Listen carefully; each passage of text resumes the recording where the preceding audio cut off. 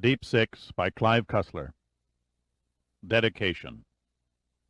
To Tubby's Bar and Grill in Alhambra, Rand's Roundup on Wilshire Boulevard, the Black Knight in Costa Mesa, and Shanner's Bar in Denver. Gone, but not forgotten. Prelude. The San Marino. July 15th, 1966. The Pacific Ocean. The girl shaded the sun from her brown eyes and stared at a large petrel gliding above the ship's after cargo boom.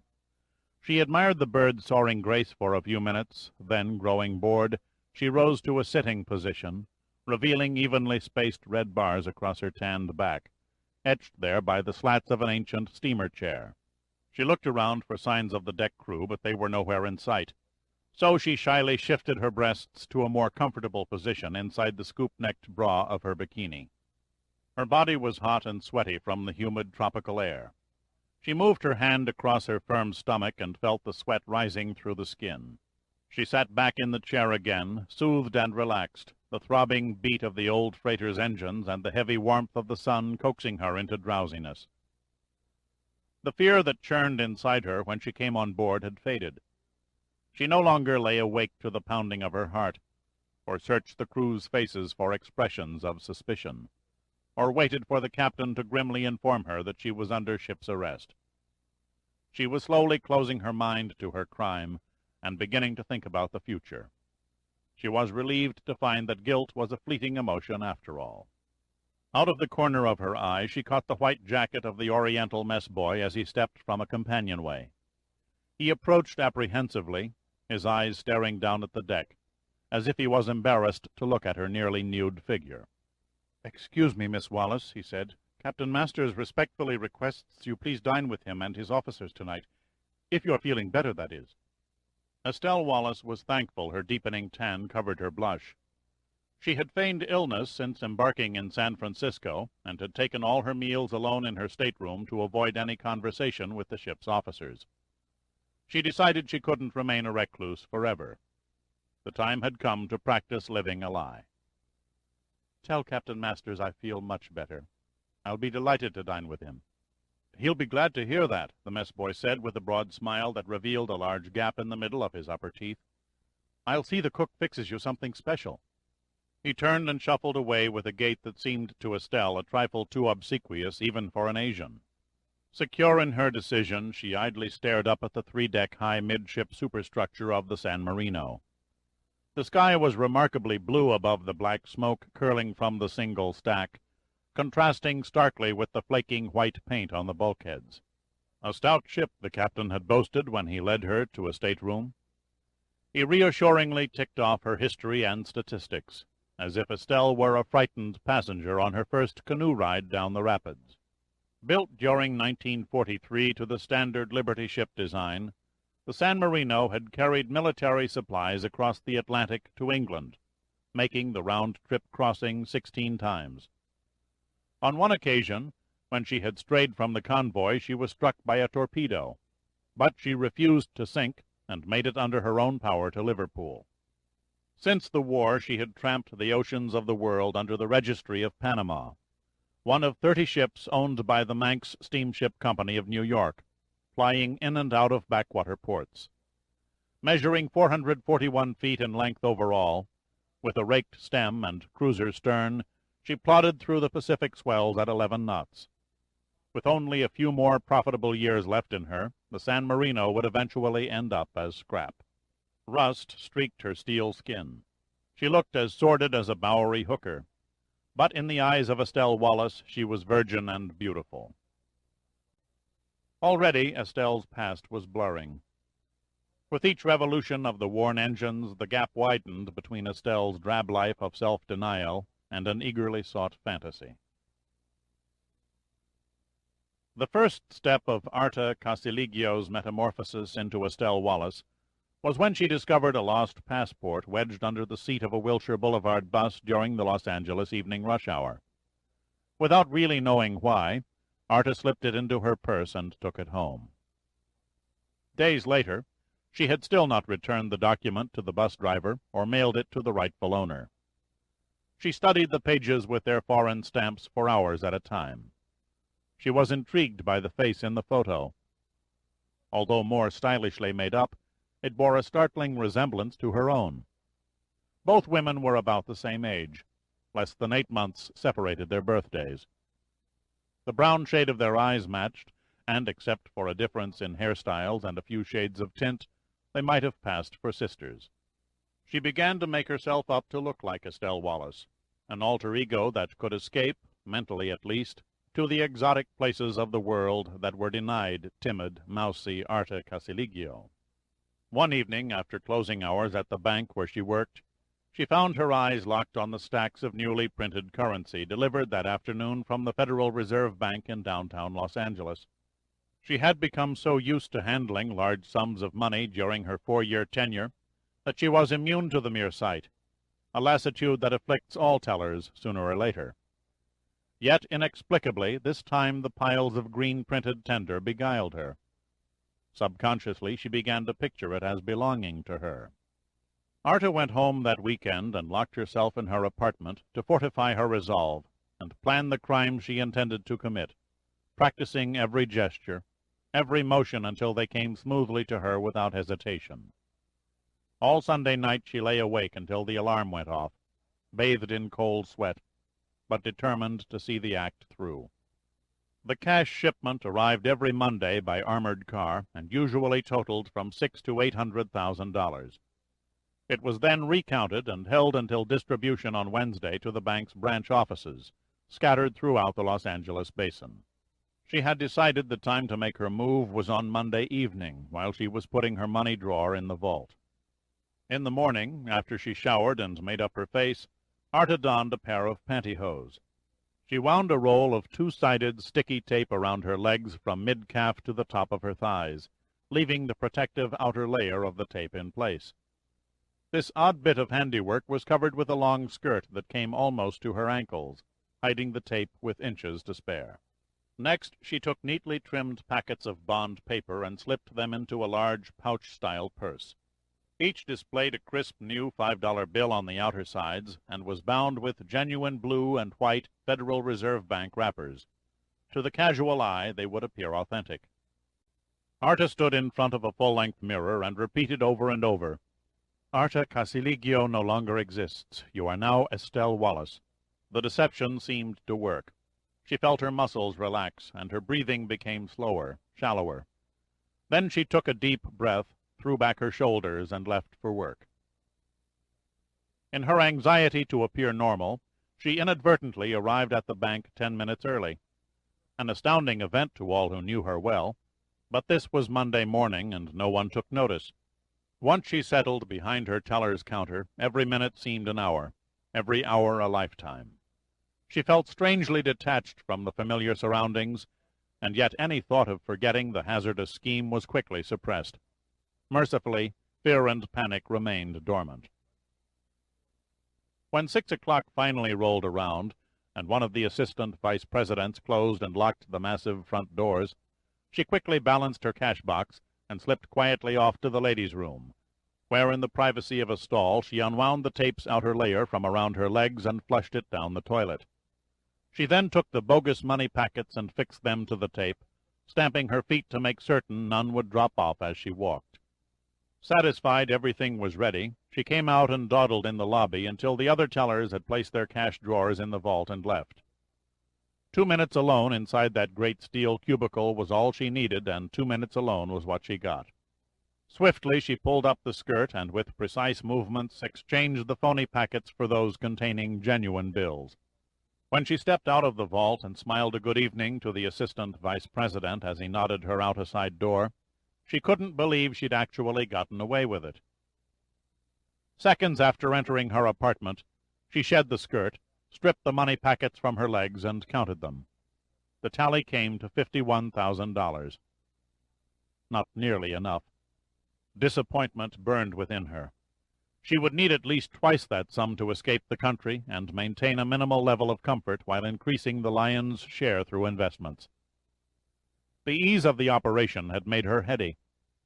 Did she dare make another foray into the vault, she wondered. The Federal Reserve Bank money was already counted and wouldn't be distributed to the branch banks until Wednesday.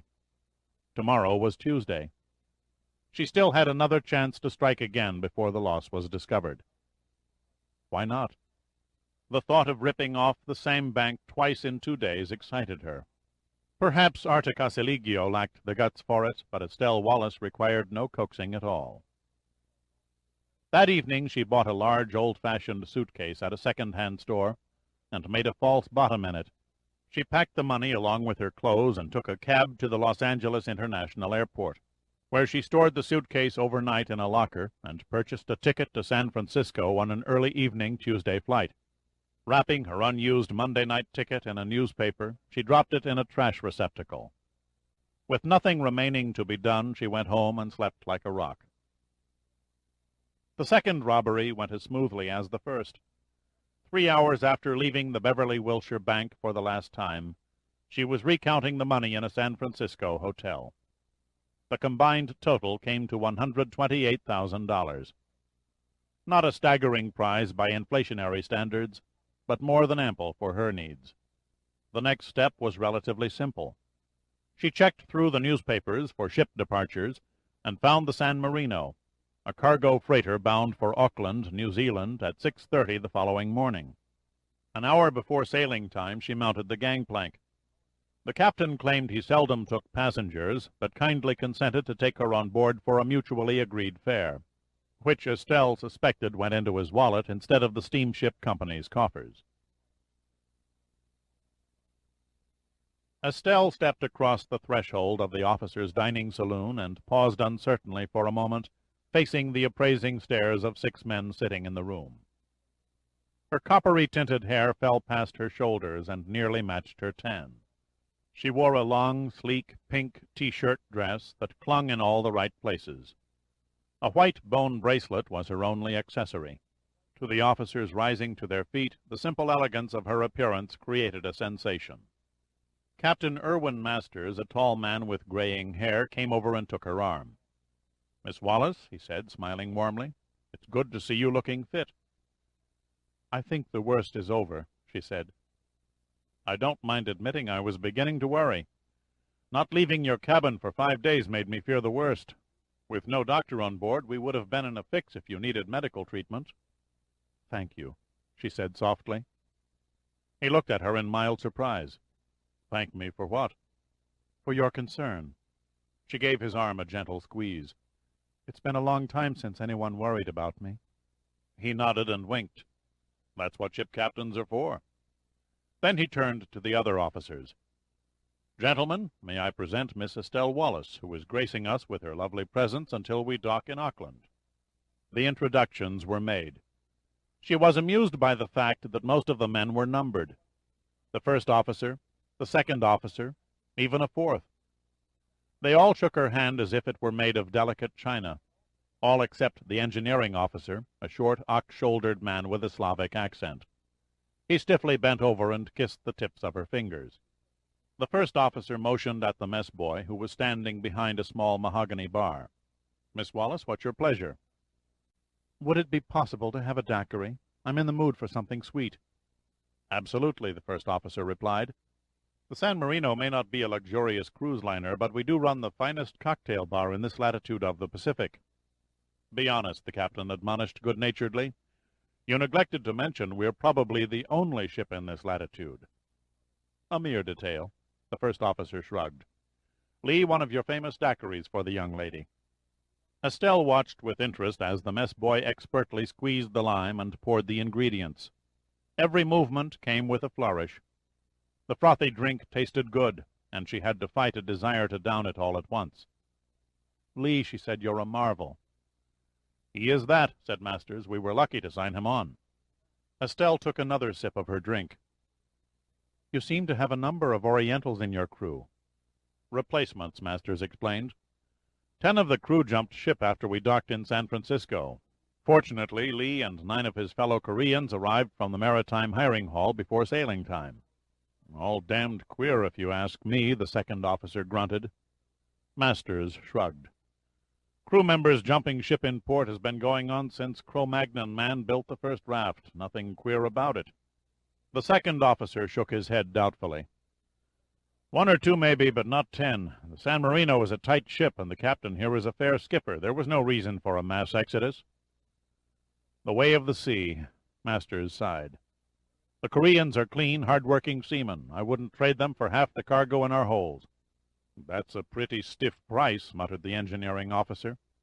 Is it improper, Estelle ventured, to ask what cargo you're carrying? Not at all, the very young fourth officer offered eagerly. In San Francisco our holds were loaded with the titanium ingots, Captain Masters cut in. $8 million worth, added the first officer, eyeing the fourth sternly. Once again, please, Estelle said, handing her empty glass to the mess boy. She turned back to Masters.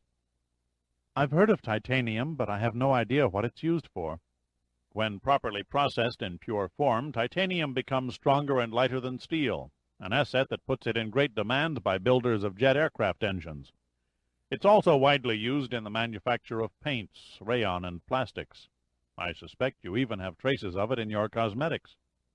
The cook, an anemic-looking Oriental with a sparkling white apron, leaned through a side door and nodded at Lee, who in turn tapped a glass with a mixing spoon.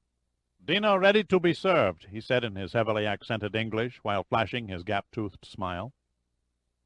It was a fabulous meal, one Estelle promised herself never to forget. To be surrounded by 6 handsomely uniformed and attentive men was all that her female vanity could endure in one evening. After a demitasse, Captain Masters excused himself and headed for the bridge. One by one, the other officers drifted off to their duties, and Estelle took a tour of the deck with the engineering officer. He entertained her with tales of sea superstitions, eerie monsters of the deep, and funny tidbits of scuttlebutt about the crew that made her laugh. At last they reached the door of her stateroom, and he gallantly kissed her hand again. She accepted when he asked her to join him for breakfast in the morning. She entered the tiny cabin, clicked the lock on the door, and switched on the overhead light. Then she closed the curtain tightly over the single porthole, pulled the suitcase from under the bed, and opened it. The top tray contained her cosmetics and carelessly jumbled underthings, and she removed it. Next came several neatly folded blouses and skirts. These she also removed and set aside to later steam out the wrinkles in the shower. Gently inserting a nail file around the edges of the false bottom of the suitcase, she pried it up. Then she sat back and sighed with relief. The money was still there, stacked and bound in the Federal Reserve bank wrappers. She had hardly spent any of it. She stood up and slipped her dress over her head. Daringly, she wore nothing beneath, and collapsed across the bed, hands behind her head. She closed her eyes and tried to picture the shocked expressions on her supervisors' faces when they discovered the money and reliable little Arta Casiligio missing at the same time. She had fooled them all. She felt a strange, almost sexual thrill at knowing the FBI would post her on their list of most wanted criminals. The investigators would question all her friends and neighbors, search all her old haunts, check 1,001 banks for sudden large deposits of consecutively numbered bills. But they would come up dry. Arta, alias Estelle, was not where they'd expect her to be. She opened her eyes and stared at the now familiar walls of her stateroom. Oddly, the room began to slip away from her. Objects were focusing and unfocusing into a blurry montage. Her bladder signaled a trip to the bathroom, but her body refused to obey any command to move. Every muscle seemed frozen. Then the door opened, and Lee, the mess boy, entered with another Oriental crewman. Lee wasn't smiling. This can't be happening, she told herself. The mess boy wouldn't dare intrude on her privacy while she was lying naked on the bed. It had to be a crazy dream brought on by the lavish food and drink, a nightmare stoked by the fires of indigestion. She felt detached from her body, as if she were watching the eerie scene from one corner of the stateroom. Lee gently carried her through the doorway, down the passageway, and onto the deck. Several of the Korean crewmen were there, their oval faces illuminated by bright overhead floodlights. They were hoisting large bundles and dropping them over the ship's railing. Abruptly, one of the bundles stared at her. It was the ashen face of the young fourth officer, eyes wide in a mixture of disbelief and terror. Then he too disappeared over the side. Lee was leaning over her, doing something to her feet. She could feel nothing, only a lethargic numbness. He appeared to be attaching a length of rusty chain to her ankles. Why would he do that, she wondered vaguely. She watched indifferently as she was lifted into the air. Then she was released and floated through the darkness. Something struck her a great blow, knocking the breath from her lungs. A cool, yielding force closed over her. A relentless pressure enveloped her body and dragged her downward, squeezing her internal organs in a giant vice. Her eardrums exploded, and in that instant of tearing pain, total clarity flooded her mind, and she knew it was no dream. Her mouth opened to emit a hysterical scream. No sound came. The increasing water density soon crushed her chest cavity. Her lifeless body drifted into the waiting arms of the abyss 10,000 feet below. Part 1. The Pilot Town. Chapter 1.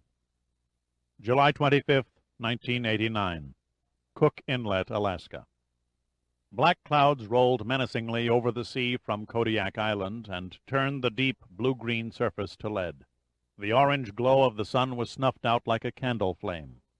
Unlike most storms that swept in from the Gulf of Alaska, creating 50 or 100-mile-an-hour winds, this one bred a mild breeze.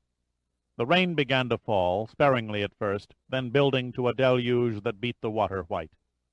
On the bridge wing of the Coast Guard cutter Catawba, Lieutenant Commander Amos Dover peered through a pair of binoculars, eyes straining to penetrate the downpour. It was like staring into a shimmering stage curtain. Visibility died at 400 meters. The rain felt cold against his face, and colder yet as it trickled past the upturned collar of his foul-weather jacket and down his neck. Finally he spat a waterlogged cigarette over the railing and stepped into the dry warmth of the wheelhouse. "Radar," he called out gruffly. "Contact 650 meters dead ahead and closing," the radar operator replied without lifting his eyes from the tiny images on the scope. Dover unbuttoned his jacket and wiped the moisture from his neck with a handkerchief. Trouble was the last thing he expected during moderate weather.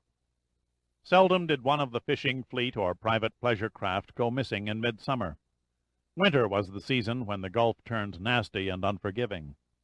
Chilled Arctic air meeting warmer air rising from the Alaska current detonated incredible winds and towering seas that crushed hulls and iced deck structures until a boat grew top-heavy, rolled over, and sank like a brick. A distress call had been received by a vessel calling herself the Amy Marie. One quick SOS followed by a Loran position and the words, "Think all dying." Repeated calls requesting further information were sent out, but the radio on board the Amy Marie remained silent. An air search was out of the question until the weather cleared. Every ship within 100 miles changed course and steamed full speed in response to the emergency signals.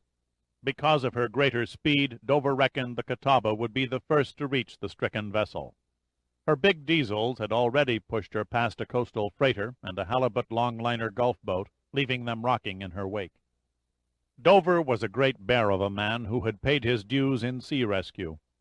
He'd spent 12 years in northern waters, stubbornly throwing his shoulder against every sadistic whim the Arctic had thrown him.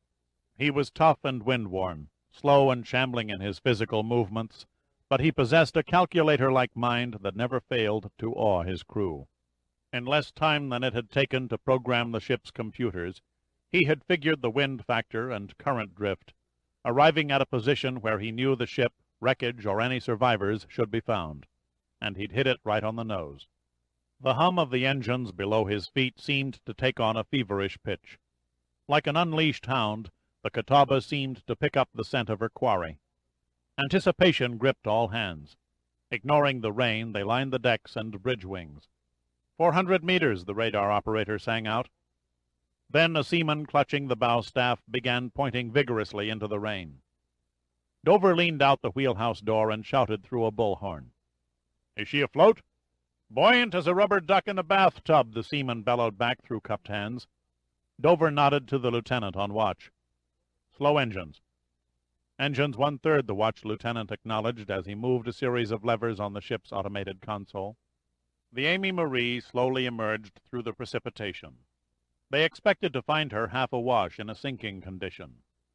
But she sat proud in the water, drifting in the light swells without a hint of distress. There was a silence about her that seemed unnatural, almost ghostly. Her decks were deserted, and Dover's hail over the bullhorn went unanswered. "A crabber by the look of her," Dover muttered to no one in particular. "Steel hull about 110 feet, probably out of a shipyard in New Orleans." The radio operator leaned out of the communications room and motioned to Dover. "From the Board of Register, sir. The Amy Marie's owner and skipper is Carl Keating. Home port is Kodiak." Again Dover hailed the strangely quiet crab boat, this time addressing Keating by name.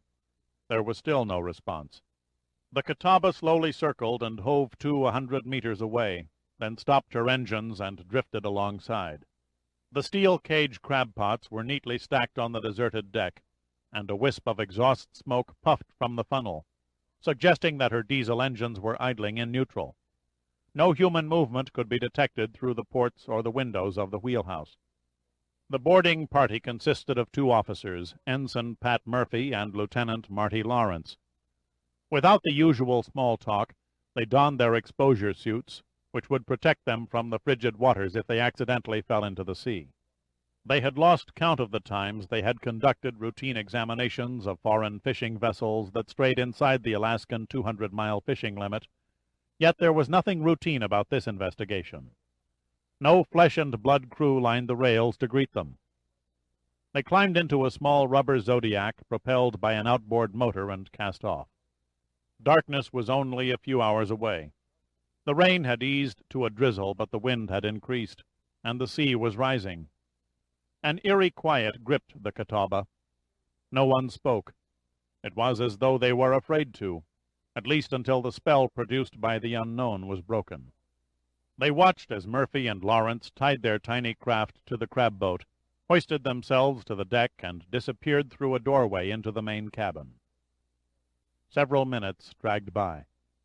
Occasionally one of the searchers would appear on the deck, only to vanish again down a hatchway.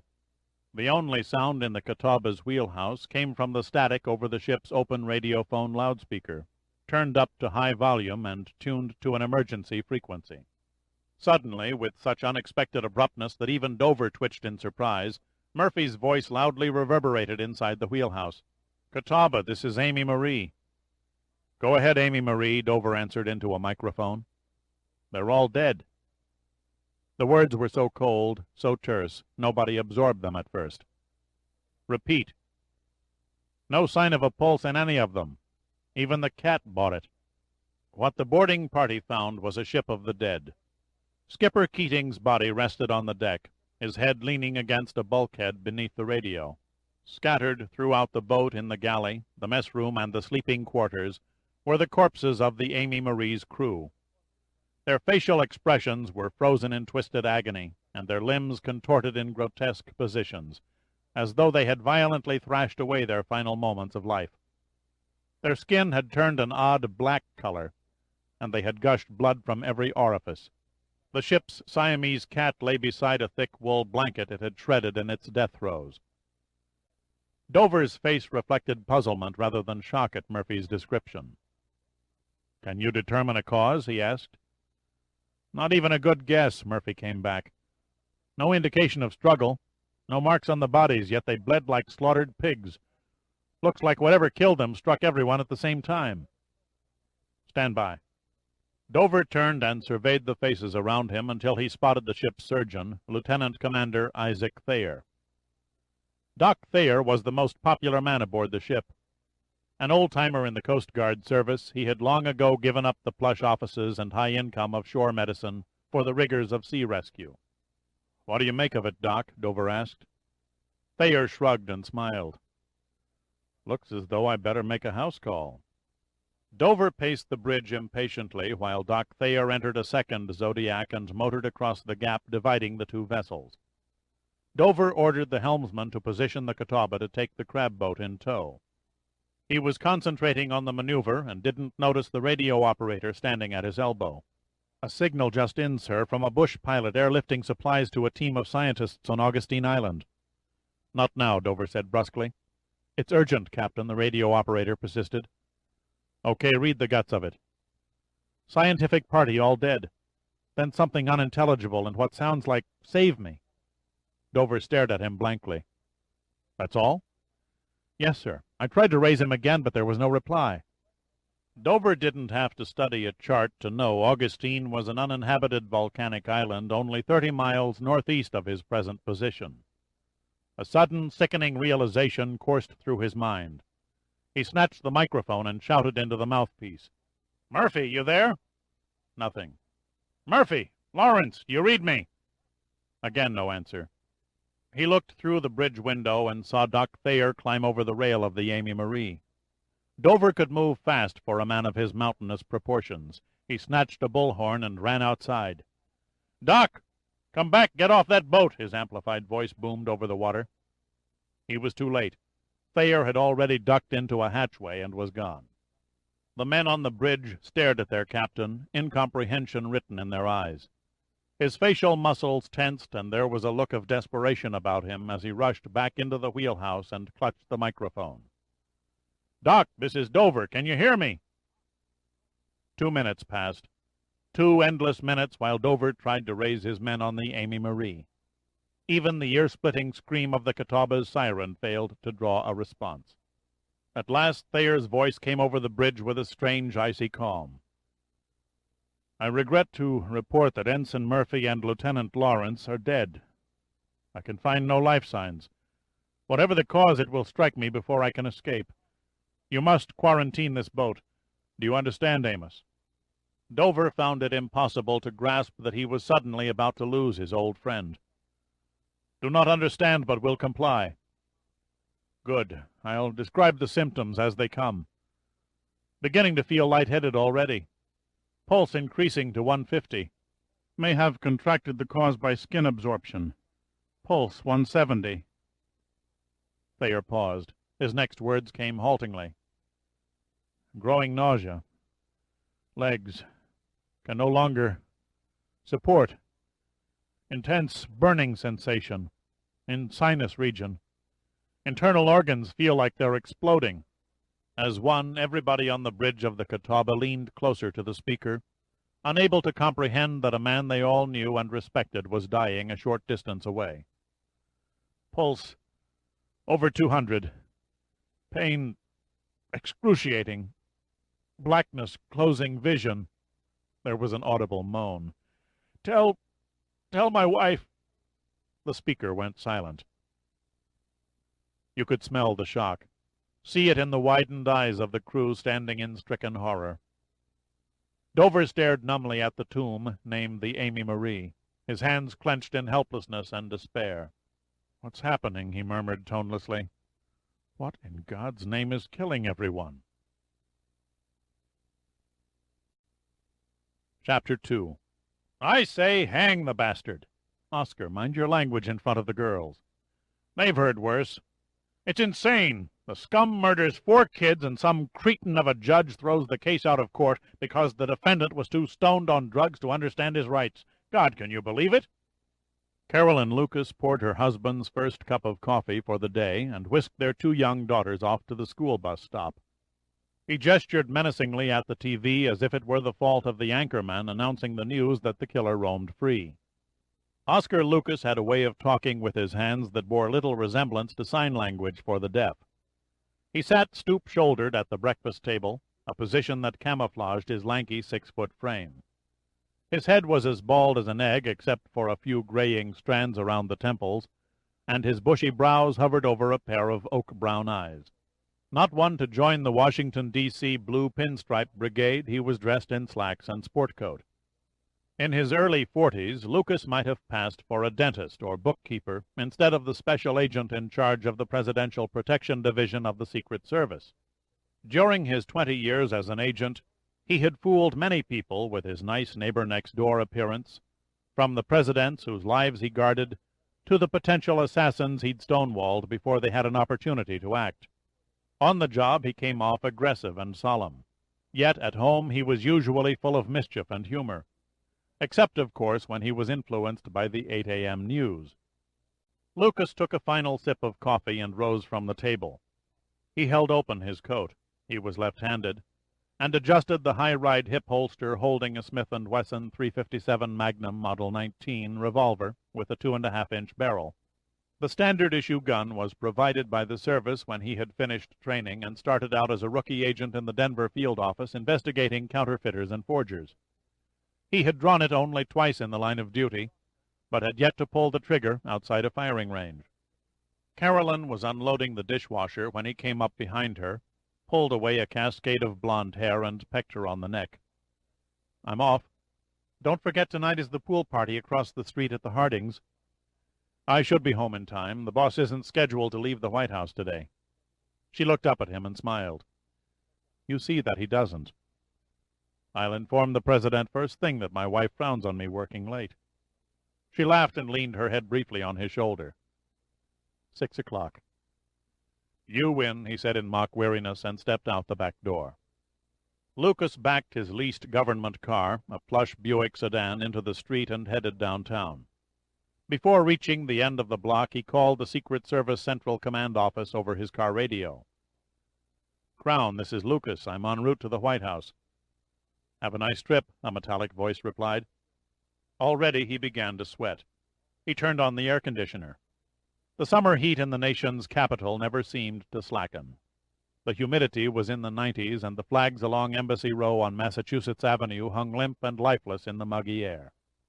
He slowed and stopped at the checkpoint gate on West Executive Avenue and paused for a few moments while a uniformed guard of the service nodded and passed him through.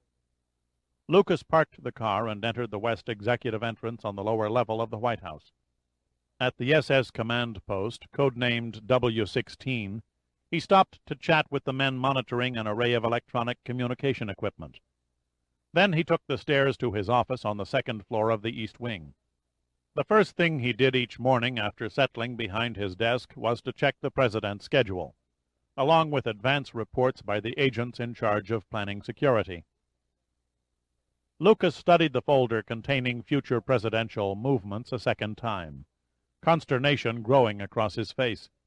There had been an unexpected addition, a big one. He flung down the folder in irritation, swung around in his swivel chair, and stared at the wall. Most presidents were creatures of habit, ran tight schedules, and rigidly adhered to them. Clocks could be set by Nixon's comings and goings. Reagan and Carter seldom deviated from fixed plans.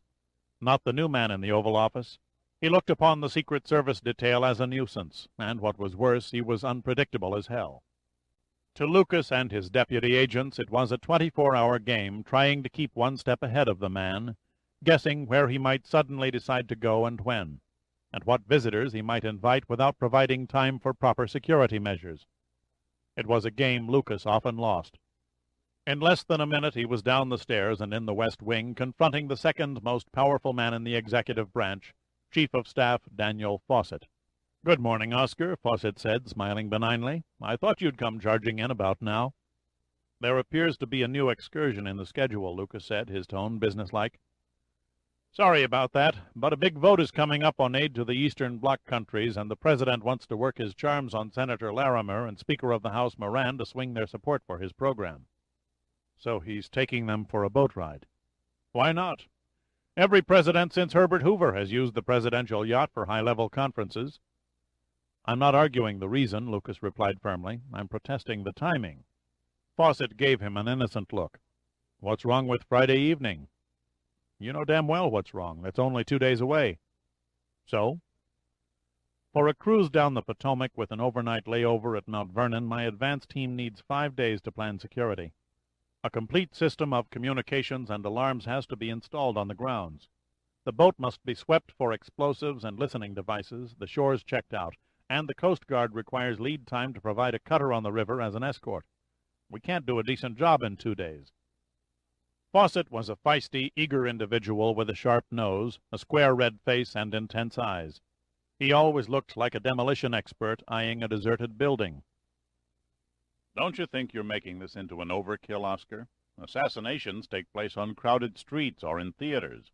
Who ever heard of a head of state being attacked on a boat?" "It can happen anywhere, any time," Lucas said with an uncompromising look. "Have you forgotten the guy we stopped who was attempting to hijack a plane he intended to crash into Air Force One? The fact is, most assassination attempts take place when the President is away from his customary haunts. The President is firm on the date, Fawcett said. As long as you work for the President, you'll do as you're ordered, same as me. If he wants to row a dinghy alone to Miami, that's his choice. Fawcett had struck the wrong nerve.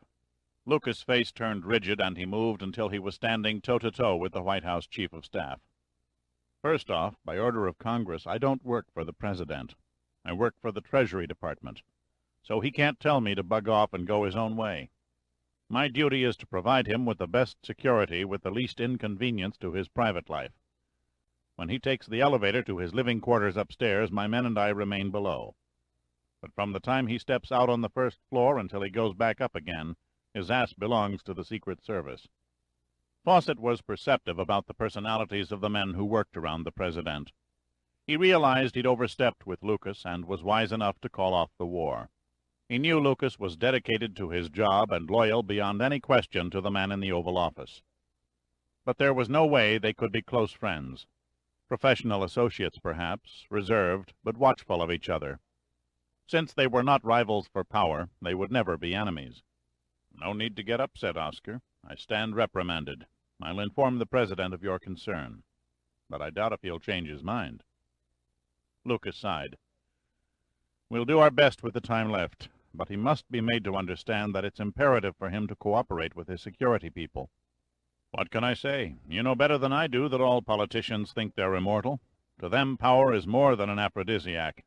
It's a drug high and alcoholic haze combined. Nothing excites them or inflates their ego like a mob of people cheering and clamoring to shake their hand. That's why they're all vulnerable to a killer standing in the right place at the right time. Tell me about it, said Lucas. I've babysat 4 presidents. And you haven't lost a one, Fawcett added. I came close twice with Ford, once with Reagan. You can't predict behavior patterns accurately. Maybe not, but after all these years in the protection racket, you develop a gut reaction. That's why I feel uneasy about this boat cruise. Fawcett stiffened. You think someone is out to kill him? Someone is always out to kill him. We investigate 20 possible crazies a day and carry an active caseload of 2,000 persons we consider dangerous or capable of assassination. Fawcett put his hand on Lucas' shoulder. Don't worry, Oscar. Friday's excursion won't be given to the press until the last minute. I promise you that much. I appreciate that, Dan. Besides, what can happen out on the Potomac? Maybe nothing. Maybe the unexpected, Lucas answered, a strange vacancy in his voice. It's the unexpected that gives me nightmares. Megan Blair, the President's secretary, noticed Dan Fawcett standing in the doorway of her cubbyhole office and nodded at him over her typewriter. Hi, Dan. I didn't see you. How's the chief this morning? He asked, his daily ritual of testing the water before entering the Oval Office. Tired, she answered. The reception honoring the movie industry ran past 1 a.m. Megan was a handsome woman in her early 40s with a bright, small-town friendliness. She wore her black hair cropped short and was 10 pounds on the skinny side. She was a dynamo who loved her job and her boss like nothing else in her life. She arrived early, left late, and worked weekends. Unmarried, with only 2 casual affairs behind her, she relished her independent, single life. Fawcett was always amazed that she could carry on a conversation and type at the same time. I'll tread lightly and keep his appointments to a minimum so he can take it easy. You're too late. He's already in conference with Admiral Sandecker. Who? Admiral James Sandecker, Director of the National Underwater and Marine Agency. A look of annoyance crossed Fawcett's face. He took his role as the guardian of the President's time seriously and resented any intrusion on his territory. Any penetration of his protective ring was a threat to his power base. How in hell had Sandecker sneaked around him, he wondered. Megan read his mood. The President sent for the Admiral, she explained. I think he's expecting you to sit in on the meeting. Pacified to a small degree, Fawcett nodded and walked into the Oval Office. The President was seated on a sofa studying several papers strewn on a large coffee table. A short, thin man with red hair and a matching Van Dyke beard sat across from him. The President looked up. Dan, I'm glad you're here. You know Admiral Sandecker? Yes. Sandecker rose and shook his hand. The Admiral's grip was firm and brief. He nodded wordlessly to Fawcett, curtly acknowledging his presence. It was not rudeness on Sandecker's part.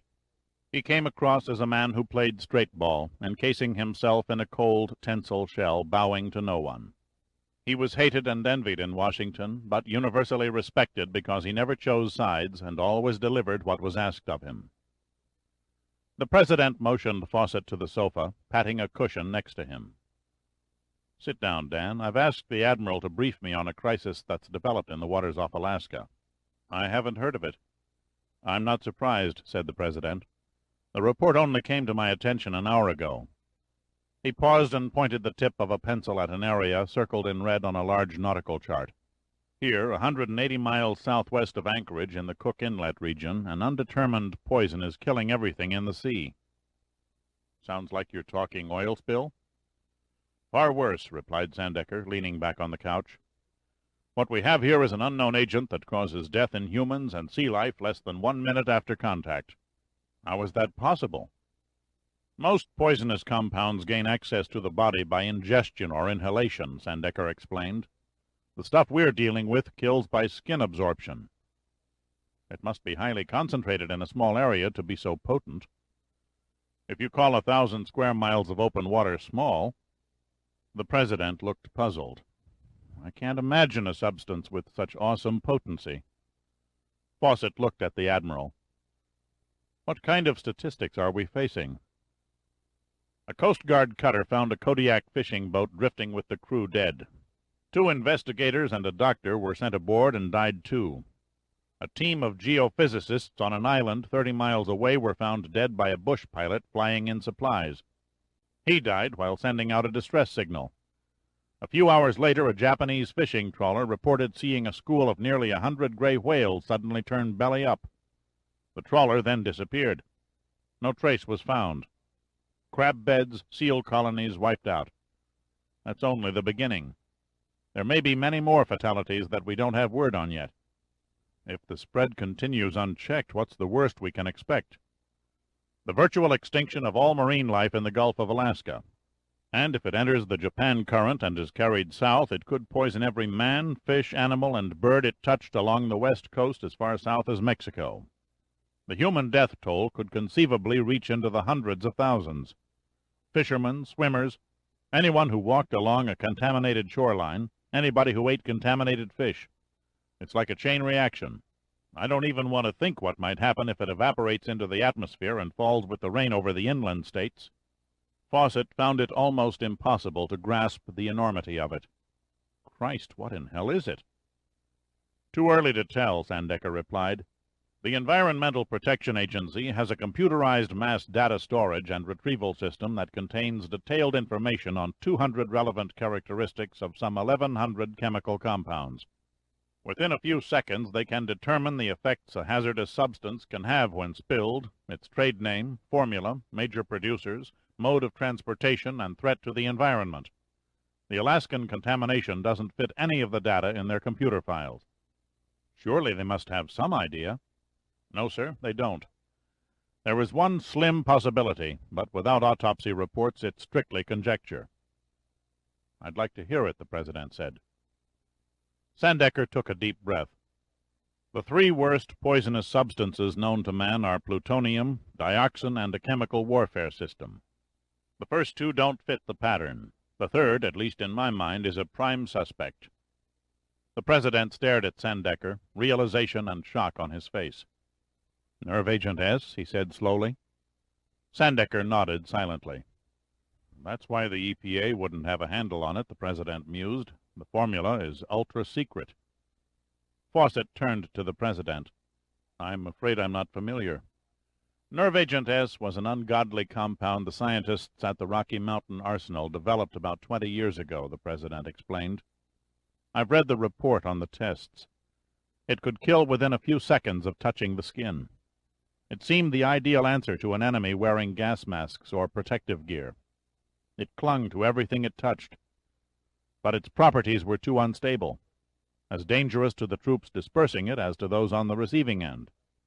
The Army gave up on it and buried it in the Nevada desert." "I fail to see a connection between Nevada and Alaska," Fawcett said. During shipment by railroad from the arsenal outside Denver, Sandecker enlightened him, a boxcar containing nearly 1,000 gallons of nerve agent S vanished.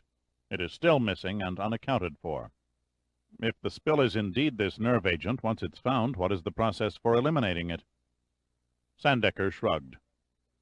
Unfortunately, the present state of the art in containment and cleanup technology and the physical-chemical characteristics of nerve agent S are such that once it enters the water, very little can be done to ameliorate the penetration.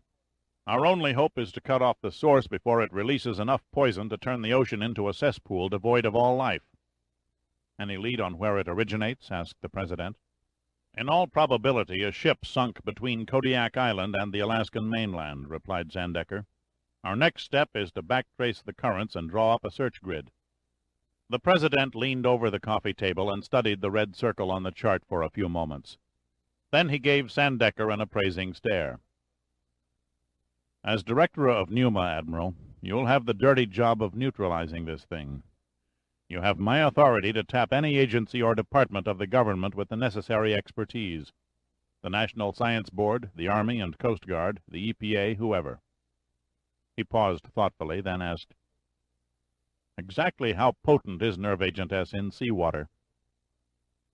Sandecker looked tired, his face drawn. 1 teaspoon will kill every living organism in 4 million gallons of seawater. Then we better find it, said the President, a touch of desperation in his voice, and damned quick. Chapter 3.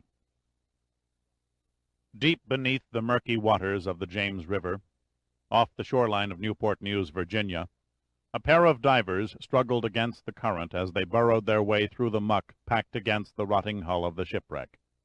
There was no sense of direction in the black, dimensionless liquid. Visibility was measured in inches as they grimly clutched the pipe of an airlift that sucked up the thick ooze and spit it onto a barge 70 feet above in the sunlight. They labored almost by braille, their only illumination coming from the feeble glimmer of underwater lights mounted on the edge of the crater they'd slowly excavated over the past several days. All they could see clearly were particles suspended in the water that drifted past their face masks like windswept rain. It was hard for them to believe there was a world above, sky and clouds and trees bending in a summer breeze. In the nightmare of swirling mud and perpetual darkness, it hardly seemed possible that 500 yards away people and cars moved on the sidewalks and streets of the small city. There are some people who say you can't sweat underwater, but you can. The divers could feel the sweat forcing its way through the pores of their skin against the protective constriction of their dry suits. They were beginning to experience the creeping grasp of weariness, yet they had only been on the bottom for 8 minutes. Inch by inch they worked their way into a gaping hole on the starboard bow of the hulk. The planking that framed the cavern-like opening was shattered and twisted as though a giant fist had rammed into the ship. They began to uncover artifacts: a shoe, the hinge from an old chest, brass calipers, tools, even a piece of cloth. It was an eerie sensation to touch man-made objects that no one had seen in 127 years. One of the men paused to check their air gauges. He calculated they could work another 10 minutes and still have a safe supply of breathable air to reach the surface. They turned off the valve on the airlift, stopping the suction, while they waited for the river current to carry away the cloud of disturbed silt. Except for the exhaust of their breathing regulators, it became very still. A little more of the wreck became visible. The deck timbers were crushed and broken inward. Coils of rope trailed into the murk-like, mud-encrusted snakes. The interior of the hull seemed bleak and forbidding. They could almost sense the restless ghosts of the men who had gone down with the ship. Suddenly they heard a strange humming, not the sound made by the outboard motor of a small boat, but heavier, like the distant drone of an aircraft engine. There was no way of telling its direction. They listened for a few moments as the sound grew louder, magnified by the density of the water. It was a surface sound and did not concern them, so they reactivated the airlift and turned back to their work. No more than a minute later, the end of the suction pipe struck something hard. Quickly they closed off the air valve again and excitedly brushed away the mud with their hands. Soon they realized they were touching not wood, but an object that was harder, much harder, and covered with rust. To the support crew on the barge over the wreck site, time seemed to have reversed itself. They stood spellbound as an ancient PBY Catalina flying boat made a sweeping bank from the west, lined up on the river, and kissed the water with the ungainly finesse of an inebriated goose. The sun glinted on the aquamarine paint covering the aluminum hull, and the letters NUMA grew larger as the lumbering seaplane taxied toward the barge. The engines shut down. The co-pilot emerged from a side hatch and threw a mooring line to one of the men on the barge. Then a woman appeared and jumped lightly onto the battered wooden deck. She was slim, her elegant body covered by a narrow falling tan overshirt, worn long and loose, held low on the hip by a thin sash, over tapering pants in green cotton. She wore moccasin-style boater shoes on her feet. In her mid-40s, she was about 5'7". Her hair was the color of aspen gold and her skin a copper tan. Her face was handsome, with high cheekbones, the face of a woman who fits no mold but her own. She picked her way around a maze of cables and salvage equipment and stopped when she found herself surrounded by a gallery of male stares registering speculation mixed with undisguised fascination. She raised her sunglasses and stared back through plum-brown eyes. "Which one of you is Dirk Pitt?" she demanded without preamble. A rugged individual, shorter than she was, but with shoulders twice the width of his waist, stepped forward and pointed into the river. "You'll find him down there." She turned, and her eyes followed the protruding finger. A large orange buoy swayed in the rippling current, its cable angling into the dirty green depths. About 30 feet beyond, she could see the diver's bubbles boil to the surface. "How soon before he comes up?" "Another 5 minutes." "I see," she said, pondering a moment. Then she asked, "Is Albert Giordino with him?" "He's standing here talking to you." Clad only in shabby sneakers, cut-off jeans, and torn T-shirt, Giordino's tacky outfit was matched by his black, curly, wind-blown hair and a too-weak beard. He definitely did not fit her picture of NUMA's deputy director of special projects. She seemed more amused than taken aback. "My name is Julie Mendoza, Environmental Protection Agency. I have an urgent matter to discuss with the two of you, but perhaps I should wait until Mr. Pitt surfaces." Giordino shrugged. "Suit yourself." He broke into a friendly smile. "We don't stock much in the way of creature comforts, but we do have cold beer." "Love one, thank you." Giordino pulled a can of Coors from an ice bucket and handed it to her. "What's an EPA woman, doing flying around in a NUMA plane?" "A suggestion of Admiral Sandecker." Mendoza didn't offer more, so Giordino didn't press. "What project is this?" Mendoza asked. "The Cumberland." "A Civil War ship, wasn't she?" "Yes, historically very significant. She was a Union frigate sunk in 1862 by the Confederate ironclad Merrimac, or the Virginia, as she was known to the South. As I recall, she went down before the Merrimac fought the Monitor, making her the first ship ever destroyed by one that was armored." "You know your history," said Giordino, properly impressed. "And NUMA is going to raise her?" Giordino shook his head. "Too costly. We're only after the ram." "Ram?" "A hell of a battle," Giordino explained. "The crew of the Cumberland fought until the water came in their gun barrels, even though their cannon shot bounced off the Confederates' casemate like golf balls off a Brinks truck. In the end, the Merrimac rammed the Cumberland, sending her to the bottom, flag still flying. But as the Merrimac backed away, her wedge-shaped ram caught inside the frigate and broke off. We're looking for that ram." "What possible value can an old hunk of iron have?"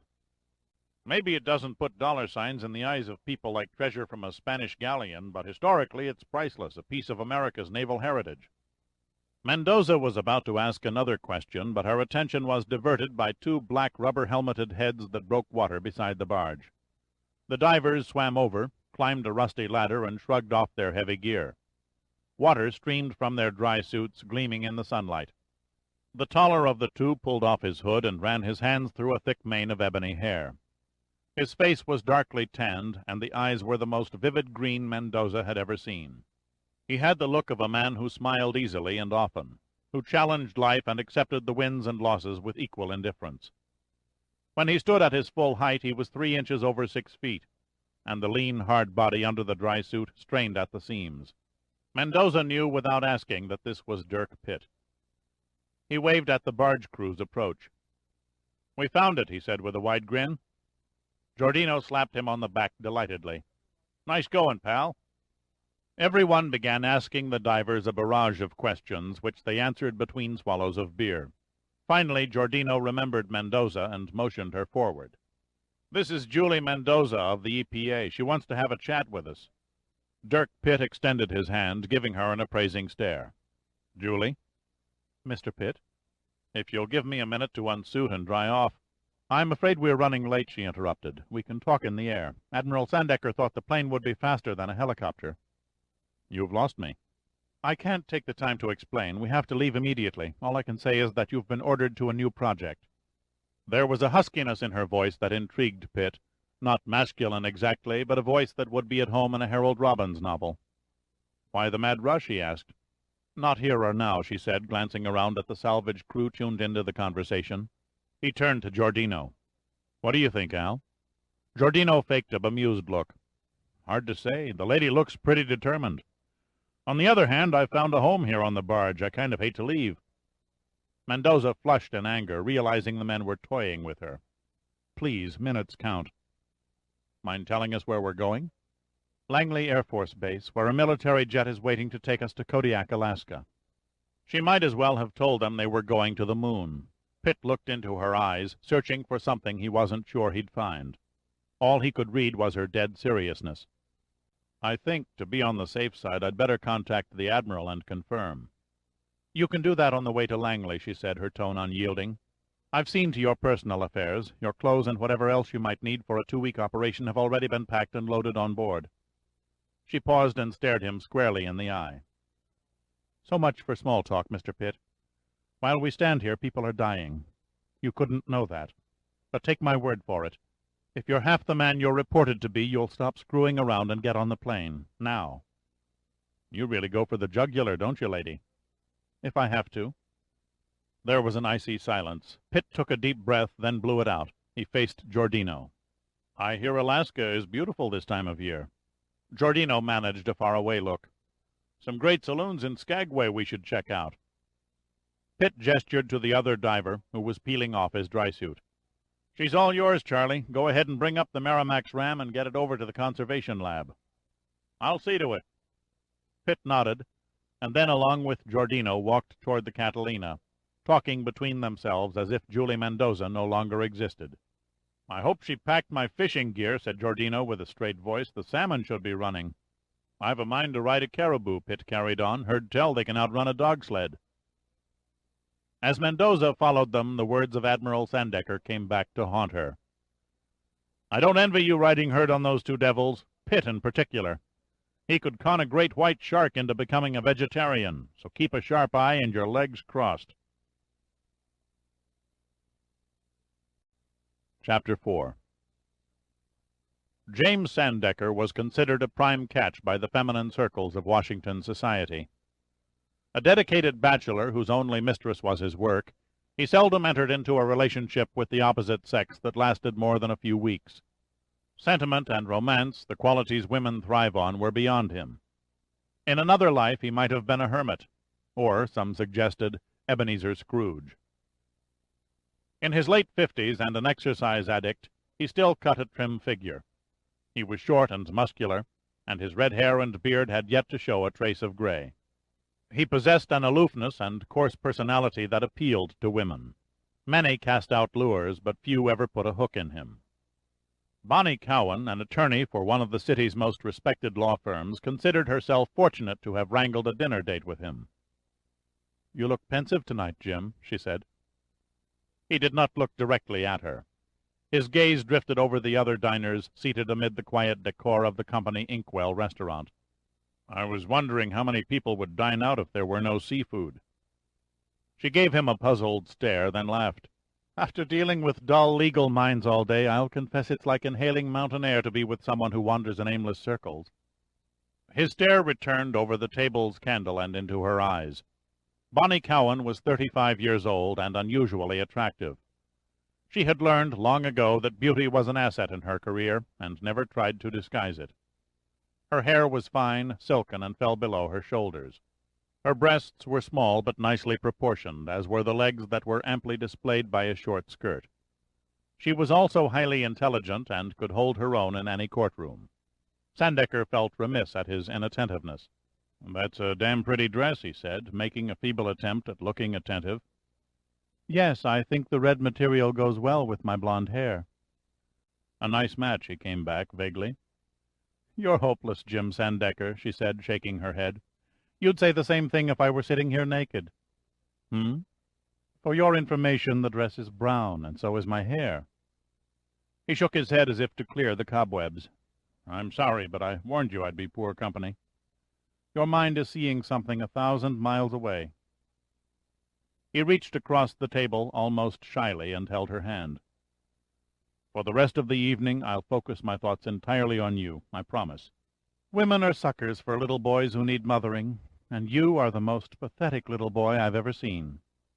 "Mind your language, woman. Admirals do not take kindly to being referred to as pathetic little boys." "All right, John Paul Jones, then how about a bite for a starving deckhand?" "Anything to prevent a mutiny," he said, smiling for the first time that evening. He recklessly ordered champagne and the most expensive seafood delicacies on the menu, as though it might be his last opportunity. He asked Bonnie about the cases she was involved with, and masked his lack of interest as she relayed the latest gossip about the Supreme Court and legal maneuverings of Congress. They finished the entree and were attacking the pears poached in red wine, when a man with the build of a Denver Bronco linebacker entered the foyer, stared around, and, recognizing Sandecker, made his way over to the table. He flashed a smile at Bonnie. "My apologies, ma'am, for the intrusion." Then he spoke softly into Sandecker's ear. The Admiral nodded and looked sadly across the table. "Please forgive me, but I must go." "Government business?" He nodded silently. "Oh, well," she said resignedly, "at least I had you all to myself until dessert." He came over and gave her a brotherly kiss on the cheek. "We'll do it again." Then he paid the bill, asked the maitre d' to call Bonnie a cab, and left the restaurant. The Admiral's car rolled to a stop at the special tunnel entrance to the Kennedy Center for the Performing Arts. The door was opened by a sober-faced man wearing a formal black suit. "If you will please follow me, sir." "Secret Service?" "Yes, sir." Sandecker asked no more questions. He stepped out of the car and trailed the agent down a carpeted corridor to an elevator. When the doors parted, he was led along the tier level behind the box seats of the Opera House to a small meeting room. Daniel Fawcett, his expression the consistency of marble, simply waved an offhand greeting. "Sorry to break up your date, Admiral." The message emphasized urgent. "I've just received another report from Kodiak. The situation has worsened." "Does the President know?" "Not yet," answered Fawcett. "Best to wait until the intermission. If he suddenly left his box during the second act of Rigoletto, it might fuel too many suspicious minds." A Kennedy Center staff member entered the room carrying a tray of coffee. Sandecker helped himself while Fawcett idly paced the floor. The Admiral fought off an overwhelming desire to light a cigar. After a wait of 8 minutes, the President appeared. The audience applause at the end of the act was heard in the brief interval between the opening and closing of the door. He was dressed in black evening wear, with a blue handkerchief nattily tucked in the breast pocket of his jacket. "I wish I could say it was good seeing you again, Admiral, but every time we meet we're up to our butts in a crisis." "Seems that way," Sandecker answered. The President turned to Fawcett. "What's the bad news, Dan?" "The captain of an auto ferry disregarded Coast Guard orders and took his ship on its normal run from Seward on the mainland to Kodiak. The ferry was found a few hours ago grounded on Marmot Island. All the passengers and crew were dead." "Christ," the President blurted, "what was the body count?" 312. "That tears it," said Sandecker. "All hell will break loose when the news media get the scent." "Nothing we can do," Fawcett said helplessly. "Word is already coming over the wire services." The President sank into a chair. He seemed a tall man on the TV screens. He carried himself like a tall man, but he was only 2 inches over Sandecker. His hairline was recessed and graying, and his narrow face wore a set and solemn expression, a look rarely revealed to the public. He enjoyed tremendous popularity, helped immensely by a warm personality and an infectious smile that could melt the most hostile audience. His successful negotiations to merge Canada and the United States into one nation had served to establish an image that was immune to partisan criticism. "We can't delay another minute," he said. "The entire Gulf of Alaska has got to be quarantined and everyone within 20 miles of the coast evacuated." "I must disagree," Sandecker said quietly. "I'd like to hear why." "As far as we know, the contamination has kept to open waters. No trace has shown up on the mainland. Evacuation of the population would mean a time-consuming and massive operation. Alaskans are a tough breed, especially the fishermen who live in the region. I doubt if they'd willingly leave under any circumstances, least of all when ordered to by the federal government." "A hard-headed lot." "Yes, but not stupid. The fishermen's associations have all agreed to restrict their vessels to port, and the canneries have begun burying all catches brought in during the past 10 days. They'll need economic assistance." "I expect so." "What do you recommend?" "The Coast Guard lacks the men and ships to patrol the entire Gulf. The Navy will have to back them up." "That," mused the President, "presents a problem. Throwing more men and ships in there increases the threat of a higher death toll." "Not necessarily," said Sandecker. "The crew of the Coast Guard cutter that made the first discovery of the contamination received no ill effects because the fishing boat had drifted out of the death area." "What about the boarding crew, the doctor? They died." "The contamination had already covered the decks, the railings, almost anything they touched on the exterior of the vessel. In the case of the ferry, its entire center section was open to accommodate automobiles. The passengers and crew had no protection. Modern naval ships are constructed to be buttoned up in case of radioactivity from nuclear attack. They can patrol the contaminated currents with a very small, acceptable degree of risk." The President nodded his consent. "Okay, I'll order an assist from the Navy Department, but I'm not sold on dropping an evacuation plan. Stubborn Alaskans or not, there are still women and children to consider. My other suggestion, Mr. President, or request if you will, is a delay of 48 hours before you initiate the operation. That might give my response team time to find the source." The President fell silent. He stared at Sandecker with deepening interest. "Who are the people in charge?" "The on-scene coordinator and chairman of the Regional Emergency Response Team is Dr. Julie Mendoza, a senior biochemical engineer for the EPA. I'm not familiar with the name." "She's recognized as the best in the country on assessment and control of hazardous contamination in water," Sandecker said without hesitation. "The underwater search for the shipwreck we believe contains the nerve agent will be headed by my Special Projects Director, Dirk Pitt." The President's eyes widened. "I know Mr. Pitt. He proved most helpful on the Canadian affair a few months ago." "You mean saved your ass," Sandecker thought before he continued. "We have nearly 200 other pollution experts who have been called in to assist. Every expert in private industry has been tapped to provide the experience and technical data for a successful cleanup." The President glanced at his watch. "I've got to cut this short," he said. "They won't start the third act without me. Anyway, you've got 48 hours, Admiral. Then I order an evacuation and declare the area a national disaster." Fawcett accompanied the President back to his box. He seated himself slightly to the rear, but close enough so they could converse in low tones while feigning interest in the performance on stage.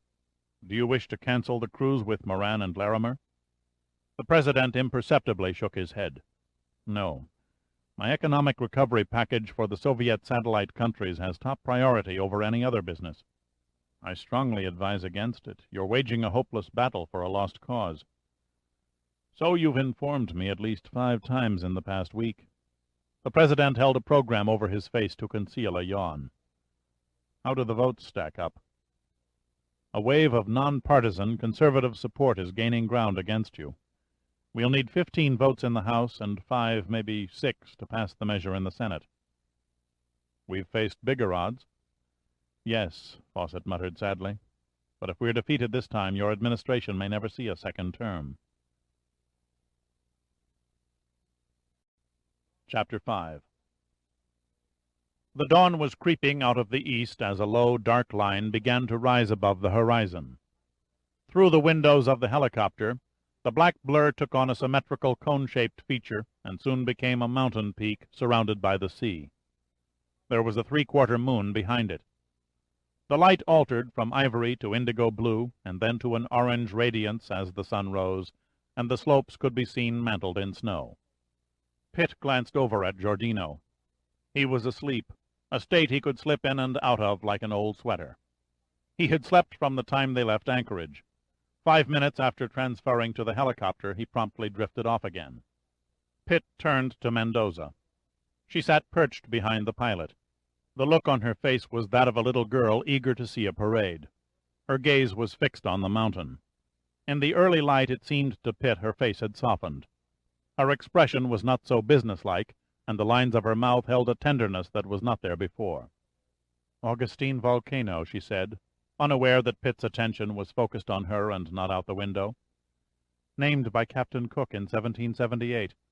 You wouldn't know to look at it, but Augustine is the most active volcano in Alaska, having erupted 6 times in the last century." Pitt regretfully turned away and stared below. The island seemed devoid of any human habitation. Long swirling flows of lava rock spilled down the mountain's sides until they met the sea. A small cloud drifted above the summit. "Very picturesque," he said, yawning. "Might have possibilities as a ski resort." "Don't bet on it," she laughed. "That cloud you see over the peak is steam. Augustine is a constant performer. The last eruption in 1987 surpassed Mount St. Helens in Washington. The fall of ash and pumice was measured as far away as Athens." Pitt had to ask, "What's its status now?" "Recent data confirm the heat around the summit is increasing, probably forecasting an impending explosion." "Naturally, you can't say when?" "Naturally." She shrugged. "Volcanoes are unpredictable. Sometimes they become violent without the slightest warning. Sometimes they take months to build up to a spectacular climax that never happens. They sputter, rumble a little, and then go dormant. Those Earth scientists I told you about who died from the nerve agent, they were on the island to study the impending activity." "Where are we settling down?" "About 10 miles off the shore," she replied, "on the Coast Guard cutter Catawba." "The Catawba," he repeated, as if reminiscing. "Yes, you know of her?" "Set a copter on her flight pad myself a few years ago." "Where was that?" "North Atlantic, near Iceland." He was gazing beyond the island now. He sighed and massaged his temples. "A good friend and I were hunting for a ship embedded in an iceberg." "Did you find it?" He nodded. "A burned-out hulk. Barely beat the Russians to it. Later we crashed in the surf on the Icelandic coast. My friend was killed." She could see his mind was reliving the events. The expression on his face took on a faraway sadness. She changed the subject.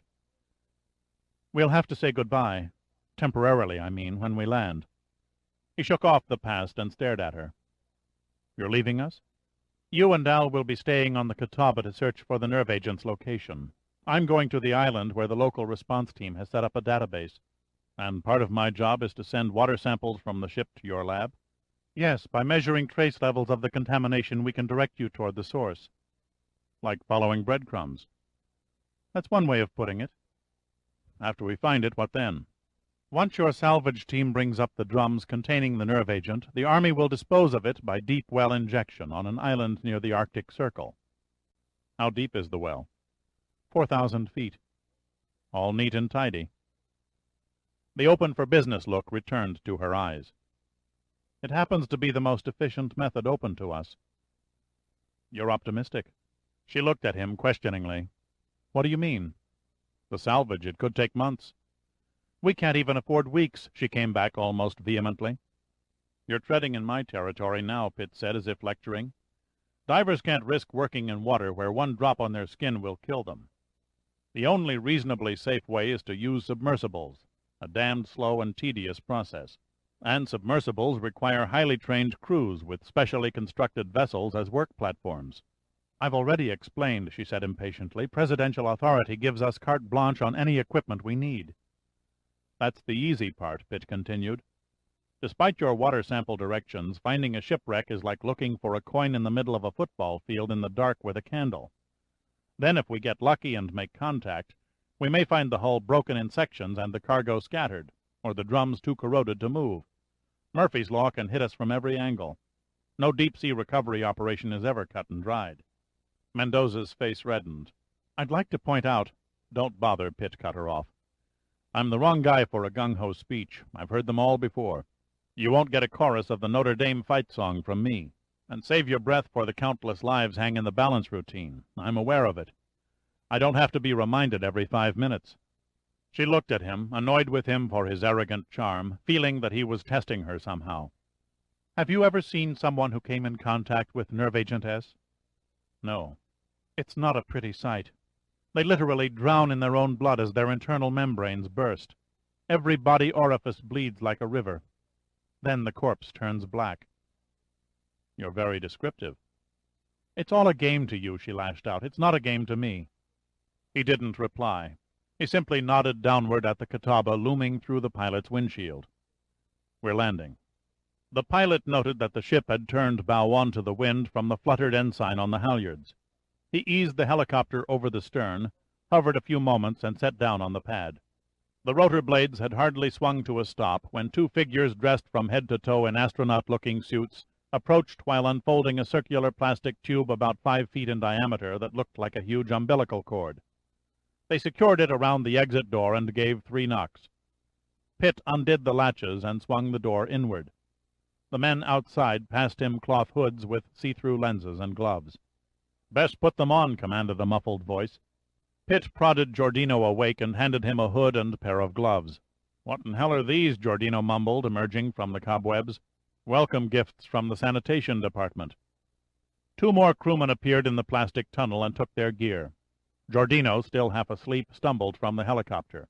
Pitt hesitated and stared into Mendoza's eyes. What's my reward if I find your poison in 48 hours?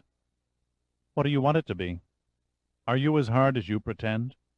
Harder, Mr. Pitt, much harder. Then you decide. He gave her a rakish smile and was gone. Chapter 6. The cars that made up the presidential motorcade were lined in a row beside the south portico of the White House. As soon as the Secret Service detail was in position, Oscar Lucas spoke into a tiny microphone whose wire looped around the watch on his wrist and ran up the sleeve of his coat. Tell the boss we're ready. 3 minutes later, the president, accompanied by Fawcett, walked briskly down the steps and entered the presidential limousine. Lucas joined them, and the cars moved out through the southwest gate.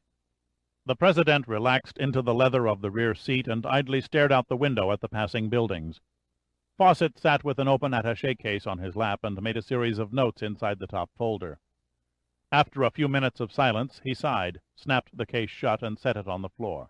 There it is, arguments from both sides of the fence, statistics, CIA projections, and the latest reports from your Economic Council on communist bloc debts. Everything you should need to sell Larimer and Moran on your way of thinking. The American public doesn't think much of my plan, does it? The president asked quietly. To be perfectly honest, no, sir, Fawcett replied. The general feeling is to let the Reds stew in their own problems. Most Americans are cheering the fact that the Soviets and their satellites are facing starvation and financial ruin. They consider it proof positive that the Marxist system is a pathetic joke. It won't be a joke if the Kremlin leaders, backs against an economic wall, strike out in desperation and march through Europe.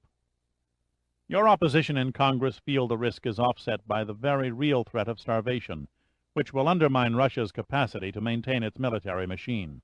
And there are those who are banking on the eroding morale of the Russian people to crystallize an active resistance toward the ruling party. The president shook his head. The Kremlin is fanatical about its military buildup. They'll never slack off in spite of their economic dilemma. And the people will never rise up or stage mass demonstrations. The party's collar is too tight. The bottom line, said Fawcett, is that both Larimer and Moran are dead set against taking the burden off Moscow. The president's face twisted in disgust. Larimer is a drunk and Moran is tainted with corruption. Still, there is no getting around the fact you have to sell them on your philosophy.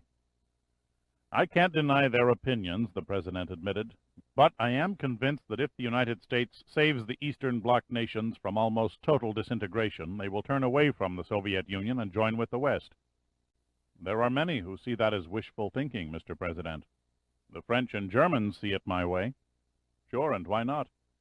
They're playing both ends of the field, relying on our NATO forces for security while expanding economic ties with the East.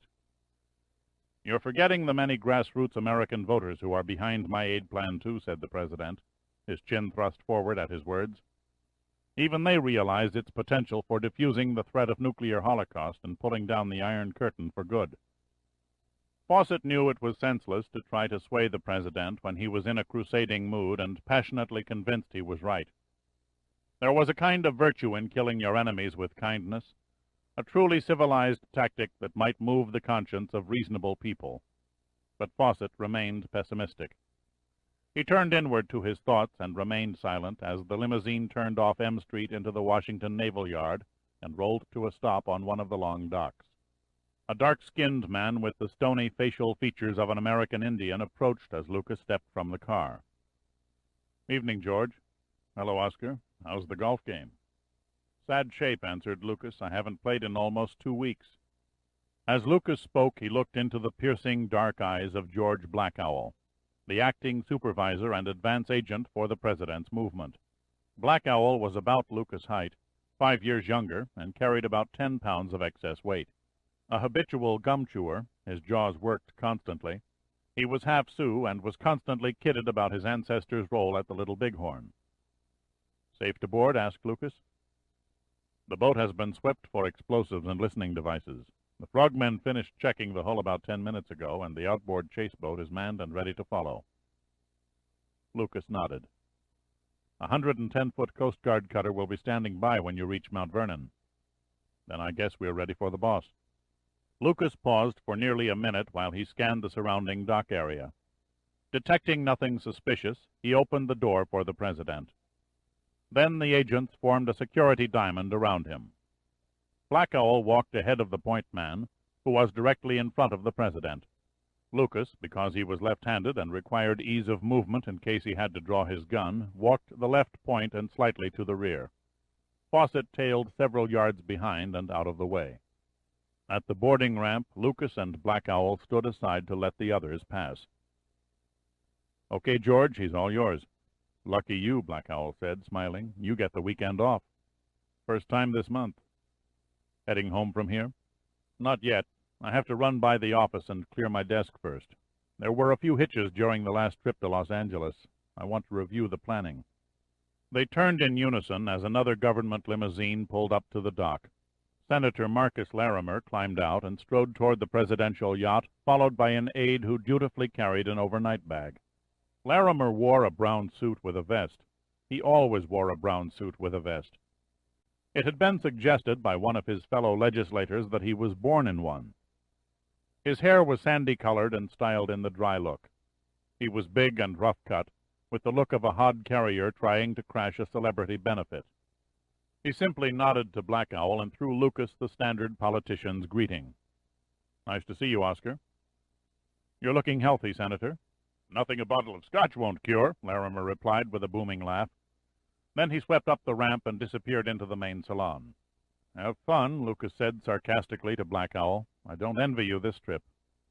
A few minutes later, while driving through the Naval Yard gate onto M Street, Lucas passed a compact Chevrolet carrying Congressman Alan Moran going in the opposite direction.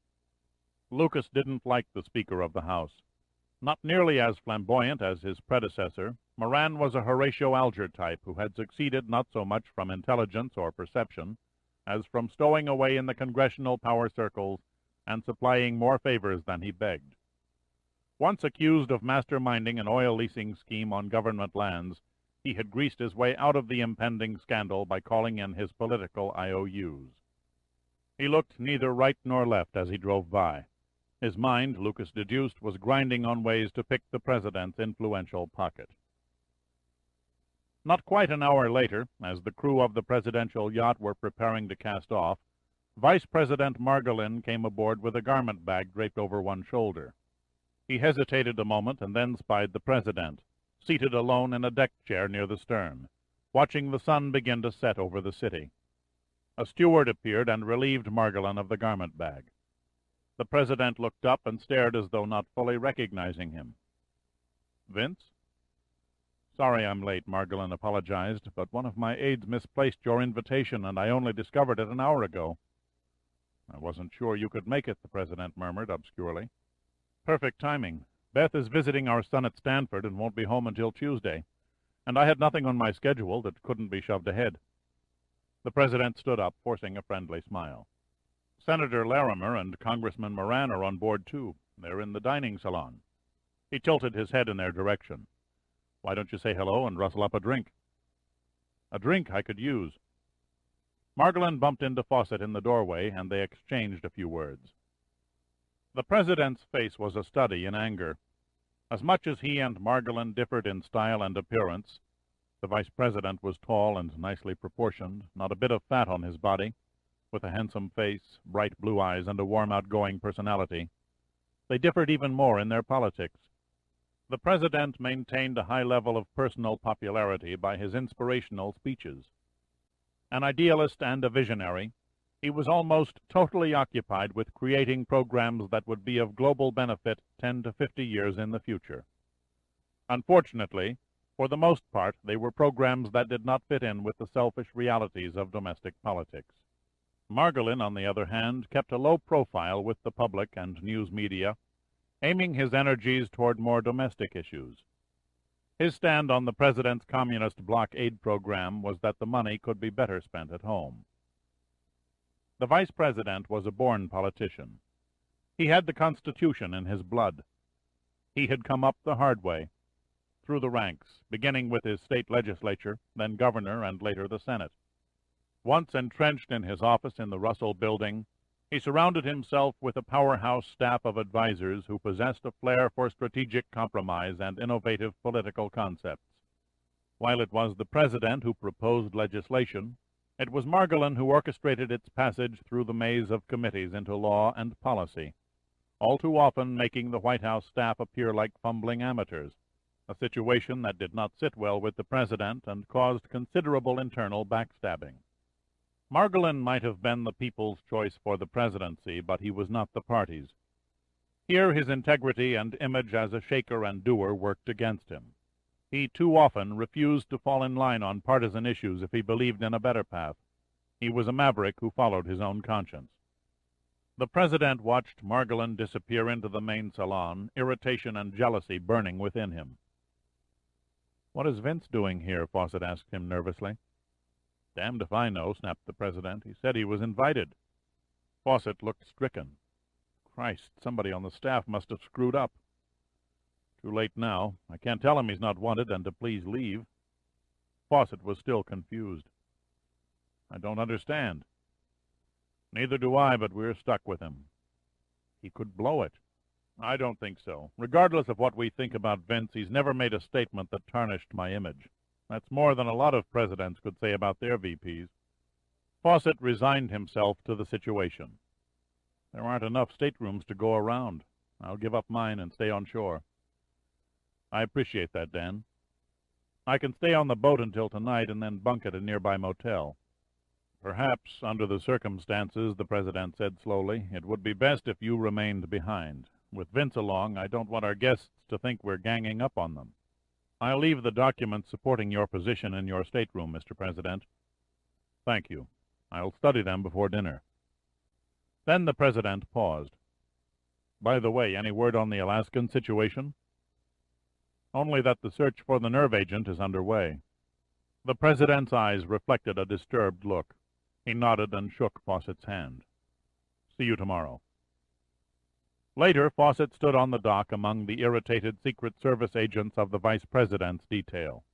As he watched the aging white yacht cut into the Anacostia River before turning south toward the Potomac, a knot began to tighten in the pit of his stomach. There had been no written invitations.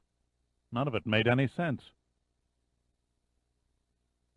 Lucas was putting on his coat, about to leave his office, when the phone linked to the command post buzzed. "Lucas." "This is Love Boat," replied George Black Owl, giving the code name of the movement in progress. The call was unexpected, and like a father with a daughter on a date, Lucas immediately feared the worst. "Go ahead," he said tersely. "We have a situation. This is no emergency. I repeat, no emergency. But something's come up that isn't in the movement." Lucas expelled a sigh of relief. "I'm listening." "Shakespeare is on the boat," said Black Owl. giving the code name for the vice president. "He's where?" Lucas gasped. "Margolin showed up out of nowhere and came on board as we were casting off. Dan Fawcett gave him his stateroom and went ashore. When I queried the president about the last-minute switch in passengers, he told me to let it ride. But I smell a screw-up." "Where's Reinman?" "Right here with me on the yacht." "Put him on." There was a pause, and then Hank Reinman, the supervisor in charge of the vice president's security detail, came on. "Oscar, we've got an unscheduled movement." "Understood. How did you lose him?" "He came charging out of his office and said he had to attend an urgent meeting with the president on the yacht. He didn't tell me it was an overnight affair." "He kept it from you?" "Shakespeare is tight-mouthed as hell. I should have known when I saw the garment bag. I'm sorry as hell, Oscar." A wave of frustration swept Lucas. God, he thought, the leaders of the world's leading superpowers were like kids when it came to their own security. "It's happened," said Lucas sharply, "so we'll make the best of it. Where is your detail?" "Standing on the dock," answered Reinman. "Send them down to Mount Vernon and back up Black Owl's people. I want that yacht cordoned off tighter than a bass drum." "Will do." "At the slightest hint of trouble, call me. I'm spending the night at the command post." "You got a line on something?" Reinman asked. "Nothing tangible," Lucas replied, his voice so hollow it seemed to come from a distant source.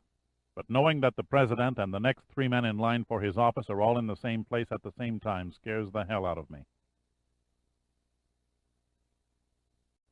Chapter 7. We've turned against the current. Pitt's voice was quiet, almost casual, as he stared at the color video screen on the Klein hydroscan sonar that read the seafloor. "Increase speed about 2 knots. Dressed in bleached Levi's, Irish knit turtleneck sweater, and brown tennis shoes, his brushed hair laid back under a NUMA baseball cap, he looked cool and comfortable with a bored, indifferent air about him. The wheel moved slowly under the helmsman's hands, and the Catawba lazily shoved aside the 3-foot swells as she swept back and forth over the sea like a lawnmower. Trailing behind the stern like a tin can tied to the tail of a dog, the side-scan sonar's sensor pinged the depths, sending a signal to the video display, which translated it into a detailed image of the bottom. They took up the search for the nerve agent source in the southern end of Cook Inlet, and discovered that the residual traces rose as they worked westward into Kamishak Bay. Water samples were taken every half hour and ferried by helicopter to the chemical lab on Augustine Island. Amos Dover philosophically compared the project to a children's game of finding hidden candy with an unseen voice giving warmer or colder clues.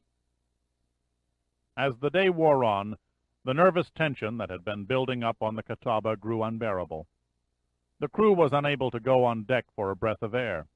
Only the EPA chemists were allowed outside the exterior bulkheads, and they were protected by airtight encapsulating suits. "Anything yet?" Dover asked, peering over Pitt's shoulder at the high-resolution screen. "Nothing man-made," Pitt answered. "Bottom terrain is rugged, broken, mostly lava rock." "Good clear picture." Pitt nodded. "Yes, the detail is quite sharp." "What's that dark smudge?" "A school of fish, maybe a pack of seals." Dover turned and stared through the bridge windows at the volcanic peak on Augustine Island, now only a few miles away. "Better make a strike soon. We're coming close to shore." "Lab to ship," Mendoza's feminine voice broke over the bridge speaker. Dover picked up the communications phone. "Go ahead, Lab." "Steer 070 degrees. Trace elements appear to be in higher concentrations in that direction." Dover gave the nearby island an apprehensive eye. "If we hold that course for 20 minutes, we'll park on your doorstep for supper."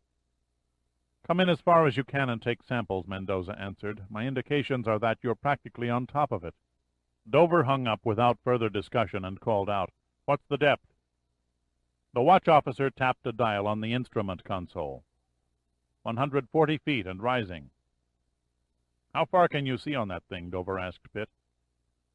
"We read the seabed 600 meters on either side of our hull."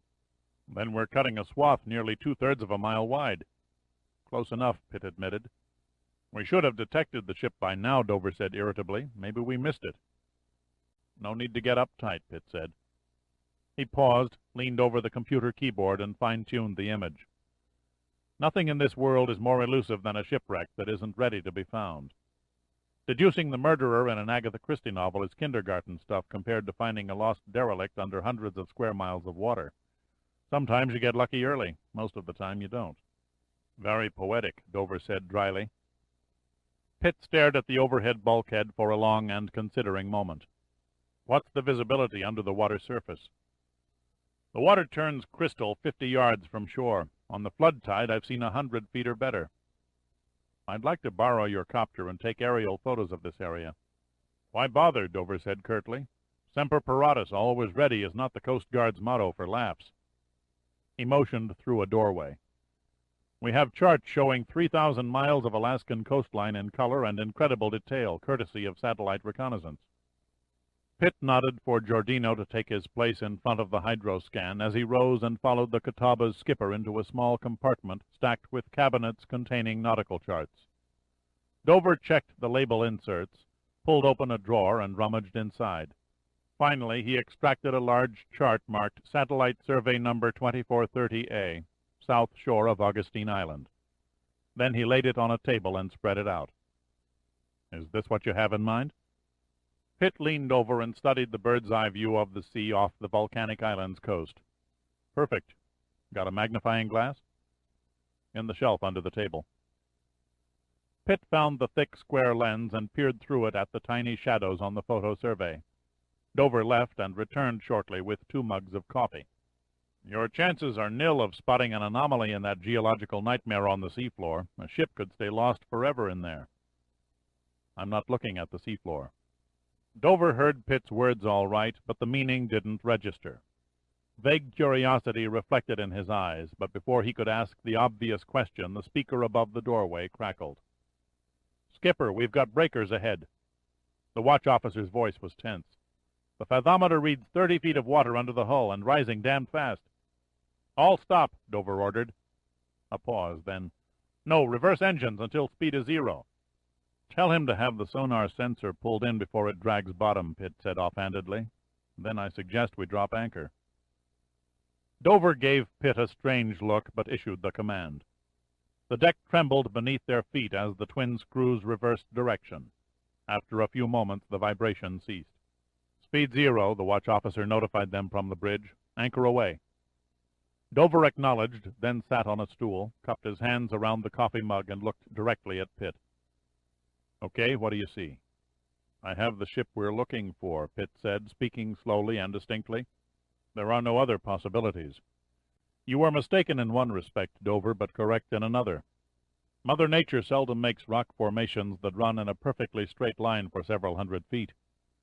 Consequently, the outline of a ship can be detected against an irregular background. You were right, though, in saying our chances were nil of finding it on the seafloor. Get to the point, Dover said impatiently. The target is on shore. You mean grounded in the shallows? I mean on shore, as in high and dry. You can't be serious. Pitt ignored the question and handed Dover the magnifying glass. See for yourself. He took a pencil and circled a section of cliffs above the tide line. Dover bent over and put his eye to the glass. All I see is rock. Look closer. The projection from the lower part of the slope into the sea. Dover's expression turned incredulous. Oh, Jesus, it's the stern of a ship. You can make out the fantail and the top half of the rudder. Yes, and a piece of the after deck house. Dover's frustration was suddenly washed away by the mounting excitement of the discovery. Incredible, she's buried bow on into the shore as though she were covered by an avalanche. Judging from the cruiser's stern and the balanced rudder, I'd say she's an old Liberty ship. He looked up, a deepening interest in his eyes. I wonder if she might be the pilot town. Sounds vaguely familiar. One of the most stubborn mysteries of the northern seas. The pilot town tramped back and forth between Tokyo and the west coast until 10 years ago, when her crew reported her sinking in a storm. A search was launched and no trace of the ship was found. 2 years later, an Eskimo stumbled on the pilot town, caught in the ice about 90 miles above Nome. He went aboard but found the ship deserted, no sign of the crew or cargo. A month later, when he returned with his tribe to remove whatever they could find of value, it was gone again. Nearly 2 years passed, and she was reported drifting below the Bering Strait. The Coast Guard was sent out but couldn't locate her. The pilot town wasn't sighted again for 8 months. She was boarded by the crew of a fishing trawler. They found her in reasonably good shape. Then she disappeared for the last time. I seem to recall reading something. Pitt paused. Ah, yes, the magic ship. That's what the news media dubbed her, Dover acknowledged. They described her disappearing act as a now-you-see-it, now-you-don't routine. They'll have a field day when it gets out she was drifting around for years with a cargo of nerve agent. No way of predicting the horror if the hull had been crushed in an ice pack or shattered on a rocky shore, creating an instant spill, Dover added. We've got to get in her cargo hold, said Pitt. Contact Mendoza, give her the position of the wreck, and tell her to airlift a team of chemists to the site. We'll approach from the water. Dover nodded. I'll see to the launch. Throw in acetylene equipment in case we have to cut our way inside. Dover bent over the chart table and stared solemnly at the center of the marked circle. I never thought for a minute I'd stand on the deck of the magic ship. If you're right, said Pitt, staring into his coffee mug, the pilot town is about to give her last performance. Chapter 8. The sea had been calm, but by the time the Catawba's launch was a quarter-mile from the lonely, forbidding coast, a 20-knot wind kicked up the water. The spray, tainted by the nerve agent, struck the cabin windows with the fury of driven sand. Yet where the derelict lay beached, the water looked reasonably peaceful, protected as it was by jagged pinnacles of rock that rose up 100 yards offshore like solitary chimneys from burned-out houses. Far above the turbulent waters, Augustine Volcano seemed calm and serene in the late afternoon sun. It was one of the most beautifully sculptured mountains in the Pacific, rivaling the classic contour of Mount Fuji in Japan. The powerful launch surfed for an instant on a white-capped swell before diving over the crest. Pitt braced his feet, gripped a railing with both hands while his eyes studied the shore. The wreck was heeled over at a 20-degree angle, and her stern section blanketed in brown rust.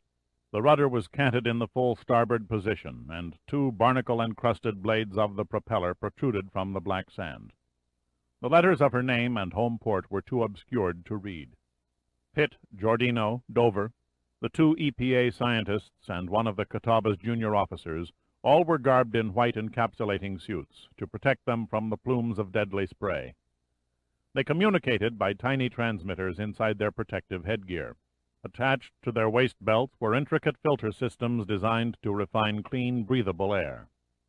The sea around them was carpeted with dead fish of every species.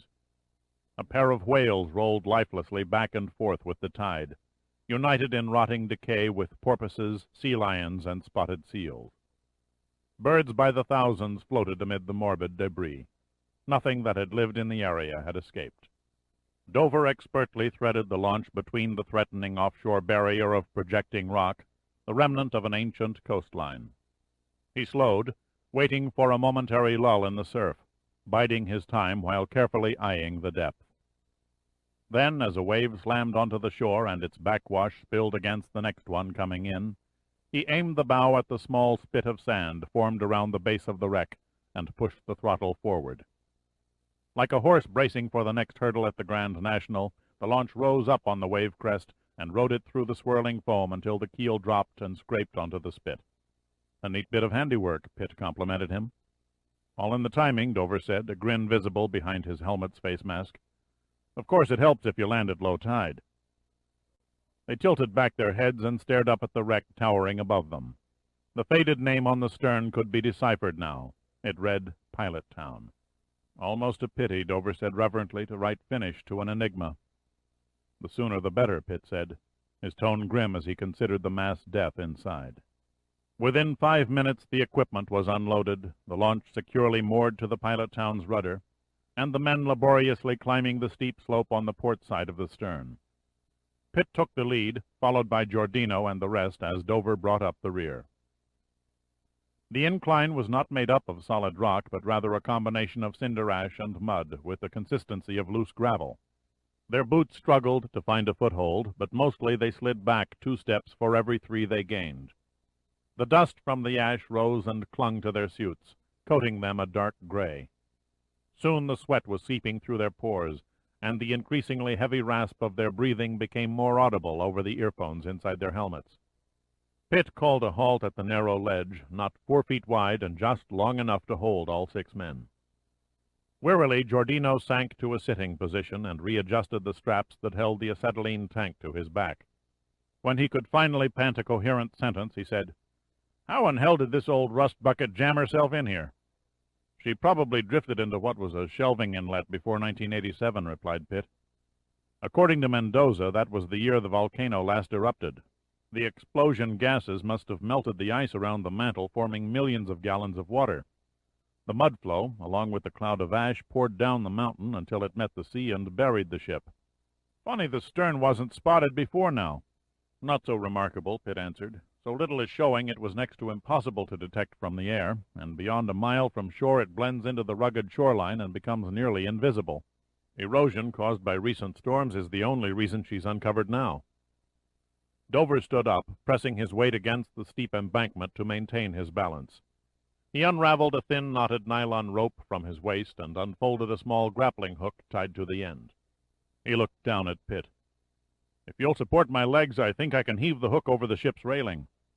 Pitt grasped his left leg as Giordino edged over and held the right. The burly Coast Guardsman leaned back over the lip of the ledge, swung the hook in a widening arc, and let it fly. It sailed over the stern rails and caught. The rest of the ascent took only a few minutes. Pulling themselves upward hand over hand, they soon climbed onto the deck. Heavy layers of rust mingled with ash flaked away beneath their feet. What little they could see of the pilot town looked a dirty, ugly mess. "No sign of Mendoza," said Dover. "Nearest flat ground to land a copter is 1,000 yards away," Pitt replied. "She and her team will have to hike in." Giordino walked over to the railing beside the corroded shaft of the jackstaff and stared at the water below. "The poison must be seeping through the hull during high tide." "Probably stored in the after hold," said Dover. "The cargo hatches are buried under tons of this lava crap," Giordino said in disgust. "We'll need a fleet of bulldozers to get through." "You familiar with Liberty ships?" Pitt asked Dover. "Should be. I've inspected enough of them over the years looking for illegal cargo." He knelt down and began tracing a ship's outline in the rust. "Inside the aft deck-house we should find a hatch to an escape trunk that leads to the tunnel holding the screw shaft. At the bottom is a small recess. We might be able to cut our way into the hold from there." They all stood silent when Dover finished. They should all have felt a sense of accomplishment at having found the source of the nerve agent. But instead they experienced apprehension, a reaction, Pitt supposed, that stemmed from a letdown after the excitement of the search. Then also there was a hidden dread of what they might actually find behind the steel bulkheads of the pilot town. Maybe we better wait for the lab people," one of the chemists stammered. "They can catch up," Pitt said pleasantly, but with cold eyes. Giordino silently took a pry bar from the tool pack strapped on Pitt's back and attacked the steel door to the after deck-house. To his surprise it creaked and moved. He put his muscle to it, the protesting hinges surrendered, and the door sprung open. The interior was completely empty, no fittings, no gear, not even a scrap of trash. "Looks as though the movers have been here," observed Pitt. "Odd it was never in use," Dover mused. "The escape trunk?" "This way." Dover led them through another compartment that was also barren. He stopped at a round hatch in the center of the deck. Giordino moved forward, pried open the cover, and stepped back. Dover aimed a flashlight down the yawning tunnel, the beam stabbing the darkness. "So much for that idea," he said dejectedly. "The tunnel recess is blocked with debris." "What's on the next deck below?" "The steering gear compartment." Dover paused, his mind working. Then he thought aloud. "Just forward of the steering gear there's an after steering room, a holdover from the war years. It's possible, barely possible, it might have an access hatch to the hold." They went aft then and returned to the first compartment. It felt strange to them to walk the decks of a ghost ship, wondering what happened to the crew that abandoned her. They found the hatchway and climbed down the ladder to the steering gear compartment and made their way around the old, still oily machinery to the forward bulkhead. Dover scanned the steel plates with his flashlight. Suddenly the wavering beam stopped. "Son of a bitch," he grunted. "The hatch is here, but it's been welded shut." "You're certain we're in the right spot?" Pitt asked. "Absolutely," Dover answered. He rapped his gloved fist against the bulkhead. "On the other side is cargo hold number 5, the most likely storage of the poison." "What about the other holds?" asked one of the EPA men. "Too far forward to leak into the sea." "Okay, then let's do it," Pitt said impatiently. Quickly they assembled the cutting torch and connected the oxygen-acetylene bottles. The flame from the tip of the torch hissed as Giordino adjusted the gas mixture. Blue flame shot out and assaulted the steel plate, turning it red, then a bright orange-white. A narrow gap appeared and lengthened, crackling and melting under the intense heat. As Giordino was cutting an opening large enough to crawl through, Julie Mendoza and her lab people appeared, packing nearly 500 pounds of chemical analysis instruments. "You found it," she stated straight from the shoulder. "We can't be sure yet," Pitt cautioned.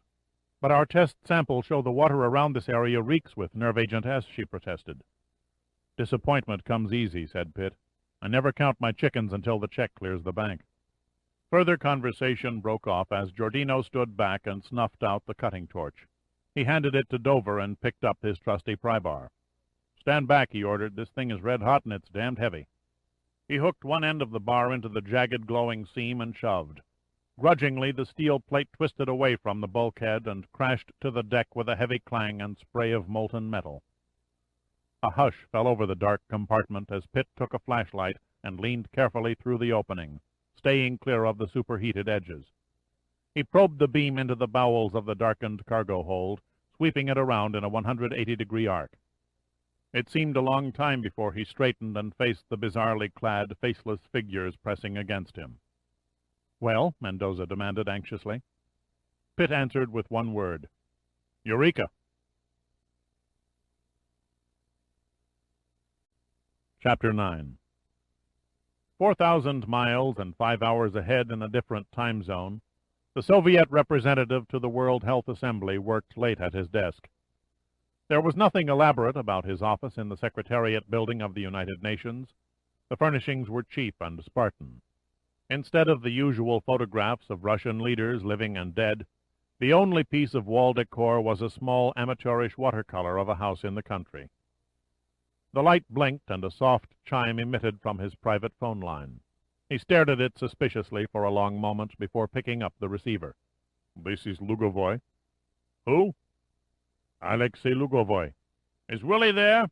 asked a voice, heavy with the New York City accent that always grated on Lugovoy's ears. "There is no Willie here," Lugovoy said brusquely. "You must have the wrong number." Then he abruptly hung up. Lugovoy's face was expressionless, but a faint pallor was there that was missing before. He flexed his fists, inhaled deeply, and eyed the phone, waiting. The light blinked, and the phone chimed again. "Lugovoy." "You sure Willie ain't there?" "Willie ain't here," he replied, mimicking the caller's accent. He slammed the receiver onto the cradle. Lugovoy sat shock-still for almost 30 seconds, hands tightly clasped together on the desk, head lowered, eyes staring into space. Nervously, he rubbed a hand over his bald head and adjusted the horn-rimmed glasses on his nose. Still lost in thought, he rose, dutifully turned out the lights, and walked from the office. He exited the elevator into the main lobby and strode past the stained glass panel by Marc Chagall, symbolizing man's struggle for peace. He ignored it, as he always had. There were no cabs at the stand in front of the building, so he hailed one on First Avenue. He gave the driver his destination and sat stiffly in the back seat, too tense to relax. Lugovoy was not worried that he might be followed. He was a respected psychologist, admired for his work in mental health among the underdeveloped countries. His papers on thought processes and mind response were widely studied. During his 6 months in New York with the United Nations, he had kept his nose clean. He indulged in no espionage work and held no direct ties with the undercover people of the KGB. He was discreetly told by a friend with the embassy in Washington that the FBI had given him a low priority and only performed an occasional, almost perfunctory observation. Lugovoy was not in the United States to steal secrets. His purpose went far beyond anything the American counterspy investigators ever dreamed. The phone call meant the plan that was conceived 7 years earlier had been put into motion. The cab pulled to a stop at West and Liberty Streets in front of the Vista International Hotel. Lugovoy paid the driver and walked through the ornate lobby into the concourse outside. He paused and stared up at the awesome towers of the World Trade Center. Lugovoy often wondered what he was doing here in this land of glass buildings, uncountable automobiles, people always rushing, restaurants and grocery stores in every block. It was not his kind of world. He showed his identification to a guard standing by a private express elevator in the South Tower and took it to the 100th floor. The doors parted and he entered the open lobby of the Bougainville Maritime Lines Incorporated, whose offices covered the entire floor. His shoes sank into a thick white carpet. The walls were paneled in a gleaming hand-rubbed rosewood, and the room was richly decorated in oriental antiques. Curio cases containing exquisite ceramic horses stood in the corners, and rare examples of Japanese-designed textiles hung from the ceiling. An attractive woman with large dark eyes, a delicate oval Asian face, and smooth amber skin smiled as he approached. "May I help you, sir?" "My name is Lugovoy." "Yes, Mr. Lugovoy," she said, pronouncing his name correctly. "Madame Bougainville is expecting you." She spoke softly into an intercom, and a tall, raven-haired woman with Eurasian features appeared in a high-arched doorway. "If you will please follow me, Mr. Lugovoy." Lugovoy was impressed. Like many Russians, he was naive in Western business methods, and wrongly assumed the office employees had stayed late for his benefit. He trailed the woman down a long corridor hung with paintings of cargo ships flying the Bougainville maritime flag, their bows surging through turquoise seas. The guide knocked lightly on an arched door, opened it, and stepped inside. Lugovoy crossed the threshold and stiffened in astonishment. The room was vast. Mosaic floor in blue and gold floral patterns. Massive conference table supported by 10 carved dragons that seemed to stretch into infinity. But it was the life-size terracotta warriors in armor, and prancing horses standing in silent splendor under soft spotlights in alcoves that held him in awe. He instantly recognized them as the tomb guardians of China's early emperor Qin Shi Huangdi. The effect was dazzling. He marveled that they had somehow slipped through the Chinese government's fingers into private hands. "Please come forward and sit down, Mr. Lugovoy." He was so taken aback by the magnificence of the room that he failed to notice a frail Oriental woman sitting in a wheelchair. In front of her was an ebony chair with gold silk cushions and a small table with a teapot and cups. "Madame Bougainville," he said, "we meet at last." The matriarch of the Bougainville shipping dynasty was 89 years old and weighed about the same number of pounds. Her glistening gray hair was pulled back from her temples in a bun.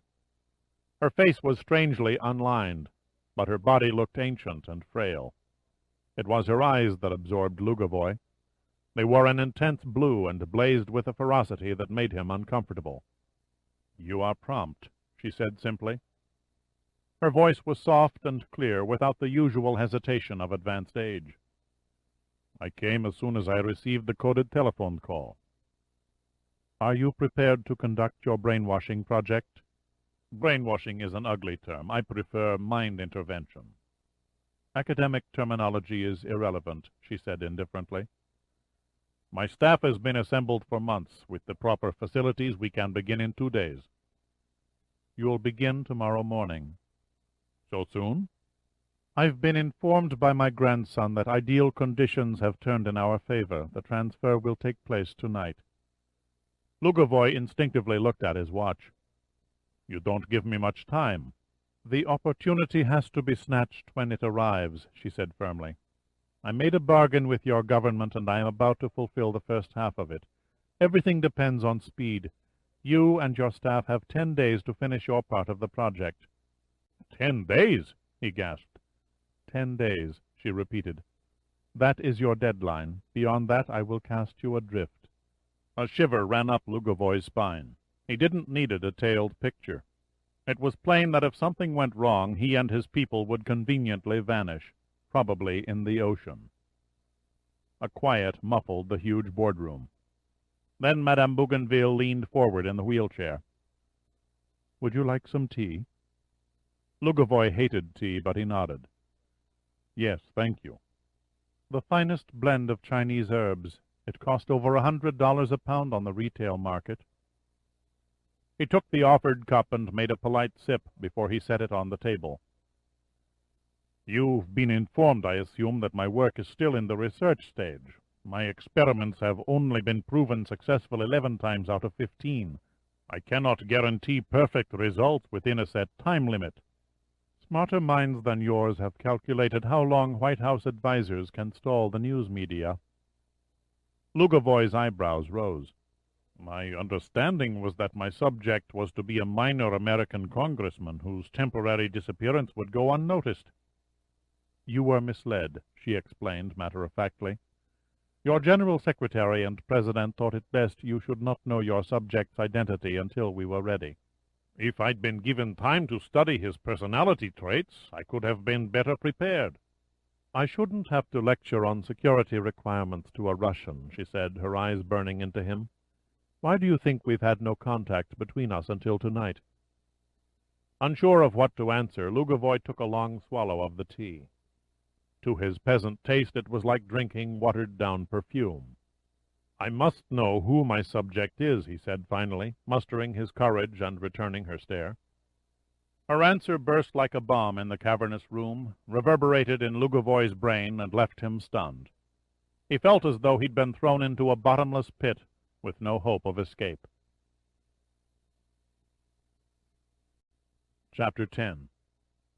After years of buffeting by storms at sea, the drums containing the nerve agent had broken the chains holding them to wooden cradles, and now they lay scattered about the deck of the cargo hold.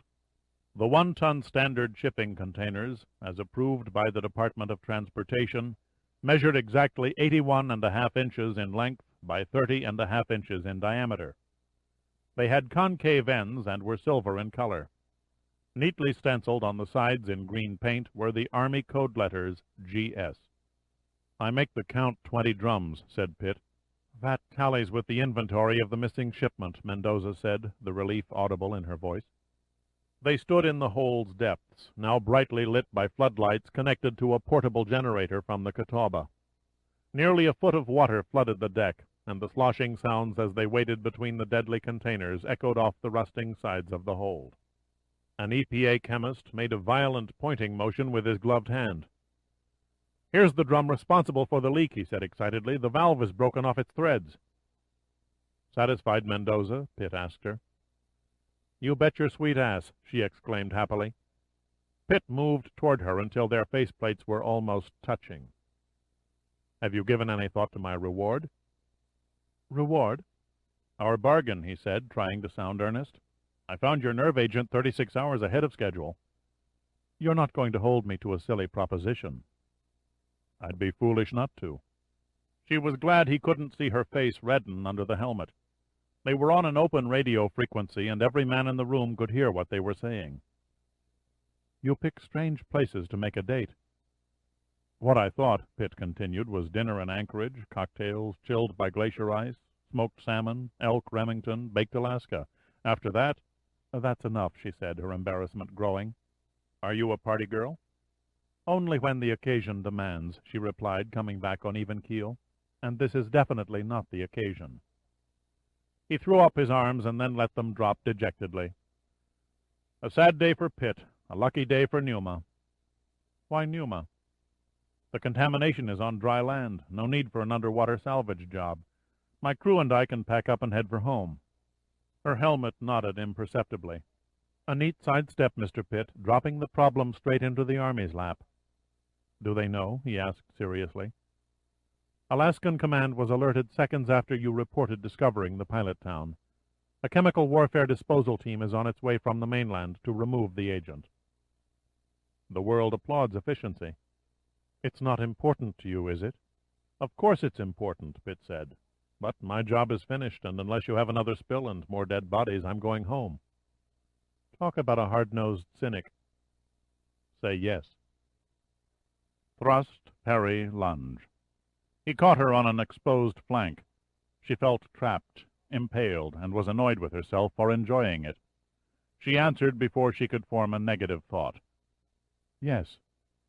The men in the hold stopped their work amid enough poison to kill half the Earth's population and clapped muted gloves together, cheering and whistling into their transmitters. She suddenly realized that her stock had shot up on the Dow Jones. Men admired a woman who could ramrod a dirty job and not be a bitch. Later, Dover found Pitt thoughtfully studying a small open hatchway, shining his flashlight inside. The glow diminished into the darkness within, reflecting on dull sparkles on the oil-slicked water rippling from the cargo hold. "Got something in mind?" Dover asked. "Thought I'd do a little exploring," Pitt answered. "You won't get far in there." "Where does it lead?" "Into the shaft tunnel, but it's flooded nearly to the roof. You'd need air tanks to get through." Pitt swung his light up the forward bulkhead until it spotlighted a small hatch at the top of a ladder. "How about that one?" "Should open into cargo hold 4. Pitt merely nodded and began scaling the rusty rungs of the ladder, closely followed by Dover. He muscled the dog latches securing the hatch, swung it open, and clambered down into the next hold, again followed by Dover. A quick traverse of their lights told them it was bone empty. The ship must have been traveling in ballast, Pitt speculated out loud. "It would appear so," said Dover. "Now where?" "Up one more ladder to the alleyway that runs between the fresh water tanks into the ship's storerooms." Slowly they made their way through the bowels of the pilot town, feeling like grave diggers probing a cemetery at night. Around every corner they half expected to find the skeletons of the crew. But there were no bones. The crew's living quarters should have looked like an anniversary sale at Macy's. Clothes, personal belongings, everything that should have been strewn about by a crew hastily abandoning ship. Instead, the pitch-black interior of the pilot town looked like the tunnels and chambers of a desert cavern. All that was missing were the bats. The food lockers were bare. No dishes or cups lined the shelves of the crew mess. Even the toilets lacked paper. Fire extinguishers, door latches, furnishings, anything that could be unbolted or was of the slightest value was gone. "Mighty peculiar," muttered Dover. "My thought too," Pitt said. "She's been systematically stripped. Scavengers must have boarded and carried away everything during the years she was adrift." "Scavengers leave a mess," Pitt disagreed. "Whoever was behind this job had a fetish for neatness." It was an eerie trip. Their shadows flitted on the dark walls of the alleyways and followed alongside the silent and abandoned machinery. Pitt felt a longing to see the sky again. "Incredible," mumbled Dover, still awed by what they'd found, or rather not found. "They even removed all the valves and gauges." "If I was a gambling man," said Pitt thoughtfully, "I'd bet we've stumbled on an insurance scam." "Wouldn't be the first ship that was posted missing for a Lloyd's of London payday," Dover said. "You told me the crew claimed they abandoned the pilot town in a storm. They abandoned her all right, but they left nothing but a barren, worthless shell." "Easy enough to check out," said Dover. "Two ways to scuttle a ship at sea. Open the seacocks and let her flood, or blow out the bottom with explosive charges." "How would you do it?" "Flooding through the seacocks could take 24 hours or more. Time enough for a passing ship to investigate. I opt for the charges, quick and dirty, put her on the seafloor in a matter of minutes. Something must have prevented the explosives from detonating." "It's only a theory." "Next question," Pitt persisted. "Where would you lay them?" "Cargo holds, engine room, most any place against the hull plate so long as it was below the waterline." "No sign of charges in the after holds," said Pitt. "That leaves the engine room and the forward cargo holds." "We've come this far," Dover said. "We might as well finish the job. Faster if we split up. I'll search the engine room. You know your way around the ship better than I do."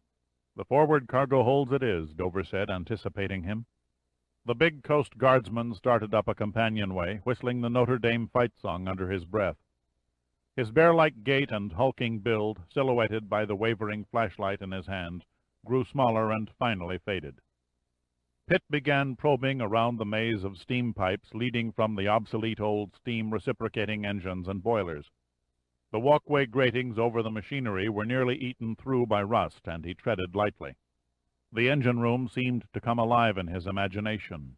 Creaks and moans, murmurings drifting out of the ventilators, whispering sounds. He found a pair of seacocks. Their hand wheels were frozen in the closed position. So much for the seacock theory, he thought. An icy chill crept up the back of Pitt's neck and spread throughout his body, and he realized the batteries operating the heater in his suit were nearly drained. He switched off the light for a moment. The pure blackness nearly smothered him.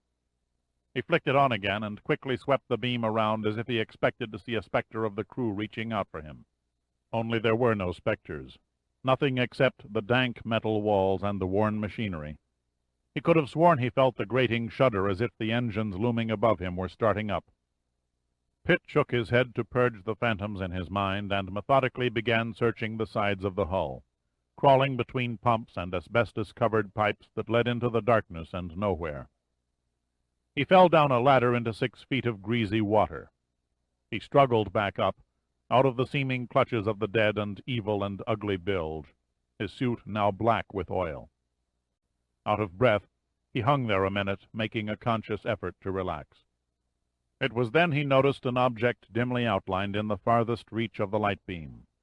A corroded aluminum canister about the size of a 5-gallon gas can was wired to a beam welded on the inner hull plates. Pitt had set explosives on marine salvage projects, and he quickly recognized the detonator unit attached to the bottom of the canister. An electrical wire trailed upward through the grating to the deck above. Sweat was pouring from his body, but he was shivering from the cold. He left the explosive charge where he found it and climbed back up the ladder. Then he began inspecting the engines and boilers. There were no markings anywhere, no manufacturer's name, no inspector's stamped date. Wherever there had been a metal ID tag, it was removed. Wherever there had been letters or numbers stamped into the metal, they were filed away. After probing endless nooks and crannies around the machinery, he got lucky when he felt a small protrusion through his gloved hand. It was a small metal plate partially hidden by grease under one of the boilers.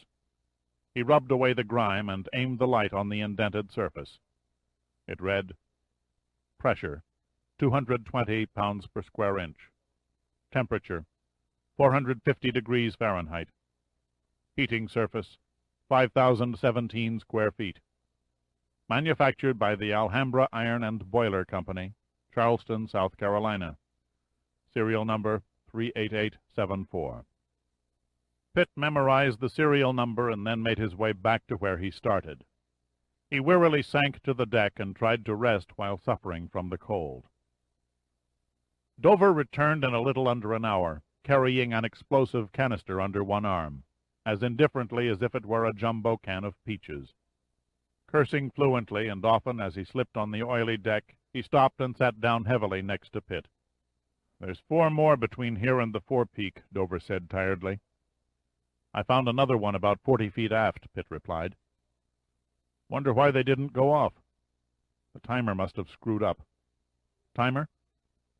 "The crew had to jump ship before the bottom was blown out. Trace the wires leading from the canisters, and you'll find they all meet at a timing device hidden somewhere on the deck above. When the crew realized something was wrong, it must have been too late to reboard the ship. Or they were too scared it would go up in their faces." "There's that," Pitt agreed. So the old pilot town began her legendary drift, a deserted ship in an empty sea. How was a ship officially identified? "What's on your mind?" "Just curious." Dover accepted that and stared up at the shadows of the engines. "Well, ID can be found most anywhere. Life jackets, lifeboats. On the bow and stern the name is often bead-welded, outlining the painted letters.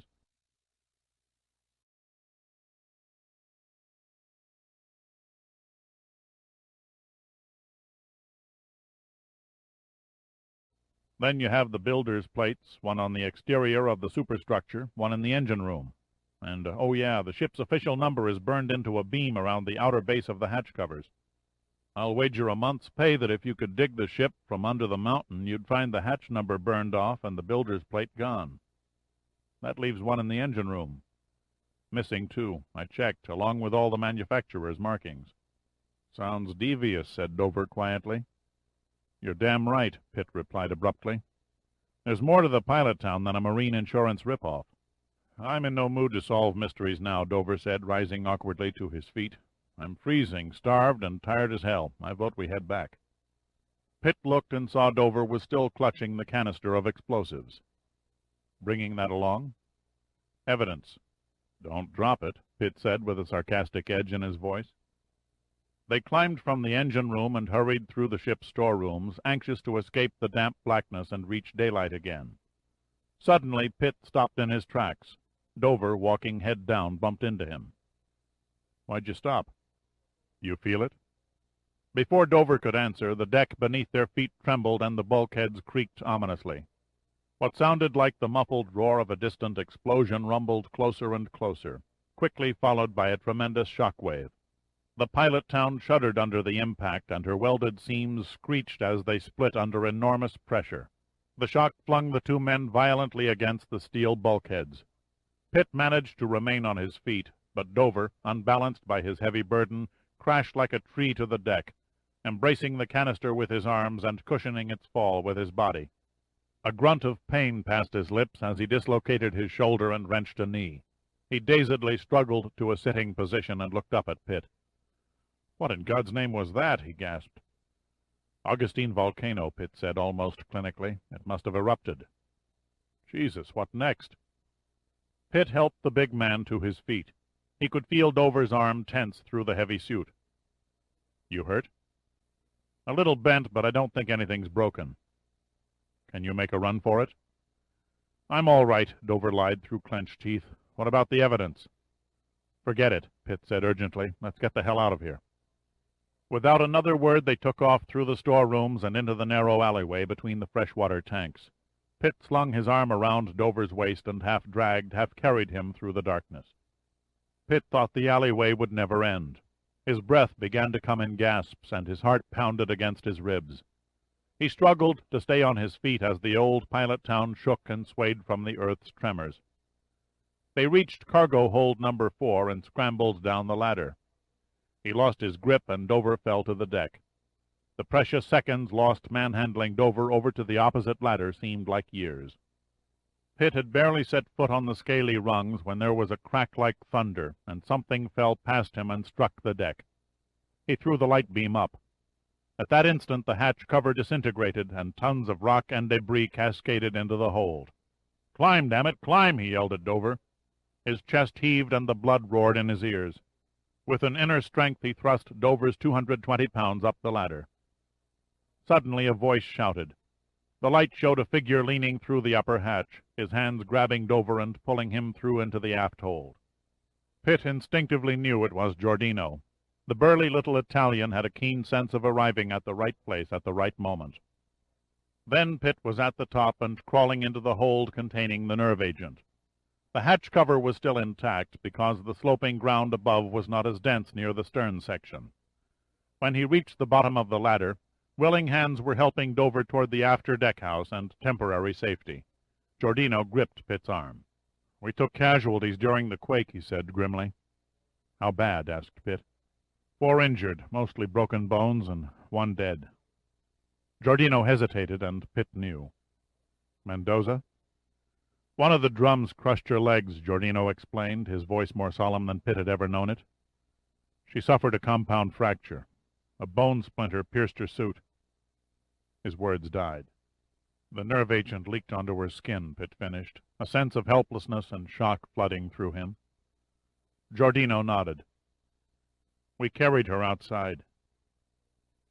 Pitt found Julie Mendoza lying on the pilot town's stern deck. Overhead a great cloud of volcanic ash rose into a blue sky and fortuitously drifted to the northward and away from the ship. She lay alone and off to one side. The uninjured people were attending to the living. Only the young officer from the Catawba stood beside her, and his entire body was arching convulsively as he was being violently sick into his air filter. Someone had removed her helmet. Her hair flared out on the rusty deck and glinted orange under the setting sun. Her eyes were open and staring into nothingness, the jaw jutting and rigid in what must have been indescribable agony. The blood was hardening as it dried in sun-tinted copper rivers that had gushed from her gaping mouth, nose, and ears. It had even seeped from around the edges of her eyes. What little facial skin still showed was already turning a bluish black. Pitt's only emotion was cold rage. It swelled up inside him as he knelt down beside her and struck the deck repeatedly with his fist. "It won't end here," he snarled bitterly. "I won't let it end here." Chapter 11. Oscar Lucas stared moodily at his desktop. Everything depressed him. The acid-tasting coffee in a cold cup, his cheaply furnished government office, the long hours on his job.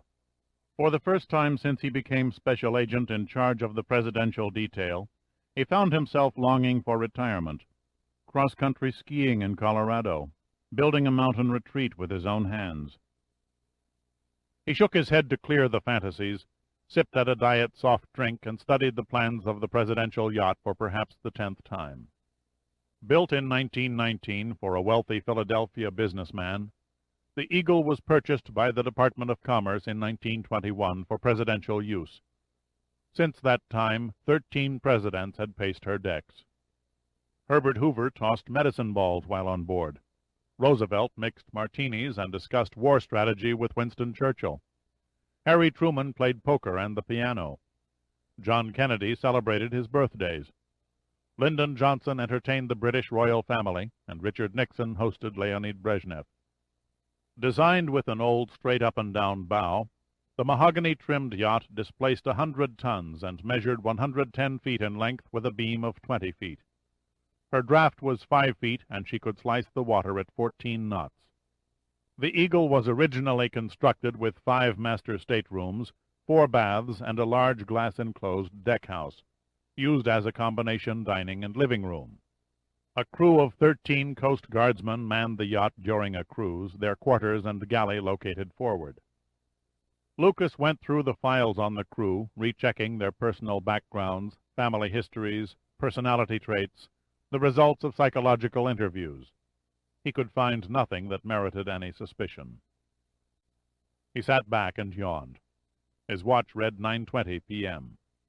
The Eagle had been tied up at Mount Vernon for 3 hours. The President was a night owl and a late riser. He would keep up his guests, Lucas was certain, sitting around the deck-house, thrashing out government affairs with little thought given to sleep. He twisted sideways and looked out the window. A falling mist was a welcome sight. The reduced visibility eliminated the chances of a sniper, the greatest danger to a president's life. Lucas persuaded himself that he was chasing ghosts. Every detail that could be covered was covered. If there was a threat, its source and method eluded him. The mist had not yet reached Mount Vernon. The summer night still sparkled clear, and the lights from nearby streets and farms danced on the water. The river at this stretch widened to slightly over a mile, with trees and shrubs lining its sweeping banks. 100 yards from the shoreline, a Coast Guard cutter stood at anchor, her bow pointing upriver, radar antenna in constant rotation. The President was sitting in a lounge chair on the foredeck of the Eagle, earnestly promoting his Eastern European aid program to Marcus Larimer and Alan Moran. Suddenly he came to his feet and stepped to the railing, his head tilted, listening. A small herd of cows were mooing in a nearby pasture. He became momentarily absorbed. The problems of the nation vanished, and a country boy surfaced. After several seconds he turned and sat down again.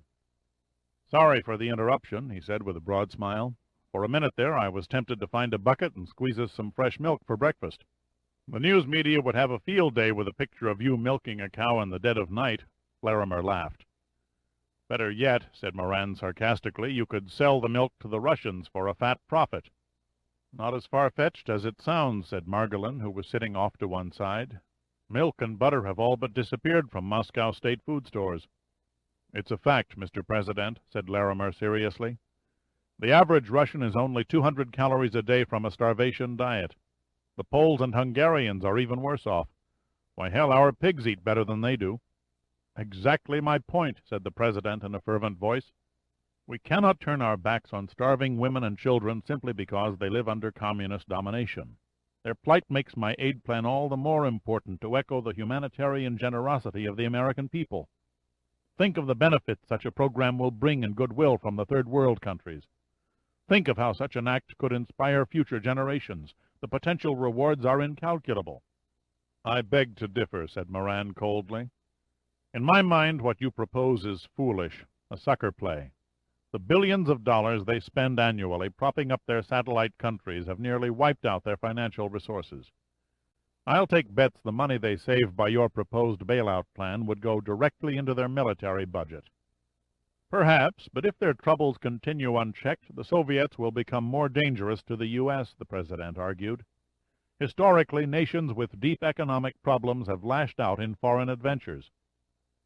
"Like grabbing control of the Persian Gulf oil," said Larimer. "A Gulf takeover is the threat they constantly dangle. But they know damned well the Western nations would intervene with force to keep the lifeblood of their economies flowing.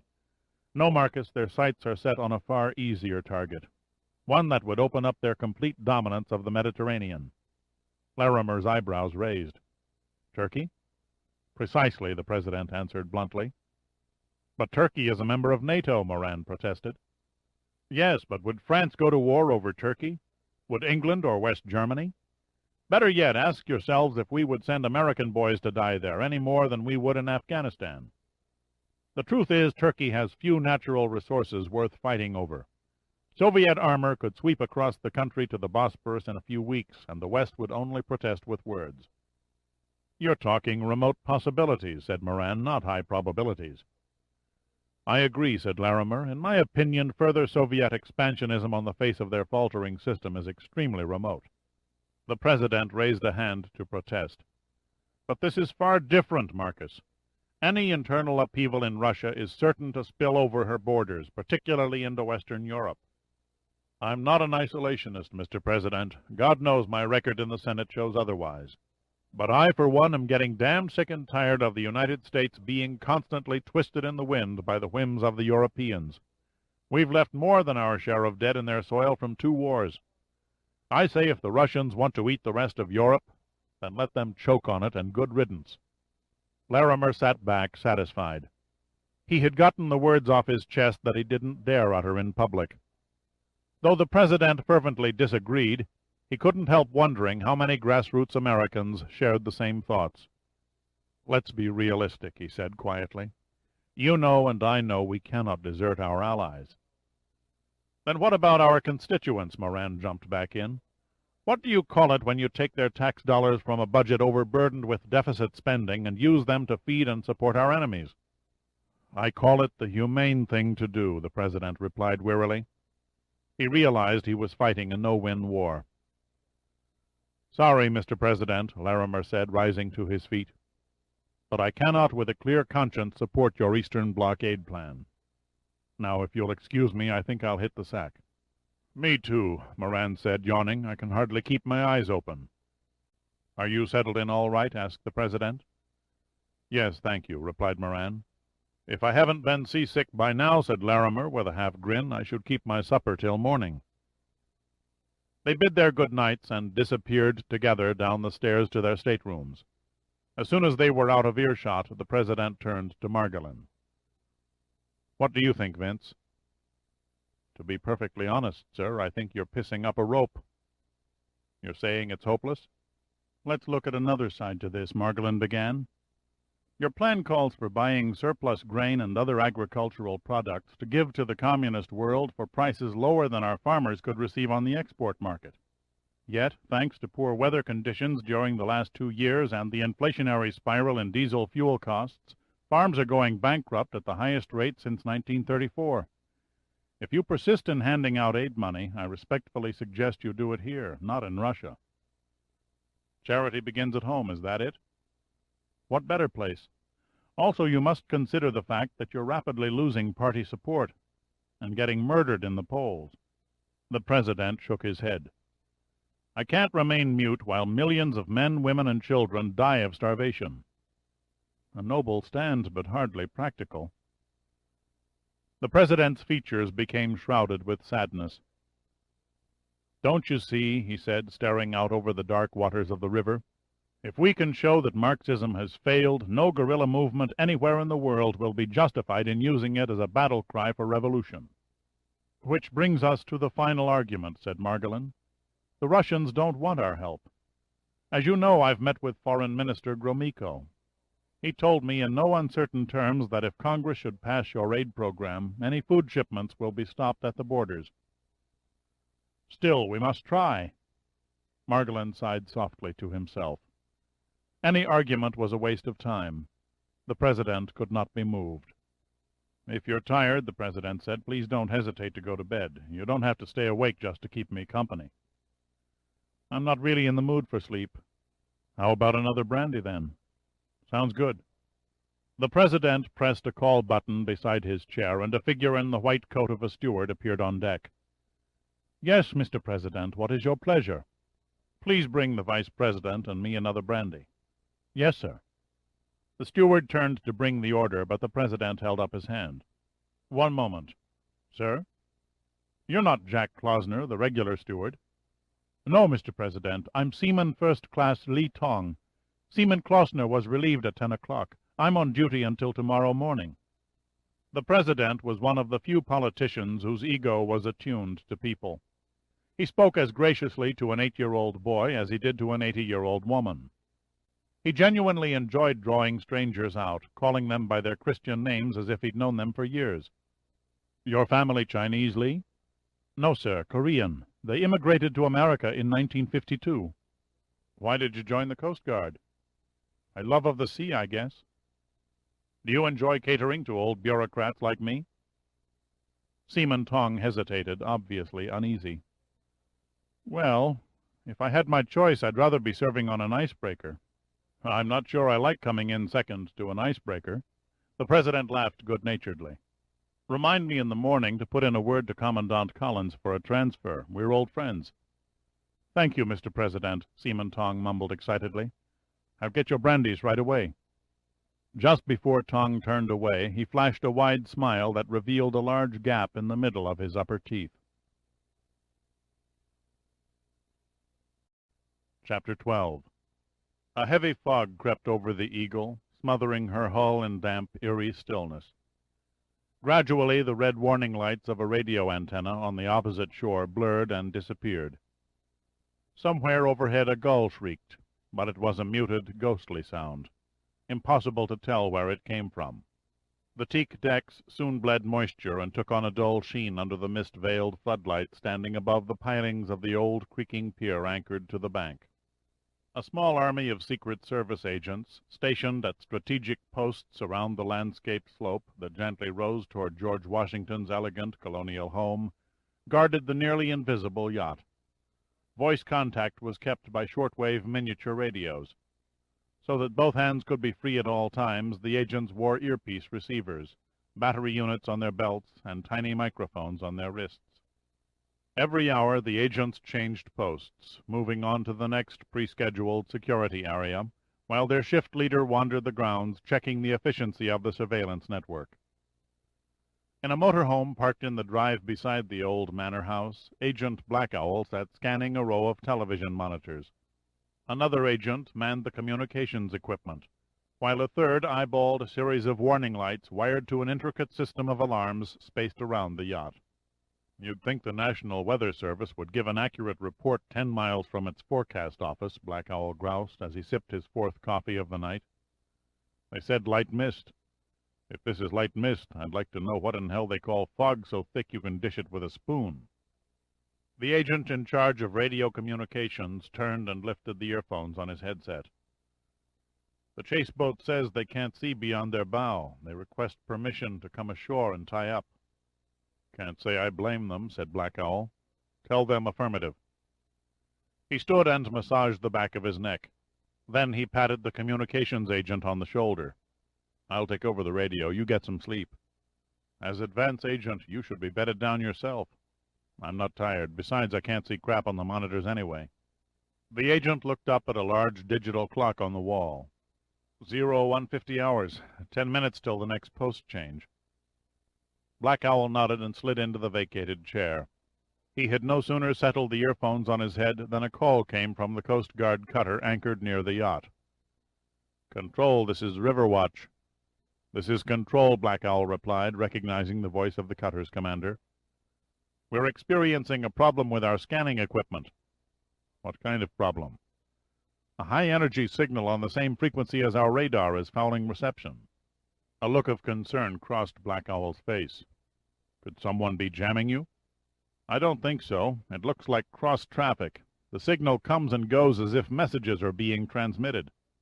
I suspect that some neighborhood radio freak has plugged onto our frequency by accident. Do you read any contacts? Boat traffic this time of night is nil, answered the commander. The only blip we've seen on the oscilloscope in the last 2 hours was from a city sanitation tug pushing trash barges out to sea. What time did it go by? Didn't. The blip merged with the riverbank a few hundred yards upstream. The tug's skipper probably tied up to wait out the fog. Okay, Riverwatch, keep me assessed of your radar problem. Will do, Control. Riverwatch out. Black Owl sat back and mentally calculated the potential hazards. With river traffic at a standstill, there was little danger of another ship colliding with the Eagle. The Coast Guard cutter's radar, though operating intermittently, was operating. And any assault from the riverside was ruled out because the absence of visibility made it next to impossible to home in on the yacht. The fog, it seemed, was a blessing in disguise. Black Owl glanced up at the clock. It read 1 minute before the post change. He quickly reread the security plan that listed the names of the agents, the areas they were scheduled to patrol, and the times. He noted that Agent Lyle Brock was due to stand post number 7, the yacht itself, while Agent Carl Pulaski was slated for post number 6, which was the pier. He pressed the transmit button and spoke into the tiny microphone attached to his headset. Attention all stations. Time 0200 hours. Move to your next post. Repeat, move to the next post on your schedule. Then he changed frequencies and uttered the code name of the shift leader. Cutty Sark, this is Control. A veteran of 15 years in the service, Agent Ed McGrath answered almost immediately. Cutty Sark here. Tell posts number 6 and 7 to keep a sharp watch on the river. They won't see much in this slop. How bad is it around the dock area? Let's just say you should have issued us white canes with red tips. Do the best you can, Black Owl said. A light blinked, and Black Owl cut transmission to McGrath and answered the incoming call. Control. This is Riverwatch Control.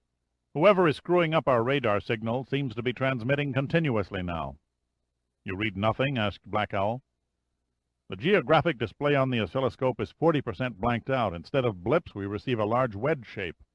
Okay, Riverwatch, let me pass the word to the special agent in charge. Maybe he can track the interference and stop any further transmission. Before he apprised Oscar Lucas at the White House of the radar problem, Black Owl turned and gazed curiously at the television monitors.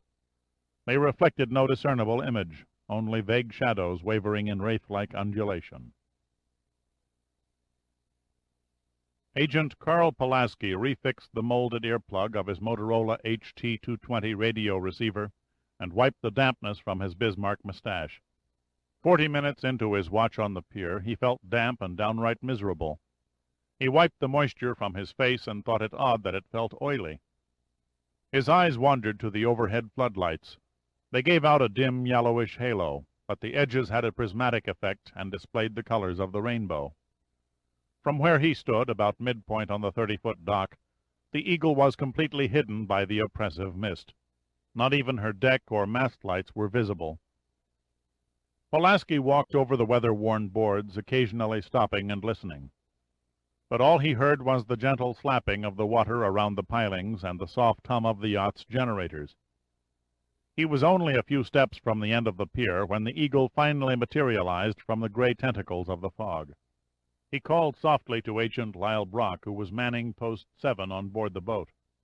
Hey, Lyle, can you hear me? A voice replied slightly above a whisper. What do you want?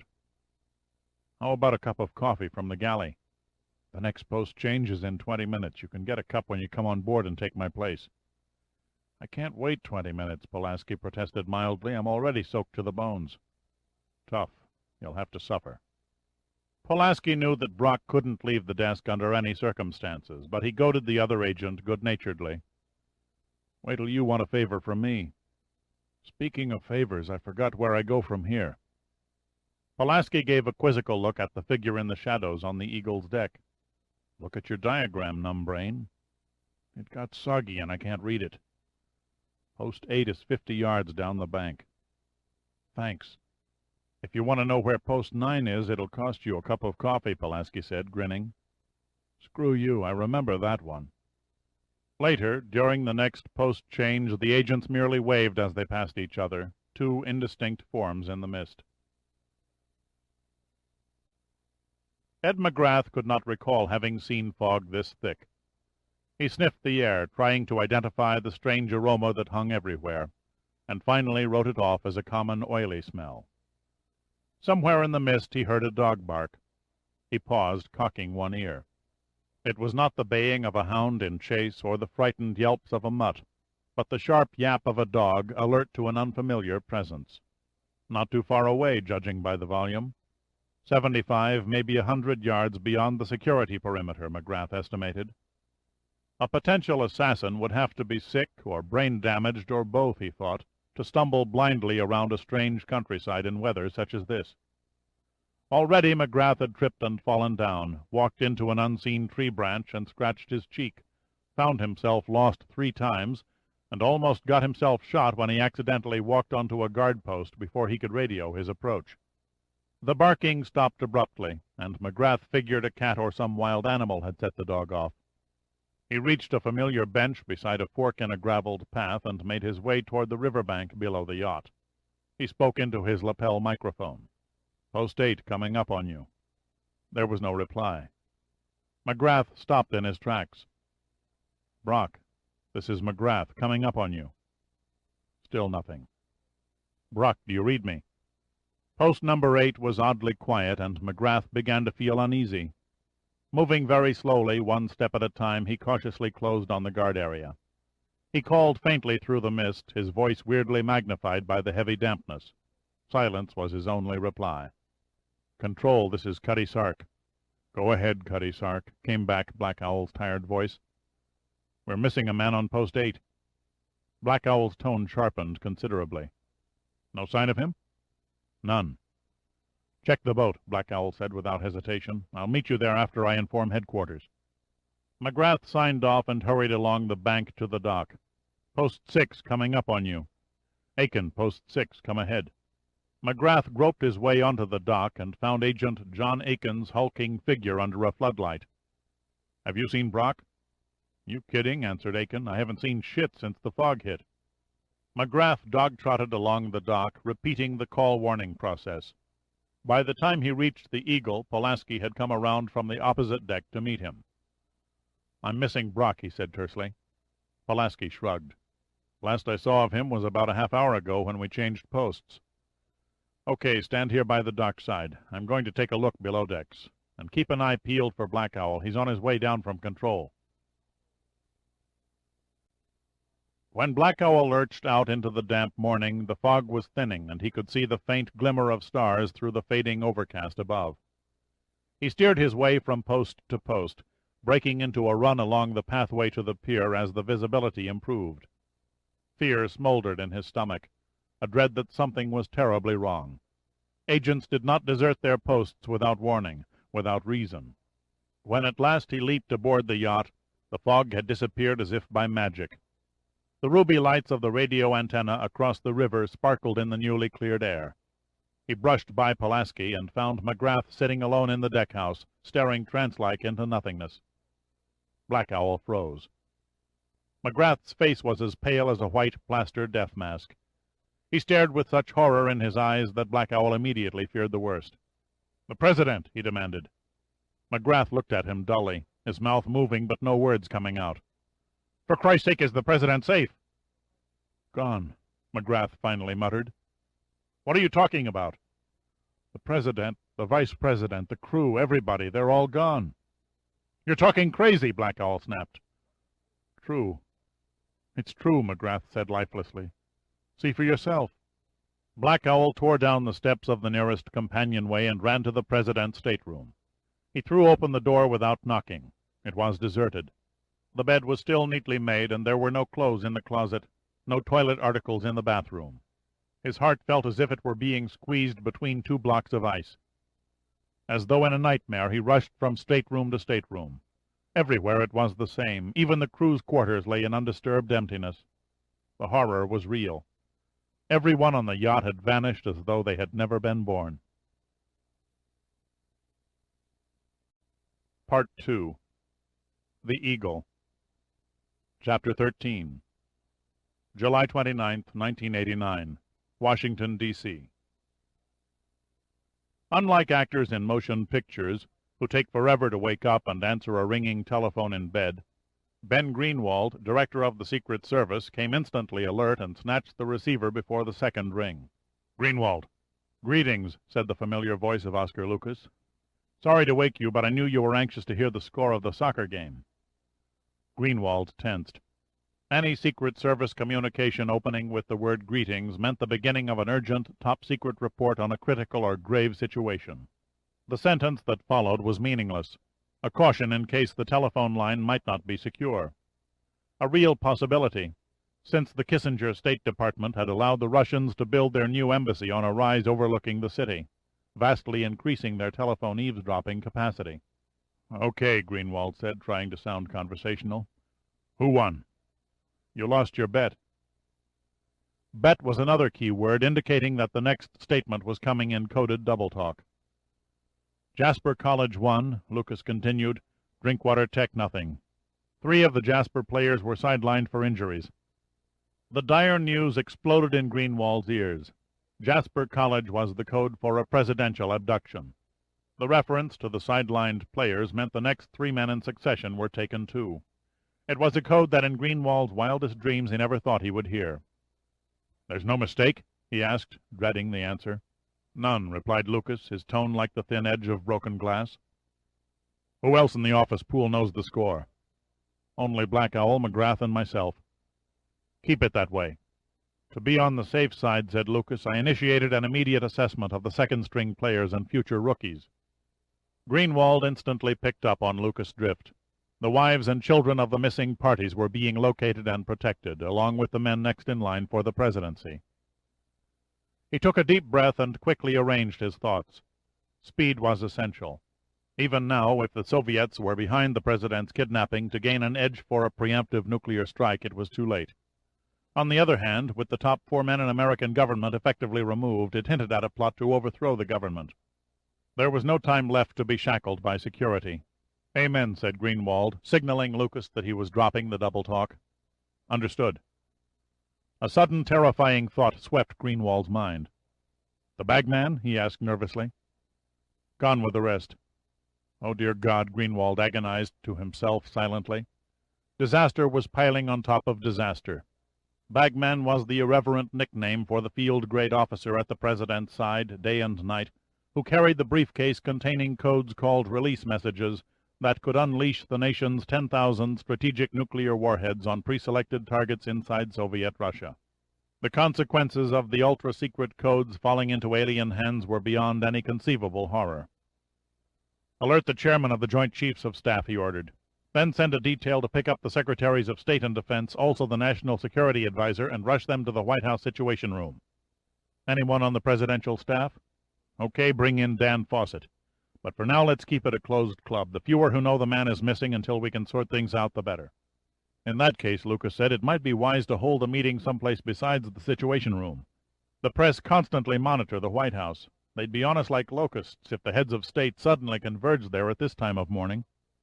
"Sound thinking," Greenwald replied. He paused a moment, then said, "Make it the observatory." "The Vice President's residence?" "Press cars are almost never in evidence there." "I'll have everyone on the premises as soon as possible." "Oscar?" "Yes?" "Very briefly, what happened?" There was a slight hesitation, and then Lucas said, "They all vanished from the presidential yacht." "I see," said Greenwald heavily, but it was clear he didn't. Greenwald wasted no more time on talk. He hung up and hurriedly dressed. On the drive to the observatory, his stomach twisted into knots, a delayed reaction to the catastrophic news. His vision blurred, and he fought off an overwhelming urge to vomit.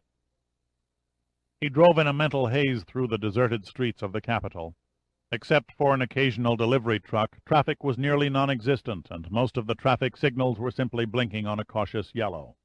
Too late he saw a city street sweeper make a sudden U-turn from the right-hand gutter. His windshield was abruptly filled with the bulky white-painted vehicle. In the cab the driver jumped sideways at the protesting scream of tires, his eyes wide in the glare of Greenwald's headlights. There was a metal-tearing crunch and the splash of flying glass.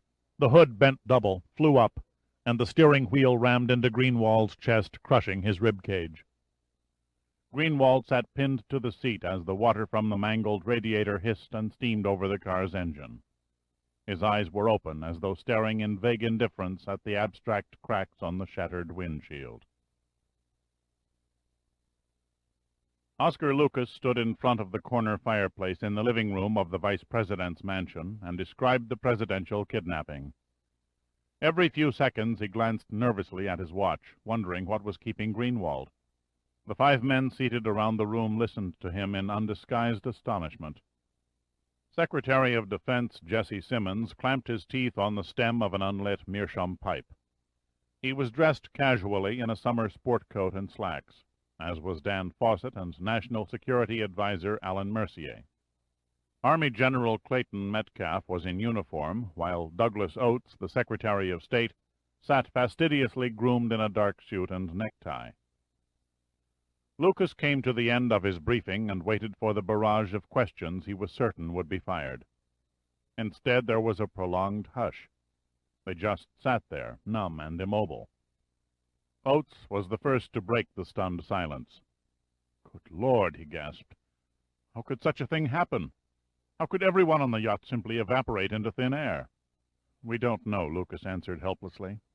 "I haven't ordered an investigating team to the site yet for obvious security reasons. Ben Greenwald slammed a lid on the affair until you gentlemen could be informed. Outside this room, only 3 Secret Service personnel, including Greenwald, are privy to the facts." "There has to be a logical explanation," said Mercier. The President's advisor on national security rose to his feet and paced the room. 20 people were not whisked away by supernatural powers or aliens from outer space. If, and I make that a questionable if, the President and the others are indeed missing from the Eagle, it has to be a highly organized conspiracy.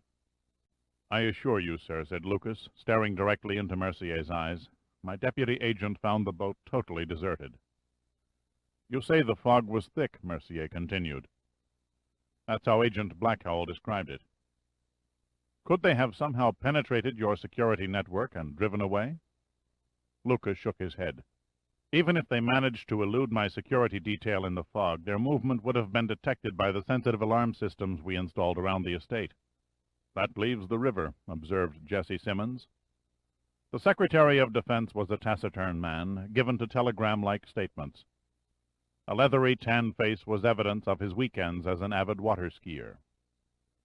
"Suppose the Eagle was boarded from the water. Suppose they were forcibly removed to another boat." Oates gave Simmons a dubious stare. "You make it sound as if Blackbeard the pirate was responsible." "Agents were patrolling the dock and river bank," Lucas explained. "No way passengers and crew could be subdued and carried off without a sound." "Maybe they were drugged," suggested Dan Fawcett. "A possibility," admitted Lucas.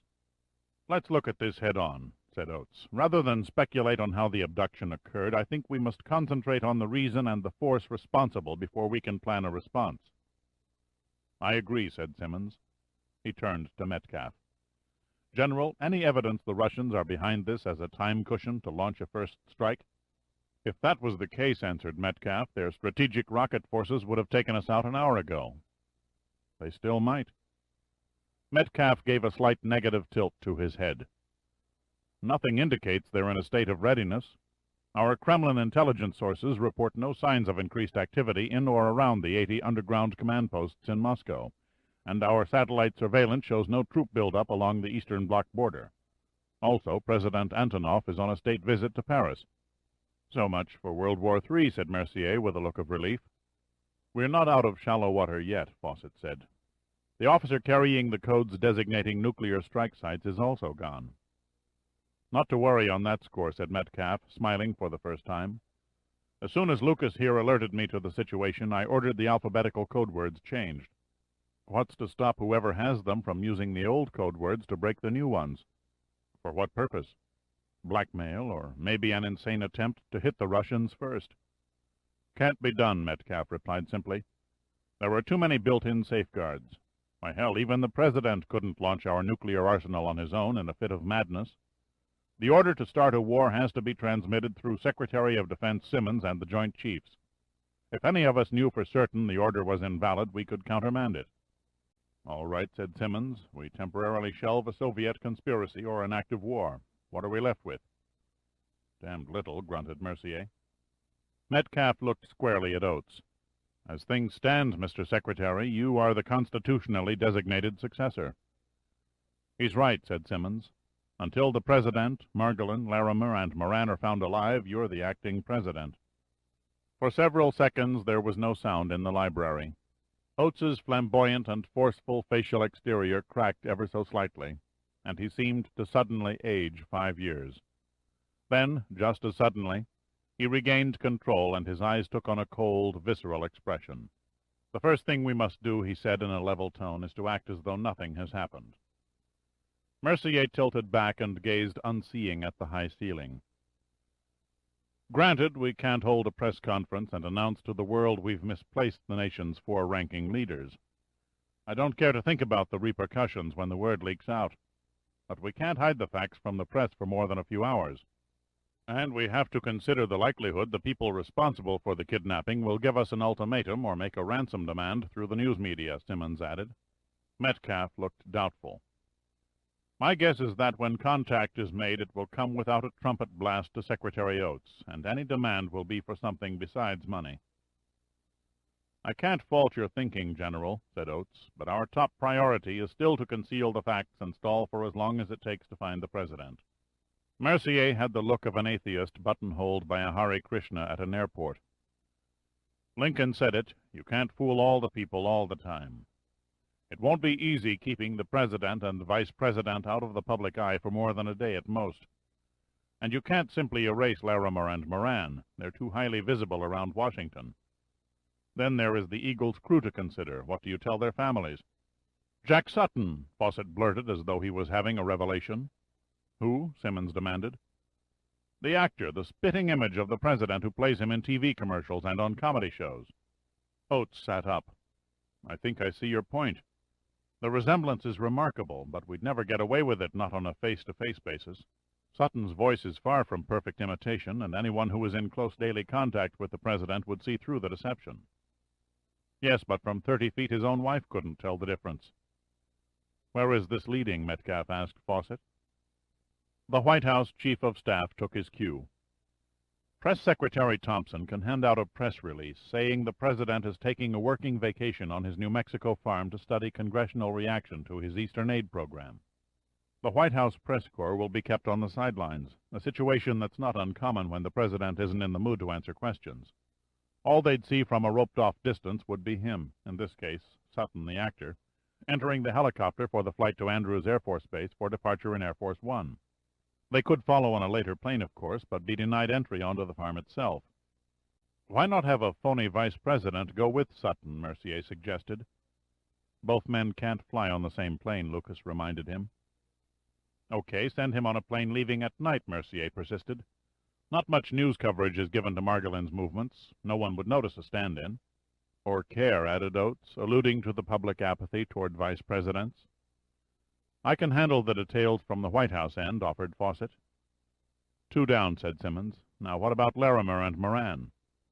This is an odd-numbered year, Mercier said, warming up to the scheme. Congress recesses for the entire month of August, only 2 days away. Our one slice of luck. Why not invent a mutual fishing trip or a junket to some out-of-the-way resort? Simmons shook his head. Scratch the fishing trip. Why? Simmons gave a tight smile. Because it's known all over Capitol Hill that Moran and Larimer relate like syrup and vinegar. No matter. A fishing hole conference to discuss foreign relations sounds logical, said Oates. I'll write up the memorandum from the State Department end. What do you tell their office staffs? This is Saturday. We've got 2 days' grace to iron out the bugs. Simmons began making notes on a pad. 4 down. That leaves the Eagle's crew. I think I can come up with a convenient cover, offered Metcalf. I'll work through the Coast Guard Commandant. The crew's families can be told the yacht was ordered on an unscheduled cruise for a top-secret military meeting. No further details need be given." Oates stared around the room at his companions. "If there are no further questions?" "Who else do we let in on the hoax?" queried Fawcett. "A poor choice of words, Dan," said Oates. "Let's call it a distraction." "It goes without saying," said Metcalf, "that Emmett of the FBI will have to handle the domestic end of the investigation. And, of course, Brogan of CIA must be called in to check out the international conspiracy angle." "You've just touched on an ungodly thought, General," said Simmons. "Sir?" "Suppose the President and the rest have already been spirited out of the country." Simmons' speculation brought no immediate response. It was a grim possibility none of them had dared consider. With the President beyond reach of their vast internal resources, their investigative effectiveness would be cut by 80%. "They could also be dead," Oates said in a controlled voice. "But we'll operate on the premise they're alive and held somewhere in the United States." "Lucas and I will brief Emmett and Brogan," Fawcett volunteered. There was a knock on the door. A Secret Service agent entered, walked over to Lucas and spoke softly in his ear. Lucas' eyebrows arched upward, and he paled slightly. Then the agent retreated from the room, closing the door behind him. Oates stared at Lucas questioningly. "A new development, Oscar?" "Ben Greenwald," Lucas answered vacantly. "He was killed 30 minutes ago. His car struck a city maintenance vehicle." Oates wasted no words of sympathy. "With the powers temporarily vested in me, I name you as the new director of the Secret Service." Lucas visibly recoiled. "No, please, I don't think I can—" "Doesn't make sense to select somebody else," Oates interrupted him. "Like it or not, Oscar, you're the only man who can be named for the job." "Somehow it doesn't seem right to be promoted for losing the men I'm sworn to protect," said Lucas dejectedly. "Blame me," said Fawcett. "I forced the yacht cruise on you before your people were fully prepared." "There's no time for self-recrimination," Oates said sharply. "We each have our jobs cut out for us. I suggest we get to work." "When should we meet again?" Simmons asked. Oates looked at his watch. 4 hours from now," he replied. "The White House Situation Room." "We're flirting with exposure if everyone shows up at the same time," said Fawcett. "There's an underground utility tunnel running from the basement of the Treasury building beneath the street to the White House," Lucas explained. "Perhaps some of you gentlemen could enter unseen from that direction." "Good idea," Metcalf agreed. "We can arrive at the Treasury building in unmarked government cars, cross under the street through the tunnel, and take the elevator to the Situation Room." "That settles it, then," Oates said, rising from his chair. "If any of you ever dreamed of going on the stage, this is your big chance. And I don't have to tell you, if the show's a flop, we just may bring down the whole country along with the curtain." Chapter 14.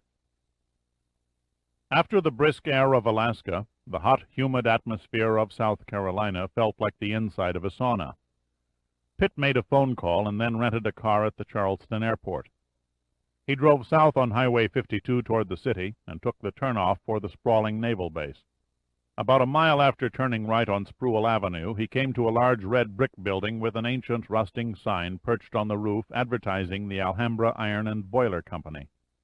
He parked the car and walked under a high iron archway with the date 1861 suspended on a panel. The reception area took him by surprise. The furnishings were ultra-modern. Chrome was everywhere. He felt as though he'd walked onto a photo layout from Architectural Digest. A sweet young thing looked up, pursed an ever-so-small smile, and said, "Can I help you, sir?"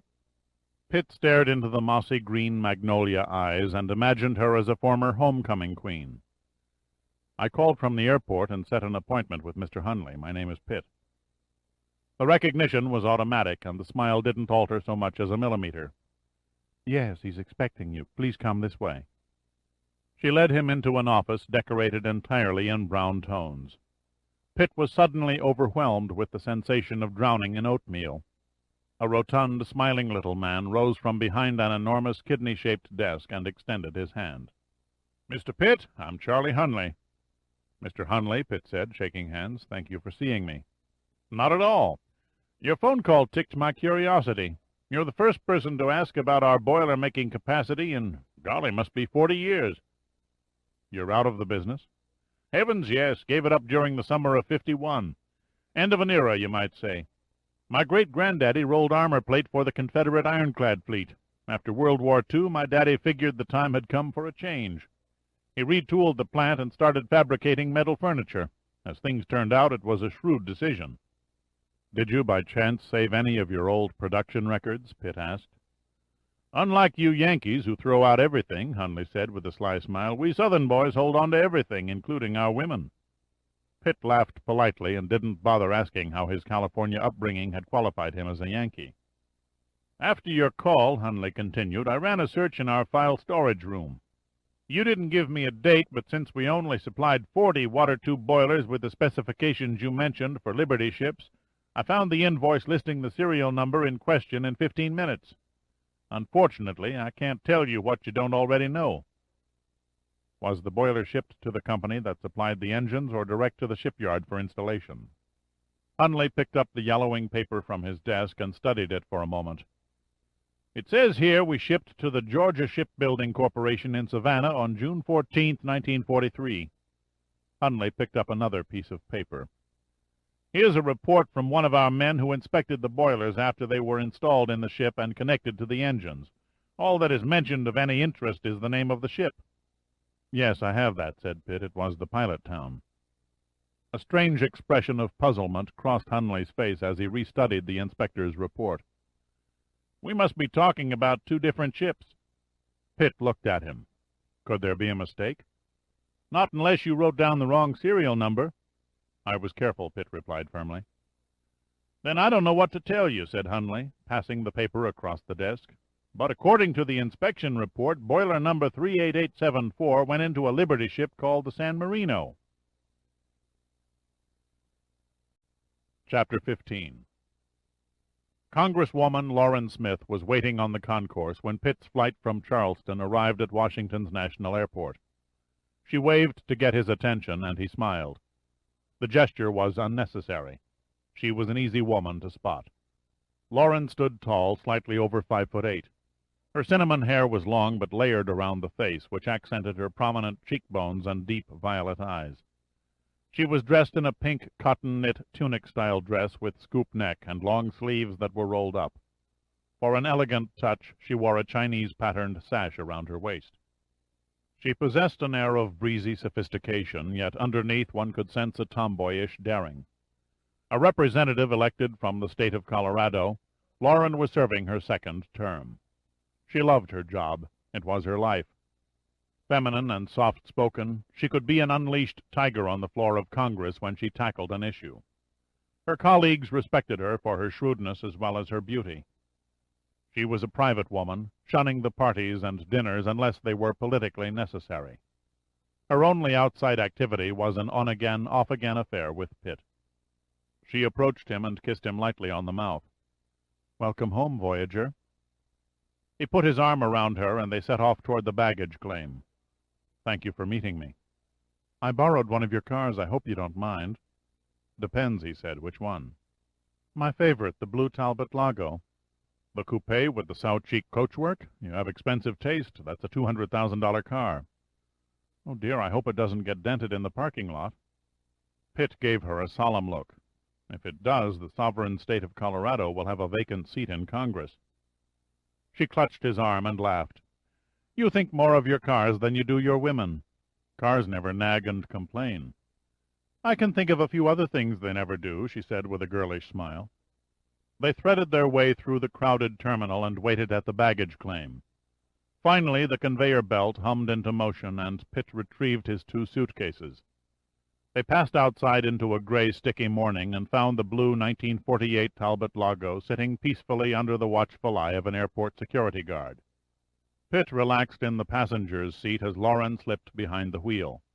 The rakish car was a right-hand drive, and it always struck Pitt odd to sit and stare out the left side of the windshield at the approaching traffic with nothing to do. "Did you call Perlmutter?" he asked.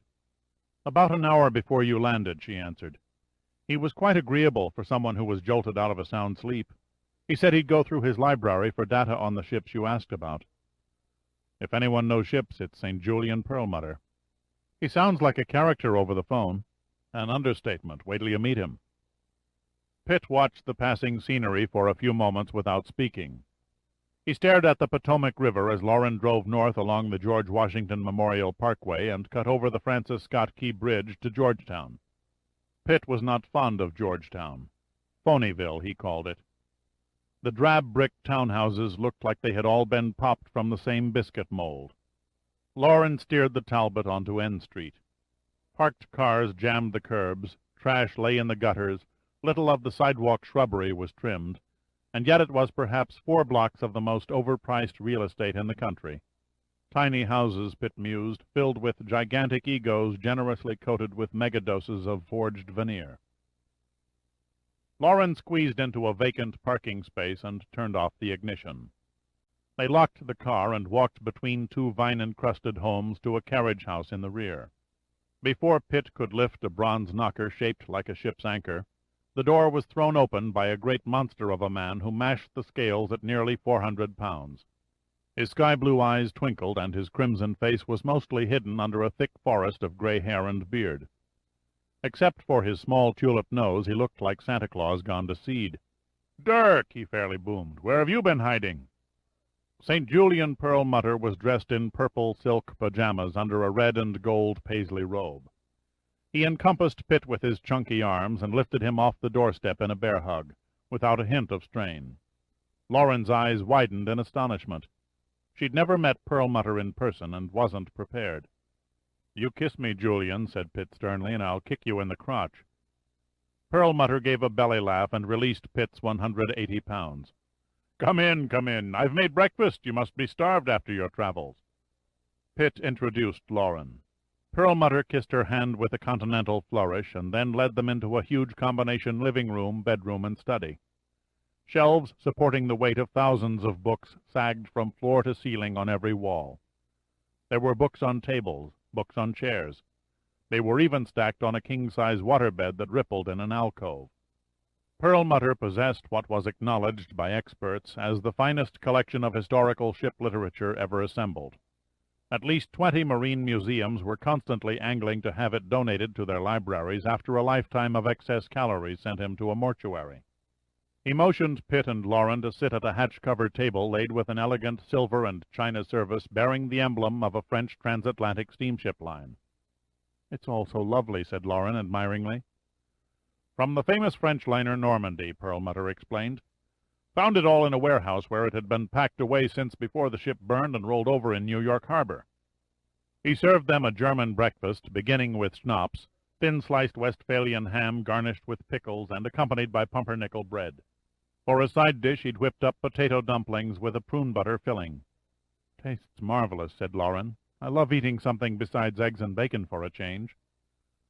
"I'm addicted to German cooking." Perlmutter laughed, patting his ample stomach. "Lots more substance than that candy-ass French fare, which is nothing but an exotic way to prepare garbage." "Did you find any information on the San Marino and the pilot town?" asked Pitt, turning the conversation to the subject on his mind.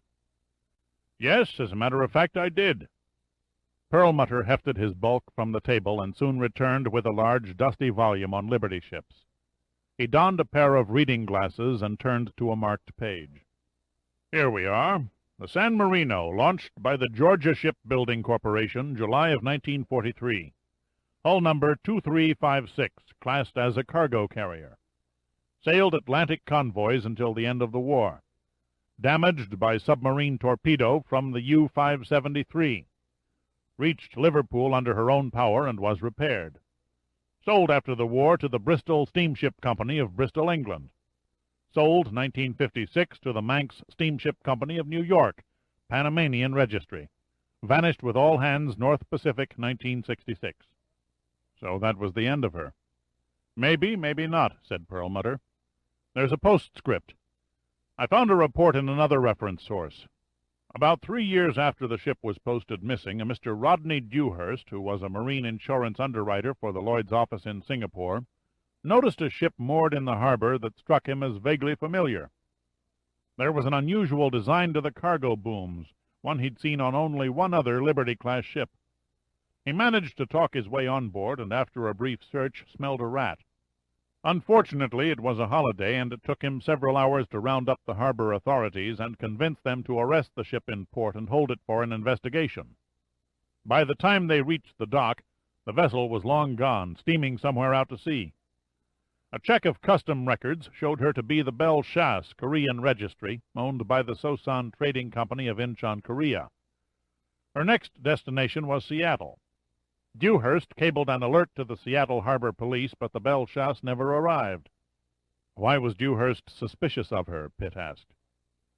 He had inspected the San Marino before underwriting the insurance on her, and was dead certain she and the Belle Chasse were one and the same.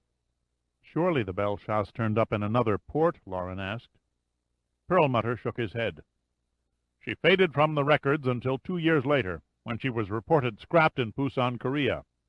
He paused and looked across the table. Does any of this help you? Pitt took another swallow of the schnapps. That's the problem. I don't know. He went on to briefly relate the discovery of the pilot town, but omitted any mention of the nerve gas cargo. He described finding the serial number on the ship's boiler and running a check on it in Charleston. So the old pilot town's been tracked down at last. Perlmutter sighed wistfully. She wanders the sea no more. But her discovery opened a new can of worms, Pitt said. Why was she carrying a boiler that was recorded by the manufacturer as installed in the San Marino? It doesn't add up. Both ships were probably constructed on adjoining slipways and launched about the same time. The on-site inspector must have been confused. He simply wrote up the boiler as placed in the wrong hull. I hate to spoil your black mood, said Perlmutter, but you may be wrong. Isn't there a connection between the two ships? Perlmutter gave Pitt a scholarly gaze over the tops of his glasses. Yes, but not what you think. He turned to the book again and began reading aloud. The Liberty ship Bart Pulver, later the Rosthina, and Pilot Town, launched by Astoria Iron and Steel Company, Portland, Oregon, in November of 1942. She was built on the west coast, Pitt interrupted in surprise. About 2,500 miles from Savannah, as the crow flies, Perlmutter replied indirectly, and 9 months earlier than the San Marino. He turned to Lauren. Would you like some coffee, dear lady? Lauren stood up. You two keep talking. I'll get it. It's espresso. I know how to operate the machine. Perlmutter looked at Pitt and gave a jolly wink. She's a winner.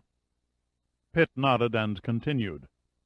It's not logical a Charleston boilermaker would ship across the country to Oregon with a Savannah shipyard only 90 miles away. Not logical at all, Perlmutter agreed. What else do you have on the Pilot Town? Perlmutter read on. Hull number 793, also classed as a cargo carrier. Sold after the war to the Cassandra Phosphate Company, Limited of Athens. Greek registry. Ran aground with a cargo of phosphates off Jamaica, June of 1954. Refloated 4 months later. Sold 1962 to the Sosan Trading Company. Incheon, Korea, Pitt finished, our first connection. Lauren returned with a tray of small cups and passed the espresso coffee around the table. This is indeed a treat, said Perlmutter gallantly. I've never been waited on by a member of Congress before. I hope I didn't make it too strong, Lauren said, testing the brew and making a face. A little mud on the bottom sharpens a woolly mind, Perlmutter reassured her philosophically. Getting back to the Pilot Town, Pitt said, what happened to her after 1962? No other entry is shown until 1979, when she's listed as sunk during a storm in the northern Pacific with all hands. After that, she became something of a cause célèbre by reappearing on a number of occasions along the Alaskan coast. Then she went missing in the same area of the sea as the San Marino, said Pitt thoughtfully. Another possible tie-in. You're grabbing at bubbles, said Lauren. I can't see where any of this is taking you. I'm with her, Perlmutter nodded. There's no concrete pattern. I think there is, Pitt said confidently. What began as a cheap insurance fraud is unraveling into a cover-up of far greater proportions. Why your interest in this? Perlmutter asked, staring Pitt in the eyes. Pitt's gaze was distant. I can't tell you. A classified government investigation, maybe? I'm on my own in this one, but it's related to a most secret project. Perlmutter gave in good-naturedly. Okay, old friend, no more prying questions. He helped himself to another dumpling. If you suspect the ship buried under the volcano is the San Marino and not the pilot town, where do you go from here? Incheon, Korea. The Sosan Trading Company might hold the key. Don't waste your time. The trading company is most certainly a false front, a name on a registry certificate. As is the case with most shipping companies, all trace of ownership ends at an obscure post office box. If I were you, I'd give it up as a lost cause. You'd never make a football coach, Pitt said with a laugh. Your halftime locker room speech would discourage your team into throwing away a 20-point lead. Another glass of schnapps, if you please, said Perlmutter in a grumbling tone, holding out his glass as Pitt poured. Tell you what I'll do. 2 of my corresponding friends on nautical research are Koreans. I'll have them check out Sosan Trading for you, and the Pusan shipyards for any records covering the scrapping of the Belchas. All right, I'll throw that in too. I'm grateful for your help. No guarantees. I don't expect any. What's your next move? Send out press releases. Lauren looked up, puzzled. Send what? Press releases, Pitt answered casually, to announce the discovery of both the San Marino and the pilot town and describe NUMA's plans for inspecting the wrecks. When did you dream up that foolish stunt? Lauren asked. About 10 seconds ago. Perlmutter gave Pitt the stare of a psychiatrist about to commit a hopeless mental case. I fail to see the purpose. No one in the world is immune from curiosity, Pitt exclaimed with a devious glint in his green eyes. Somebody from the parent company that owned those ships will step from behind the shroud of corporate anonymity to check the story. And when they do, I'll have their ass. Chapter 16. When Oates entered the White House Situation Room, the men seated around the conference table came to their feet. It was a sign of respect for the man who now shouldered the vast problems of the nation's uncertain future. The responsibility for the far-reaching decisions of the next few days, and perhaps longer, would be his alone. There were some in the room who had mistrusted his cold aloofness, his cultivated holy image. They now cast off personal dislike and rallied to his side. He took the chair at the head of the table. He motioned to the others to sit and turned to Sam Emmett, the gruff-spoken chief of the FBI, and Martin Brogan, the urbane intellectual director of the CIA. Have you gentlemen been fully briefed? Emmett nodded toward Fawcett, seated at the table's other end.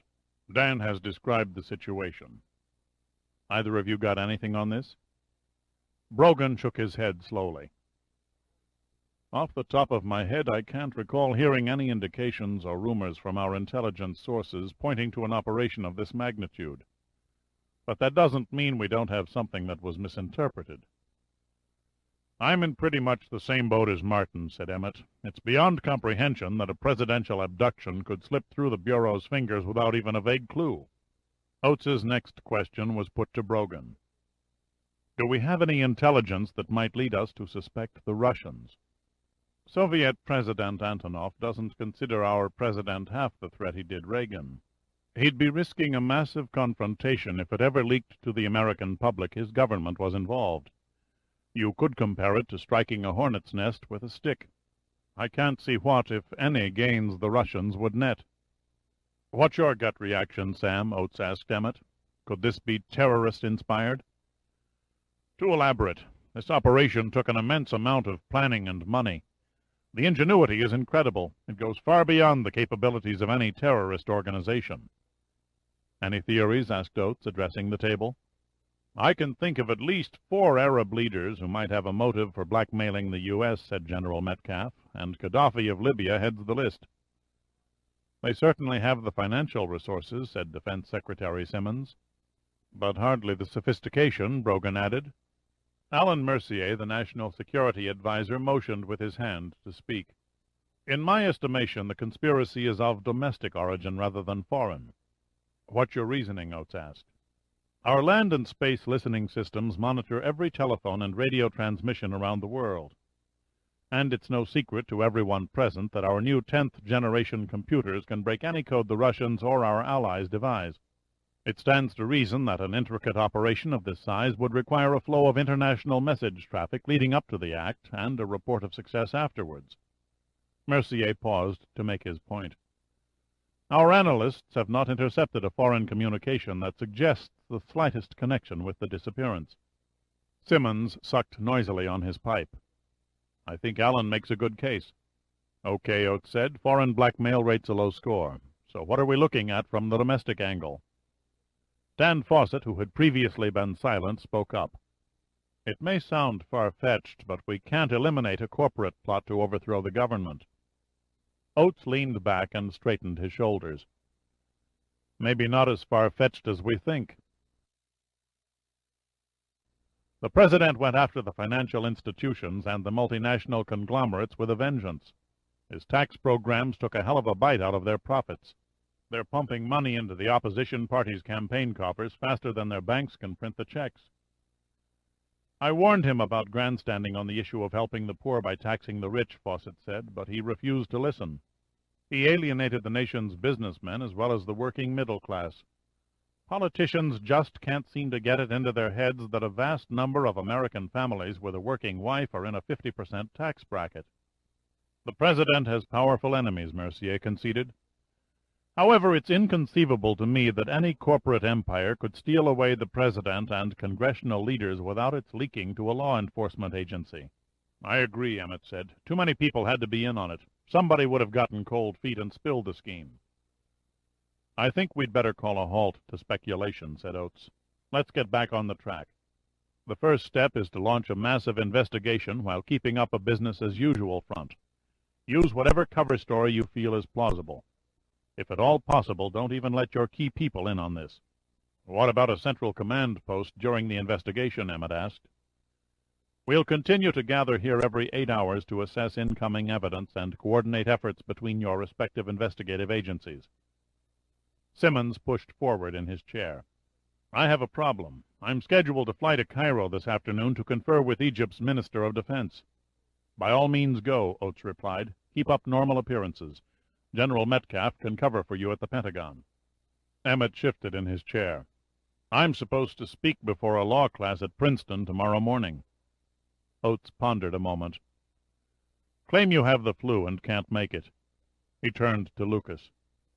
Oscar, if you'll forgive me for saying so, you're the most expendable.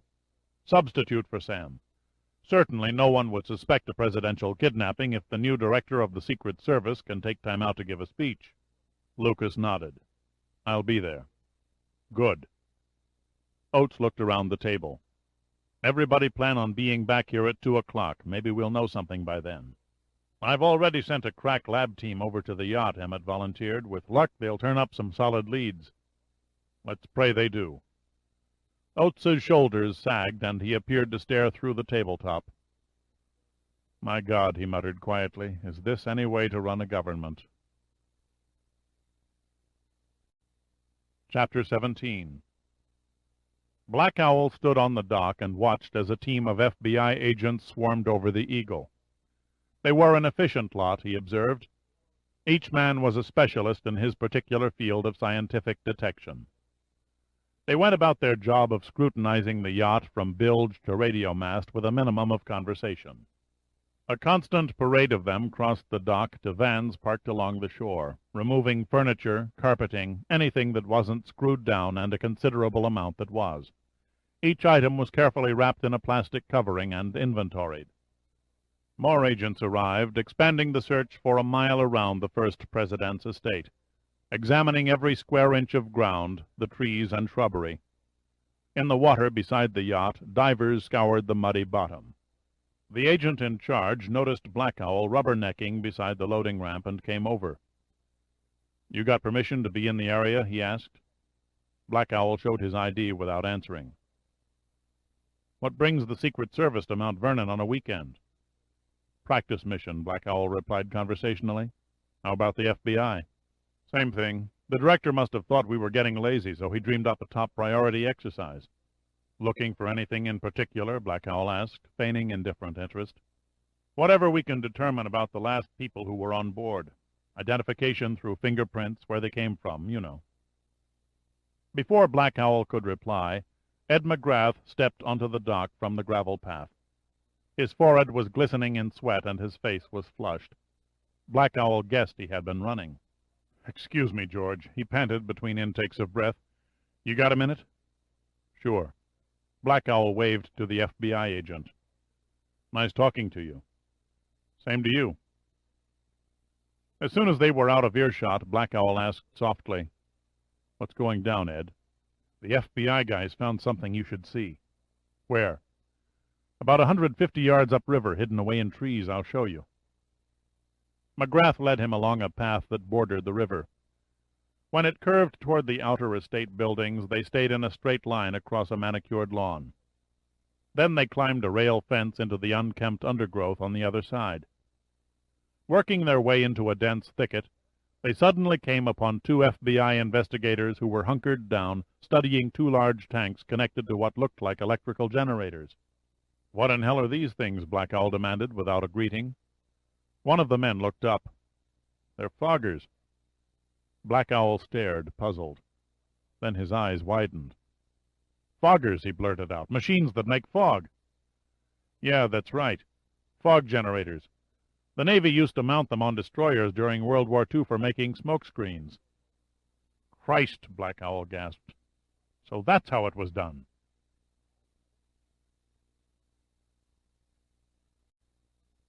Chapter 18. Official Washington turns into a ghost town over the weekends.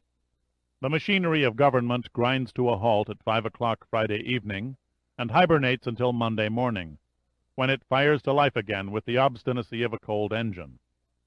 Once the cleaning crews have come and gone, the huge buildings are as dead as mausoleums. What is most surprising, the phone systems are shut down. Only the tourists are out in force, crawling over the mall, throwing frisbees and swarming around the Capitol, climbing the endless staircases and staring slack-jawed at the underside of the dome. Some were peering through the iron fence around the White House around noontime when the President came out, quick-stepped across the lawn and gave a jaunty wave before entering a helicopter. He was followed by a small entourage of aides and Secret Service agents. Few of the elite press corps were present. Most were home watching baseball on TV or roaming a golf course. Fawcett and Lucas stood on the south portico and watched until the ungainly craft lifted over E Street and dissolved to a speck as it beat its way toward Andrews Air Force Base. That was fast work, Fawcett said quietly. You made the switch in less than 5 hours. My Los Angeles office tracked down Sutton and crammed him into the cockpit of a Navy F-20 fighter 40 minutes after they were alerted. What about Margolin? One of my agents is a reasonable facsimile. He'll be on board an executive jet for New Mexico as soon as it's dusk. Can your people be trusted not to leak this charade? Lucas shot Fawcett a sharp look. They're trained to keep quiet. If there's a leak, it will come from the presidential staff. Fawcett smiled faintly. He knew he was on shaky footing. The looseness of the White House staff was open territory for the press corps. They can't spill what they didn't know, he said. Only now will they be waking up to the fact that the man in the helicopter with them isn't the president. They'll be well guarded at the farm, Lucas said. Once they arrive, no one gets off the property, and I've seen to it all communications are monitored. If a correspondent figures the game, Watergate will seem as tame as an Easter egg hunt. How are the wives taking it? Cooperating 100%, Fawcett answered. The First Lady and Mrs. Margolin have volunteered to stay shut up in their bedrooms, claiming to have a virus. What now? Lucas asked. What else can we do? We wait, Fawcett replied, his voice wooden. We stick it out until we find the president. Looks to me like you're overloading the circuits, said Don Miller, Emmett's deputy director of the FBI. Emmett didn't look up at Miller's negative remark. Within minutes after he had returned to the Bureau's headquarters at Pennsylvania Avenue and 10th Street, he set into motion an all bureaus alert, followed by a standby for emergency action of the highest priority to every office in the 50 states and all agents on assignments overseas. Next came orders to pull files, records, and descriptions on every criminal or terrorist who specialized in abduction. His cover story to the Bureau's 6,000 agents was that the Secret Service had come on evidence of a planned abduction attempt on Secretary of State Oates and other as yet unnamed officials on high government levels. It may be a heavy conspiracy, Emmett said finally, his tone vague. We can't take the chance the Secret Service is wrong. They've been wrong before, Miller said. Not on this one.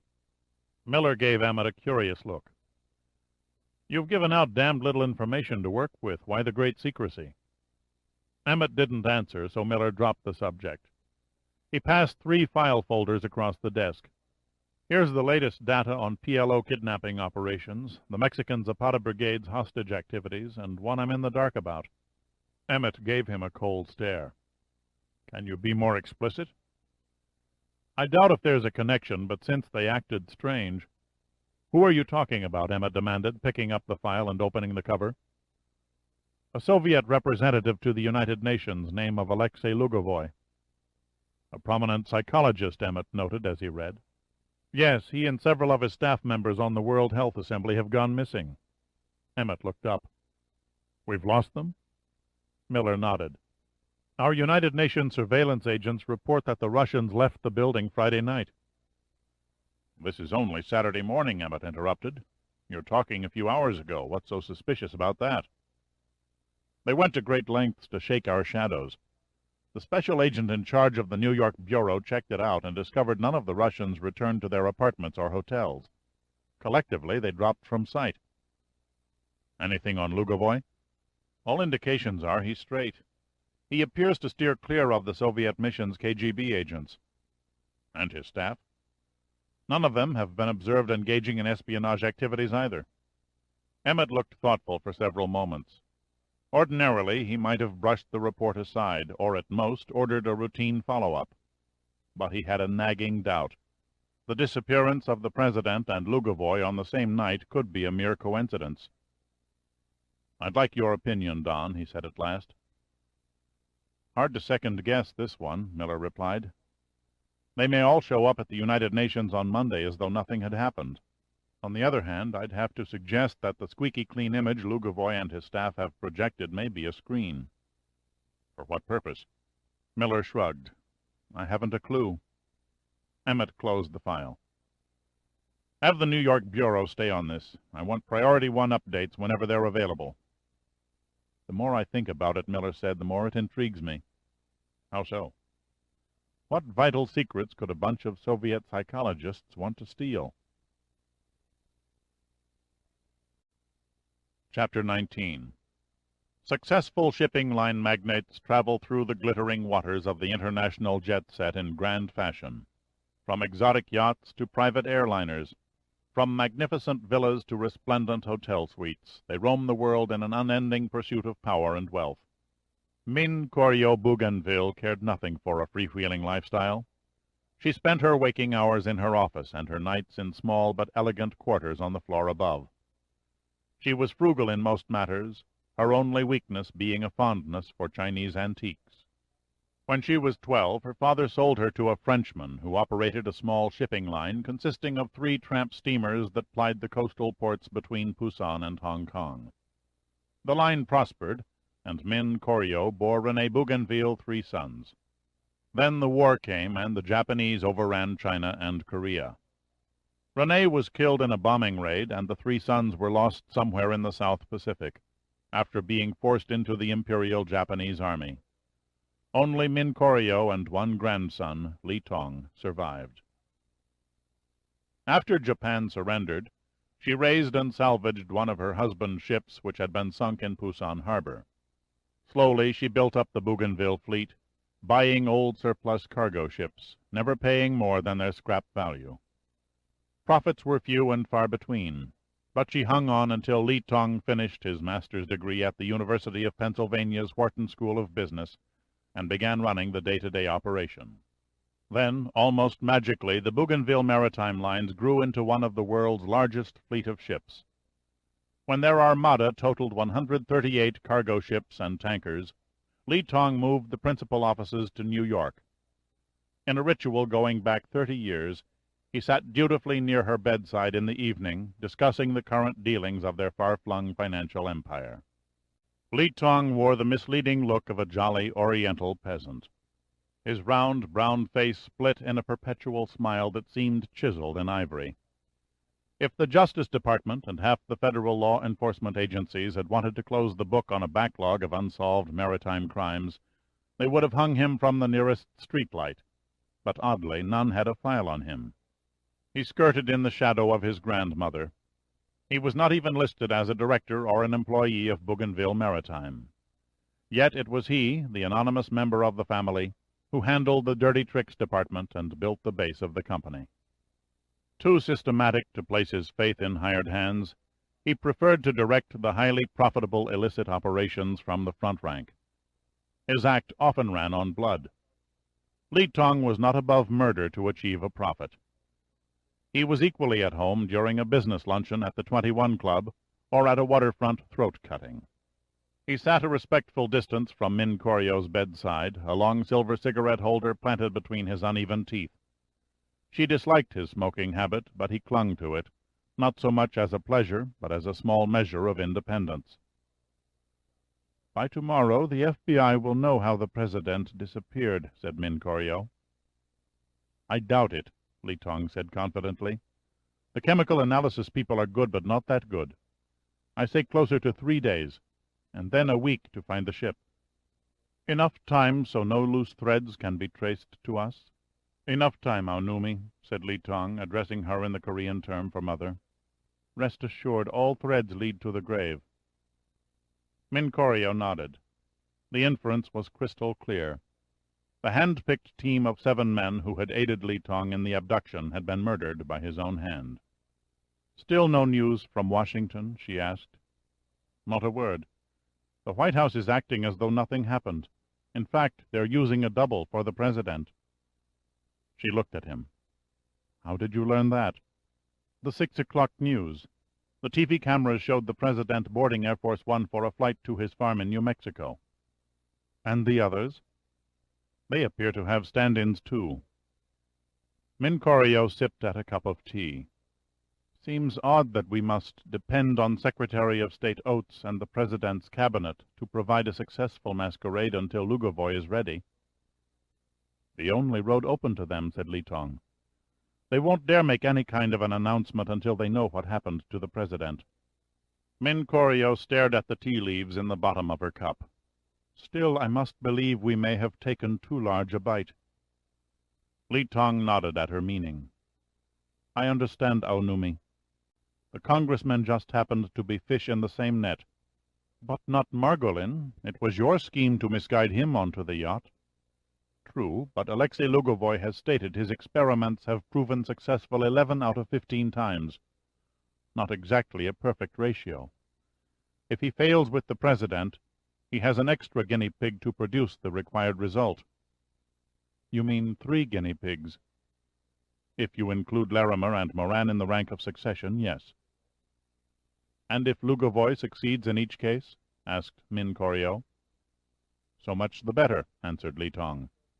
"Our influence would reach further than we originally dared hope. But I sometimes wonder, Aonumi, if the financial rewards are worth risking imprisonment and the loss of our business. Do not forget, grandson, the Americans killed my husband, your father, and his 2 brothers during the war. Revenge makes a poor gambling game. All the more reason to protect our interests and guard against double-dealing by the Russians. President Antonov will do everything in his power to keep from paying our fee. Should they be stupid enough to betray us at this crucial stage, they'd lose the whole project." "They don't think that way," said Min Koryo gravely. "The communist mind thrives on mistrust. Integrity is beyond their comprehension. They're driven to take the devious path, and that, my grandson, is their Achilles' heel." "What are you thinking?" "We continue to play the role of their honest but gullible partner." She paused, thinking. "And when Lugovoy's project is finished?" Li Tong prompted her. She looked up, and a crafty smile cut across her aging face. Her eyes gleamed with a cunning look. "Then we'll pull the rug from under them." Chapter 20. All identification and wristwatches were taken from the Russians when the Bougainville's men transferred them from the Staten Island ferry in mid-channel. They were blindfolded, and padded radio headsets were placed over their ears that emitted soothing chamber music. Minutes later they were airborne, lifted from the dark harbor waters by a jet-engined seaplane. The flight seemed long and wearisome. terminating at last on what Lugovoy judged by the smooth landing was a lake. After a drive of 20 minutes, the disoriented Russians were led across a metal walkway and into an elevator. Only when they stepped out of the elevator and were led across a carpeted corridor to their bedrooms were the blindfolds and the earphones removed. Lugovoy was profoundly impressed by the facilities provided by the Bougainvilles. The electronics and laboratory equipment went far beyond any he'd seen in the Soviet Union. Every piece of the several hundred items he had requested was present and installed. Nor had any creature comforts for his staff been overlooked. They were assigned individual sleeping quarters with private bathrooms, while at the end of the central corridor stretched an elegant dining room that was serviced by an excellent Korean chef and 2 waiters. Furnishings, including kitchen freezers and ovens, office fixtures, and the data control room, were tastefully color-coordinated, with walls and carpeting in cool blues and greens. The design and execution of every detail was as exotic as it was complex. And yet the self-contained habitat also served as a luxurious prison. Lugovoy's staff was not permitted to come and go. The elevator doors were closed at all times, and there were no outer controls. He made a compartment-to-compartment search, but detected no windows or visible crack of an exterior exit. No sounds filtered in from the outside. Further investigation was cut short by the arrival of his subjects. They were semi-conscious from the effects of sedation and oblivious to their surroundings. All 4 had been prepared and laid inside separate cubicles called cocoons. The padded insides were seamless, with rounded corners, giving no reference point for the eye to dwell on. Dim illumination came by reflection from an indirect light, tinting the cocoon monochrome gray. Specially constructed walls shielded all sound and electrical current that could interfere with or enhance brain activity. Lugovoy sat at a console with 2 of his assistants and studied the row of color video monitors that revealed the subjects lying in their cocoons. Most remained in a trance-like state of limbo. One, however, was raised to a near level of consciousness, vulnerable to suggestion and mentally disoriented. Drugs were injected that numbed his muscle control, effectively paralyzing any body movement. His head was covered by a plastic skull cap. Lugovoy still found it difficult to grasp the power he held. He trembled inwardly at knowing he was embarking on one of the great experiments of the century. What he did in the next days could affect the world as radically as the development of atomic energy. Dr. Lugovoy? Lugovoy's concentration was interrupted by the strange voice, and he turned, surprised, to see a stocky man with rugged Slavic features and shaggy black hair, who seemingly stepped out of a wall. "Who are you?" he blurted. The stranger spoke very softly, as though he didn't wish to be overheard. "Suvorov, Paul Suvorov, Foreign Security." Lugovoy paled. "My God, you're KGB? How did you get here?" "Pure luck," Suvorov muttered sarcastically. "You were assigned to my security section for observation from the day you set foot in New York. After your suspicious visit to the Bougainville maritime offices, I took over your surveillance myself. I was present on the ferryboat when you were contacted by the men who brought you here. Because of the darkness, I had no difficulty mingling with your staff and being included for the trip to wherever it is we are. Since our arrival, I've kept to my room." "Do you have any idea what you've stuck your nose into?" Lugovoy said, his face flushing with anger. "Not yet," Suvorov said, unperturbed, "but it is my duty to find out. This operation originates from the highest level. It is of no concern to the KGB. I'll be the judge. You'll be crap in Siberian frost," Lugovoy hissed, "if you interfere with my work here." Suvorov appeared mildly amused at Lugovoy's irritated tone. It slowly began to dawn on him that he might have overstepped his authority. "Perhaps I could be of help to you." "How?" "You may have need of my special skills." "I don't require the services of an assassin." "I was thinking more of escape." "There is no reason to escape." Suvorov was becoming increasingly annoyed. "You must try to understand my position." Lugovoy was in command now.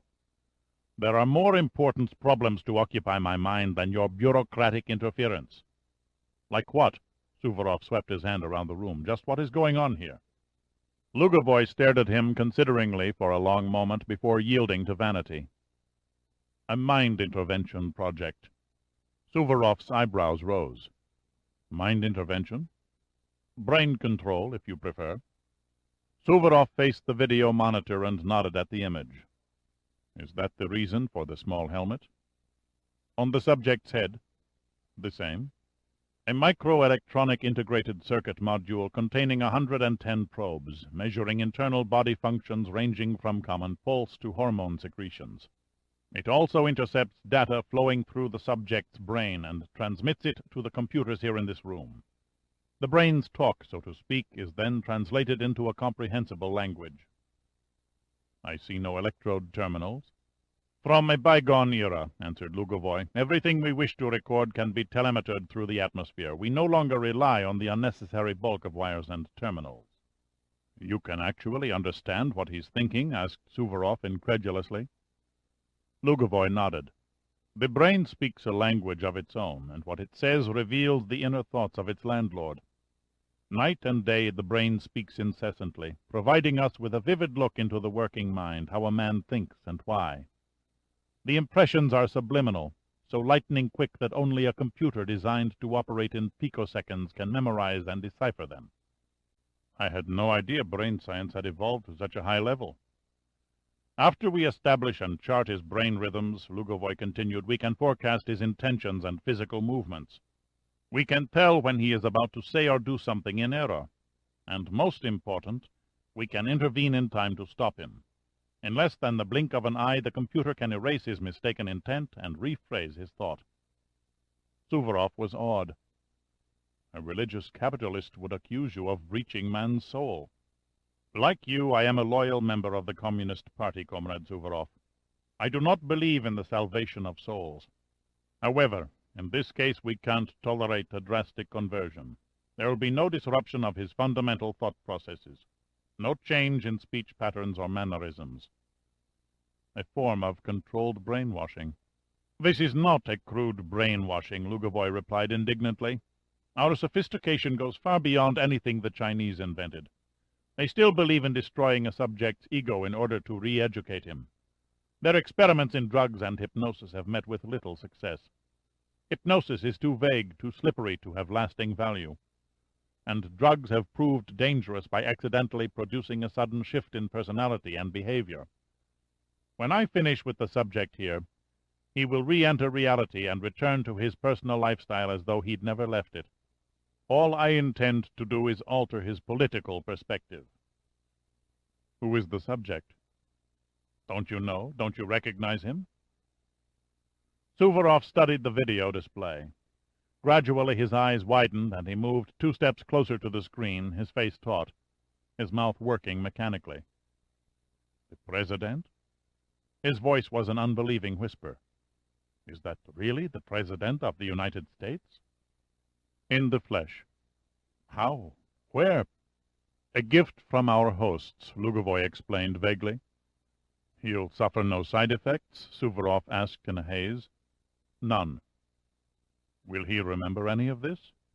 He will recall only going to bed when he wakes up 10 days from now. You can do this thing? Really do it? Suvorov questioned with the security man's persistence. Yes, Lugovoy said with a confident gleam behind his eyes. And much more. Chapter 21. A mad flapping of wings broke the early morning stillness as 2 pheasants broke toward the sky. Soviet President Georgy Antonov snapped the over and under Purdy shotgun to his shoulder and pulled the 2 triggers in quick succession. The twin blasts echoed through the mist-dampened forest. One of the birds suddenly stopped flying and fell to the ground. Vladimir Polivoy, head of the Committee for State Security, waited an instant until he was sure Antonov had missed the second pheasant before he brought it down with 1 shot. Antonov fixed his KGB director with a hard-eyed stare. Showing up your boss again, Vladimir? Polivoy read Antonov's mock anger correctly.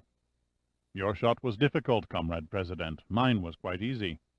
You should have joined the Foreign Ministry instead of the secret police, Antonov said, laughing. Your diplomacy ranks with Gromyko's. He paused and looked around the forest.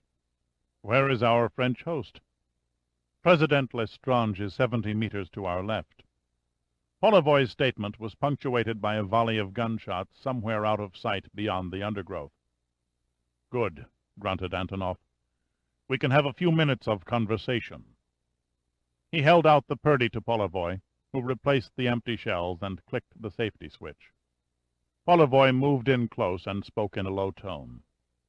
I would caution about speaking too freely. French intelligence has listening probes everywhere. Secrets seldom last long these days, Antonov said with a sigh. Polivoy cracked a knowing smile. Yes, our operatives recorded the meeting between Lestrange and his finance minister last night. Any revelations I should know about? Nothing of value. Most of their conversation centered on persuading you to accept the American president's financial assistance program. If they're stupid enough to believe I would not take advantage of the president's naive generosity, they're also stupid enough to think I agreed to fly here to discuss it. Rest assured, the French are completely unaware of the true nature of your visit. Any late word from New York? Only that Huckleberry Finn exceeded our projections. Polivoy's Russian tongue pronounced Huckleberry as Gulkleberry. And all goes well? The trip is underway. So the old bitch accomplished what we thought was impossible. The mystery is how she managed it. Antonov stared at him. We don't know? No, sir. She refused to take us into her confidence. Her son shielded her operation like the Kremlin wall. So far we haven't been able to penetrate her security. The Chinese whore, Antonov snarled.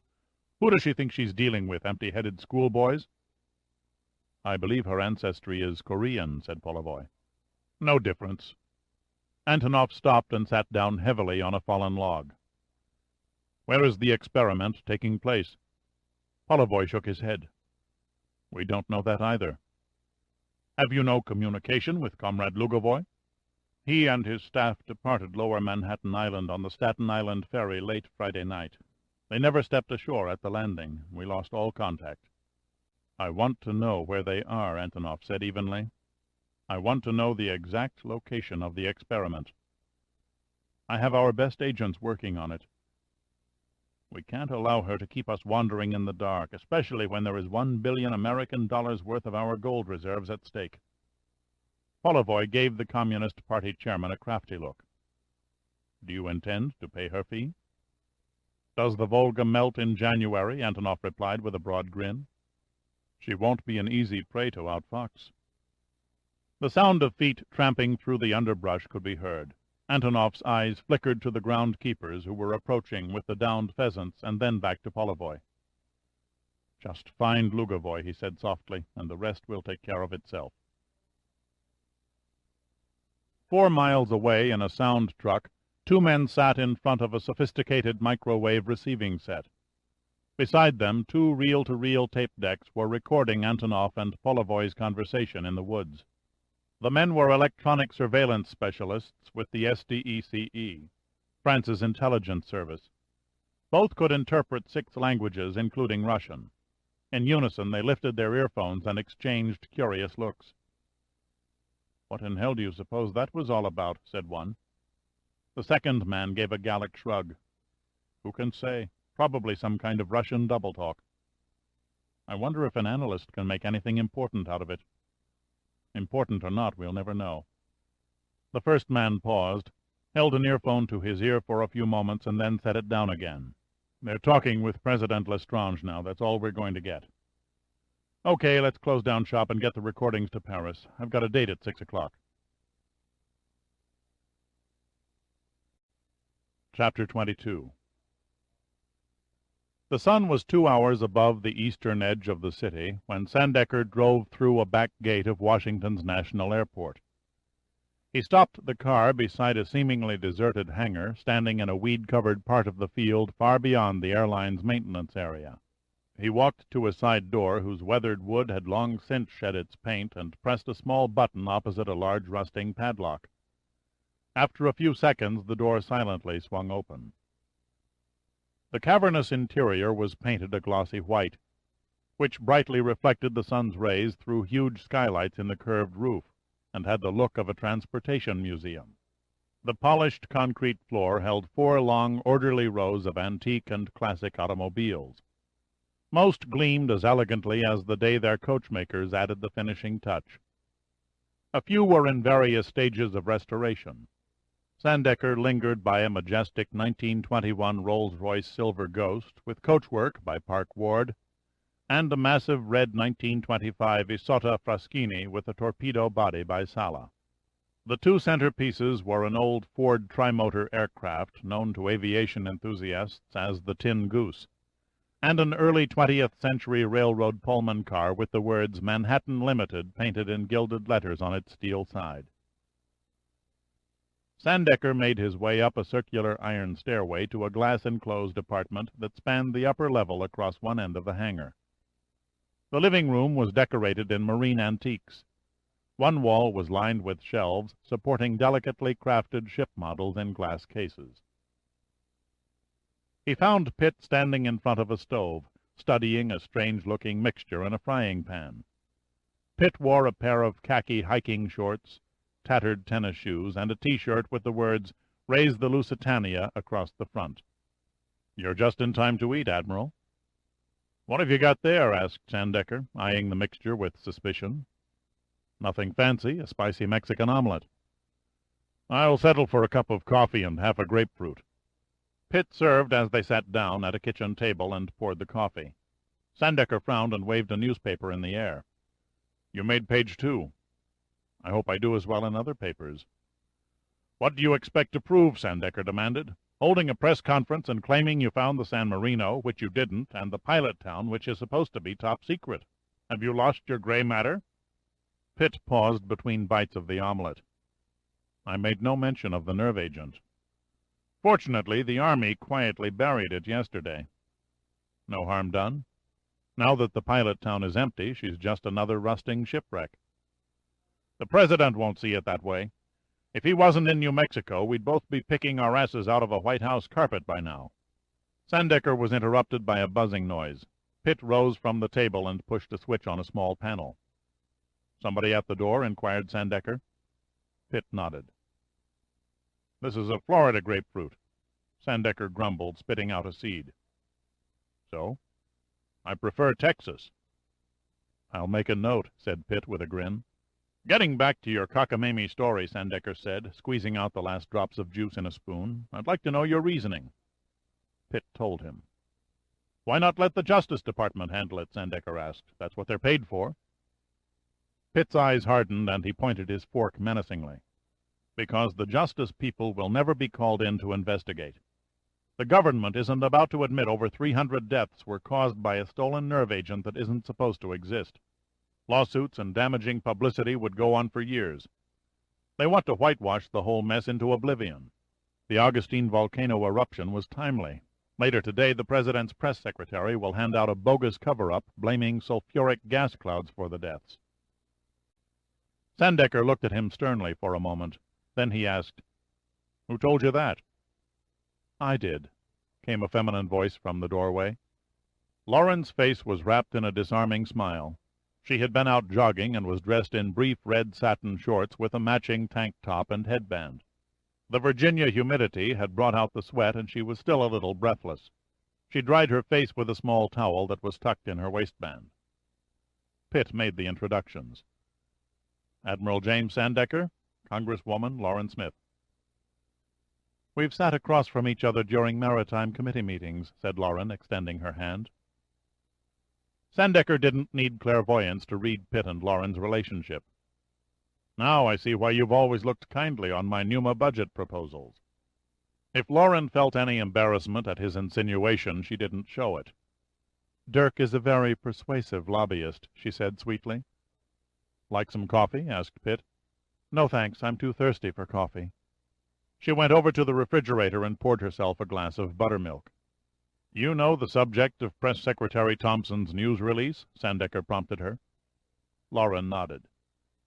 "My press aide and his wife are chummy with the Sonny Thompsons. They all had dinner together last night. Thompson mentioned that the White House was laying the Alaskan tragedy to rest, but that was all. He didn't slip the details. Sandecker turned to Pitt. "If you persist in this vendetta, you'll be stepping on a lot of toes." "I won't give it up," Pitt said gravely. Sandecker looked at Lauren. "And you, Congresswoman Smith?" "Lauren." "Lauren," he obliged. "May I ask what your interest is in this?" She hesitated for a fraction of a second and then said, "Let's just say congressional curiosity about a possible government scandal." "You haven't told her the true purpose behind your Alaskan fishing expedition?" Sandecker asked Pitt. "No." "I think you should tell her. Do I have your official permission?" The Admiral nodded. "A friend in Congress will come in handy before your hunt is over." "And you, Admiral, where do you stand?" Pitt asked him.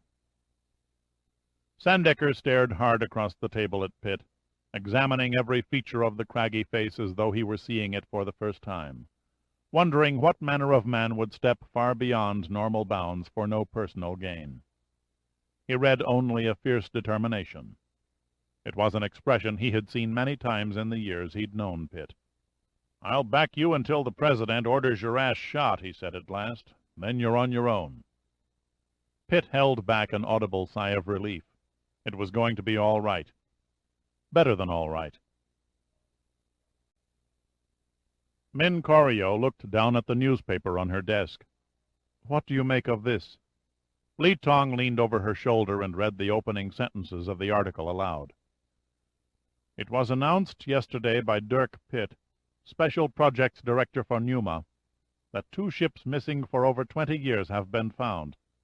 The San Marino and the Pilot Town, both Liberty-class vessels built during World War II, were discovered on the seafloor in the North Pacific off Alaska."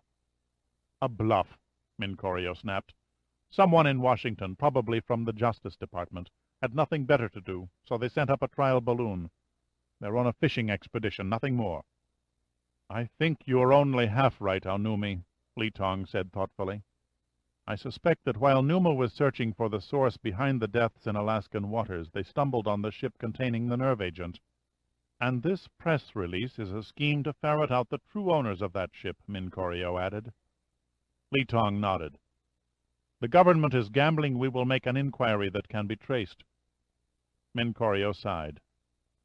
"A pity the ship wasn't sunk as planned." Li Tong came around and sank into a chair in front of the desk. "Bad luck," he said, thinking back. "After the explosives failed to detonate, the storm hit, and I was unable to reboard the ship." "You can't be faulted for nature's whims," Min Corio said impassively. "The true blame lies with the Russians. If they hadn't backed out of their bargain to buy Nerve Agent S, there would have been no need to scuttle the ship. They were afraid the agent was too unstable to transport across Siberia to their chemical warfare arsenal in the Urals. What's puzzling is how did NUMA tie the 2 ships together?" "I can't say, Aonumi. We were careful to strip every piece of identification." "No matter," Min Corio said. "The fact remains the article in the newspaper is a ploy. We must remain silent and do nothing to jeopardize our anonymity." "What about the man who made the announcement?" Li Tong asked. "This Dirk Pitt." A long, cold, brooding look came over Min Corio's narrow face. "Investigate his motives and observe his movements. See where he fits in the picture. If he appears to be a danger to us, arrange his funeral." The gray of evening softened the harsh outlines of Los Angeles, and the lights came on, pimpling the sides of the buildings. The noise of the street traffic rose and seeped through the old-fashioned sash window. The tracks were warped and jammed under a dozen coats of paint. It hadn't been opened in 30 years. Outside, an air conditioner rattled in its brackets. The man sat in an aging wooden swivel chair and stared unseeing through the grime filming the glass. He stared through eyes that had seen the worst the city had to give. They were hard, stark eyes, still clear and undimmed after 60 years. He sat in shirt-sleeves, the well-worn leather of a holster slung over his left shoulder. The butt of a .45 automatic protruded from it. He was large-boned and stocky. The muscles had softened over the years, but he could still lift a 200-pound man off the sidewalk and embed him in a brick wall. The chair creaked as he swung around and leaned over a desk that was battle-scarred with uncountable cigarette burns. He picked up a folded newspaper and read the article on the ship discoveries for perhaps the 10th time. Pulling open a drawer, he searched out a dog-eared folder and stared at the cover for a long while. Long ago he had memorized every word on the papers inside. Along with the newspaper, he slipped it inside a worn leather briefcase. He rose and stepped over to a washbowl hung in one corner of the room and rinsed his face with cold water. Then he donned a coat and a battered fedora, turned off the light, and left the office. As he stood in the hallway waiting for the elevator, he was surrounded by the smells of the aging building. The mold and rot seemed stronger with each passing day. 35 years at the same stand was a long time, he mused. Too long. His thoughts were interrupted by the clatter of the elevator door. An operator who looked to be in his 70s gave him a yellow-toothed grin. "Calling it quits for the night?" he asked. "No, I'm taking the red-eye flight to Washington." "New case?" "An old one." There were no more questions, and they rode the rest of the way in silence. As he stepped into the lobby, he nodded at the operator. "See you in a couple of days, Joe."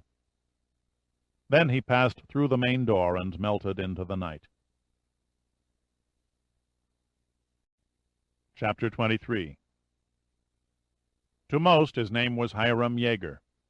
To a select few, he was known as Pinocchio, because he could stick his nose into a vast number of computer networks and sift over their software. His playground was the 10th floor communications and information network of NUMA. Sandecker hired him to collect and store every scrap of data ever written on the oceans, scientific or historical, fact or theory. Yeager tackled the job with a fierce dedication, and within 5 years had accumulated a huge computer library of knowledge about the sea. Yeager worked erratic hours, sometimes coming in with the morning sun and working straight through until the following dawn. He seldom showed up for departmental meetings, but Sandecker left him alone because there was none better, and because Yeager had an uncanny ability to pry out secret access codes to a great number of worldwide computer networks. Always dressed in Levi jacket and pants, he wore his long blond hair in a bun. A scraggly beard combined with his probing eyes gave him the appearance of a desert prospector peering over the next hill for El Dorado. He sat at a computer terminal stuck away in a far corner of NUMA's electronic maze. Pitt stood off to one side, watching with interest the green block letters on a display screen. "That's all we're going to comb from the Maritime Administration's mass storage system." "Nothing new there," Pitt agreed. "What now?" "Can you tap the Coast Guard headquarters documents?" Yeager gave a wolfish grin. "Can Aunt Jemima make pancakes?" He consulted a thick black notebook for a minute, found the insertion he was looking for, and punched the number into a push-button telephone connected to a modem link. The Coast Guard computer system answered and accepted Yeager's access code, and the green block letters swept across the display, "Please state your request." Yeager gave Pitt a questioning look. "Ask for an abstract of title on the pilot town," Pitt ordered. Yeager nodded and sent the request into the terminal. The answer flashed back, and Pitt studied it closely, noting all the transactions of the vessel from the time she was built, who owned it as long as it was a documented vessel flying the United States flag, and the mortgages against it. The probe was redundant. The pilot town had been removed from documentation when it was sold to an alien, in this case the Cassandra Phosphate Company of Athens, Greece. "Anything promising?" Yeager inquired. "Another dry hole," Pitt grunted. "How about Lloyd's of London? They'll have it in their register." "Okay, give it a shot." Yeager logged out of the Coast Guard system, checked his book again, and routed the terminal to the computer bank of the Great Maritime Insurance Agency. The data printed out at 400 characters a second. This time the history of the pilot town was revealed in greater detail, and yet little of it appeared useful. Then an item at the bottom of the display screen caught Pitt's attention. I think we might have something. Looks pretty much like the same stuff to me, said Yeager. The line after the Sosan Trading Company. Where they're listed as operators? So what? That showed up before. As owners, not operators. There's a difference. What does it prove? Pitt straightened, and his eyes took on a reflective look. The reason owners register their vessel with what is called a country of convenience is to save costly licenses, taxes, and restrictive operating regulations. Another reason is they become lost to any kind of investigation. So they set up a dummy front and carry the company headquarters address as a post office box, in this case Incheon, Korea. Now, if they contract with an operator to arrange cargoes and crews for the ship, the transfer of money from one to the other must take place. Banking facilities must be used, and banks keep records. All right, but say I'm a parent outfit. Why let my shady shipping line be run by some sleazy second party if we leave traceable banking links? I fail to see the advantage. An insurance scam, Pitt answered. The operator does the dirty work while the owners collect. For example, take the case of a Greek tanker several years ago. A tramp called the Trikari. It departed Surabaya, Indonesia, with its oil tanks filled to the brim. After reaching Cape Town, South Africa, it slipped onto an offshore pipeline and removed all but a few thousand gallons. A week later, it mysteriously sank off West Africa. An insurance claim was filed on the ship and a full cargo of oil. Investigators were dead certain the sinking was intentional, but they couldn't prove it. The Trikari's operator took the heat and quietly went out of business. The registered owners collected the insurance payoff and then siphoned it off through a corporate maze to the power at the top. This happen often? More than anyone knows, Pitt replied. You want to dig into the Sosan Trading Company's bank account? Pitt knew better than to ask Yeager if he could do it. He simply said yes. Yeager logged out of the Lloyd's computer network and walked over to a file cabinet. He returned with a large bookkeeping ledger. Bank security codes, he said without elaboration. Yeager set to work and homed in on Sosan Trading's bank in 2 minutes. Got it, he exclaimed. An obscure Incheon branch of a big bank headquartered in Seoul. Account was closed 6 years ago. Are the statements still on file? Without answering, Yeager stabbed the terminal's keys and then sat back, arms folded, and eyed the printouts. The data blinked on with the account number and a request for the monthly statements desired. He looked up at Pitt expectantly. March through September 1976, Pitt directed. The bank's computer system in Korea obliged. Most curious, Yeager said, adjusting the data. Only 12 transactions over a span of 7 years. Sosan Trading must have cleared their overhead and payroll with cash. Where did the deposits originate? Pitt asked. Appears to be a bank in Bern, Switzerland. One step closer. Yes, but here it gets tricky, said Yeager. Swiss bank security codes are more complex. And if this shipping outfit is as cagey as they appear, they probably juggle bank accounts like a vaudeville act. I'll get the coffee while you start digging. Yeager looked pensively at Pitt for a moment. You never give up, do you? No. Yeager was surprised at the sudden coldness in Pitt's tone. He shrugged. Okay, pal, but this isn't going to be a walkover. It may take all night and turn up zilch. I'll have to keep sending different number combinations until I strike the right codes. You got something better to do? No, but while you're getting the coffee, I'd appreciate it if you'd scare up some donuts. The bank in Bern, Switzerland, proved discouraging. Any trail to Sosan Trading's parent company ended there. They spot-checked 6 other Swiss banks, hoping they might get lucky, like a treasure hunter who finds the shipwreck chart he's searching for hidden away in the wrong drawer of an archive. But they turned up nothing of value. Groping through the account records of every banking house in Europe presented a staggering problem. There were over 6,000 of them. Looks pretty dismal, said Yeager after 5 hours of staring at the display screen. I agree, said Pitt. Shall I keep punching away? If you don't mind. Yeager raised his arms and stretched. This is how I get my kicks. You look like you've had it, though. Why don't you shove off and get some sleep? If I stumble on anything, I'll give you a call. Pitt gratefully left Yeager at NUMA headquarters and drove across the river to the airport. He stopped the Talbot Lago in front of his hangar door, slipped a small transmitter from his coat pocket and pressed a preset code. In sequence, the security alarm systems closed down, and the massive door lifted to a height of 7 feet. He parked the car inside and reversed the process. Then, wearily, he climbed the stairway, entered the living room, and turned on the lights. A man was sitting in Pitt's favorite reading chair, his hands folded on a briefcase that rested on his lap. There was a patient look about him, almost deadly, with only the tiniest hint of an indifferent smile. He wore an old-fashioned fedora hat, and his custom-tailored coat, specially cut to conceal a lethal bulge, was unbuttoned just enough to reveal the butt of a .45 automatic. For a moment they stared at each other, neither speaking, like fighters sizing up their opponents. At last Pitt broke the silence. "I guess the appropriate thing to say is, 'Who the hell are you?'" The thin smile broadened into a set grin. "I'm a private investigator, Mr. Pitt. My name is Cassio. Sal Cassio." Chapter 24. "You have any problem entering?" "Your security system is good. Not great, but good enough to discourage most burglars and juvenile vandals." "That mean I flunked the test?" "Not entirely. I'd grade you a C+." Pitt moved very slowly to an antique oak icebox he'd rebuilt into a liquor cabinet and eased open the door. "Would you like a drink, Mr. Cassio?" "A shot of Jack Daniels on ice, thanks."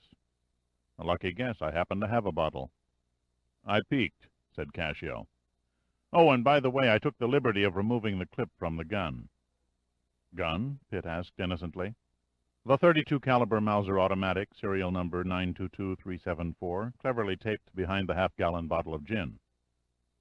Pitt gave Cassio a long look indeed. "How long did it take?" "To make a search?"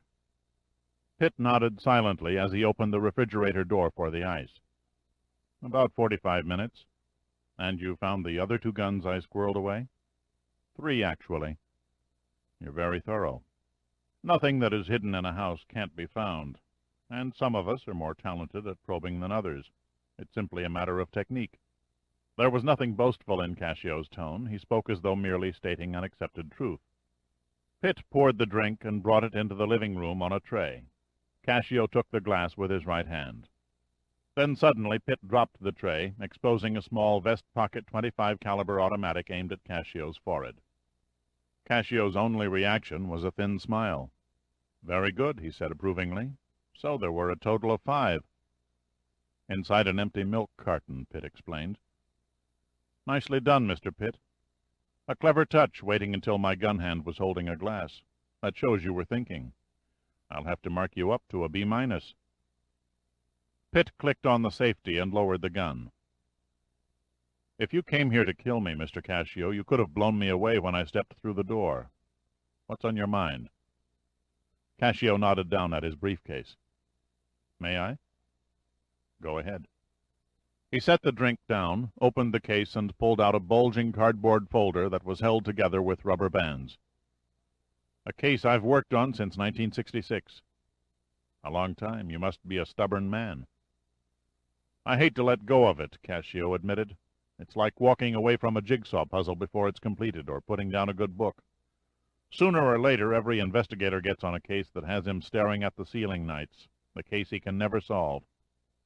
This one has a personal tie, Mr. Pitt. It began 23 years ago when a girl, a bank teller by the name of Arta Casiligio, stole $128,000 from a bank in Los Angeles. How can that concern me? She was last seen boarding a ship called the San Marino." "Okay, so you read the press story about the shipwreck discovery?" "Yes." "And you think this girl disappeared with the San Marino?" "I'm certain of it." "Then your case is solved. The thief is dead and the money gone forever." "Not that simple," said Cassio, staring into his glass. "There's no doubt Arta Casiligio is dead, but the money is not gone forever. Arta took freshly printed currency from the Federal Reserve Bank. All serial numbers were recorded, so it was an easy matter to account for the missing bills." Cassio paused to look over his glass into Pitt's eyes. 2 years ago, the missing money finally turned up. Sudden interest flared in Pitt's eyes. He sat down in a chair facing Cassio. All of it? He asked cautiously. Cassio nodded. It appeared in dribbles and spurts. 5,000 in Frankfurt, 1,000 in Cairo, all in foreign banks. None came to light in the United States except one $100 bill. Then Arta didn't die on the San Marino. She vanished with the ship, all right. The FBI connected her to a stolen passport belonging to an Estelle Wallace. With that lead, they were able to follow her as far as San Francisco. Then they lost her. I kept digging and finally ran down a drifter who sometimes drove a cab when he needed booze money. He remembered hauling her to the boarding ramp of the San Marino. Can you trust the memory of a lush? Cassio smiled confidently. Arta gave him a crisp new $100 bill for the fare. He couldn't make change, so she told him to keep it. Believe me, it took little effort for him to recall the event. If stolen Federal Reserve currency is in FBI jurisdiction, where do you fit in the picture? Why the dogged pursuit of a criminal whose trail is ice cold? Before I shortened my name for business reasons, it was Castiglio. Arta was my daughter. There was an uncomfortable silence. From outside the windows overlooking the river came the rumble of a jetliner taking off. Pitt stood up and went into the kitchen, where he poured a cup of coffee from a cold pot and placed it in a microwave oven.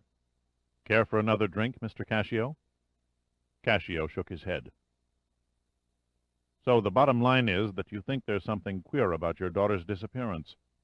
She and the ship never made port, but the money she stole turns up in a manner that suggests it's being laundered a little at a time. Doesn't that suggest a queer circumstance to you, Mr. Pitt? I can't deny you make a good case. The microwave beeped and Pitt retrieved a steaming cup. But I'm not sure what you want from me. I have some questions. Pitt sat down, his interest going beyond mere curiosity. Don't expect detailed answers. I understand. Fire away.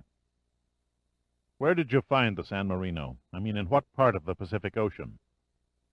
Near the southern coast of Alaska, Pitt replied vaguely. A bit far off the track for a ship steaming from San Francisco to New Zealand, wouldn't you say? Way off the track, Pitt agreed. As far as 2,000 miles? And then some. Pitt took a swallow of coffee and made a face.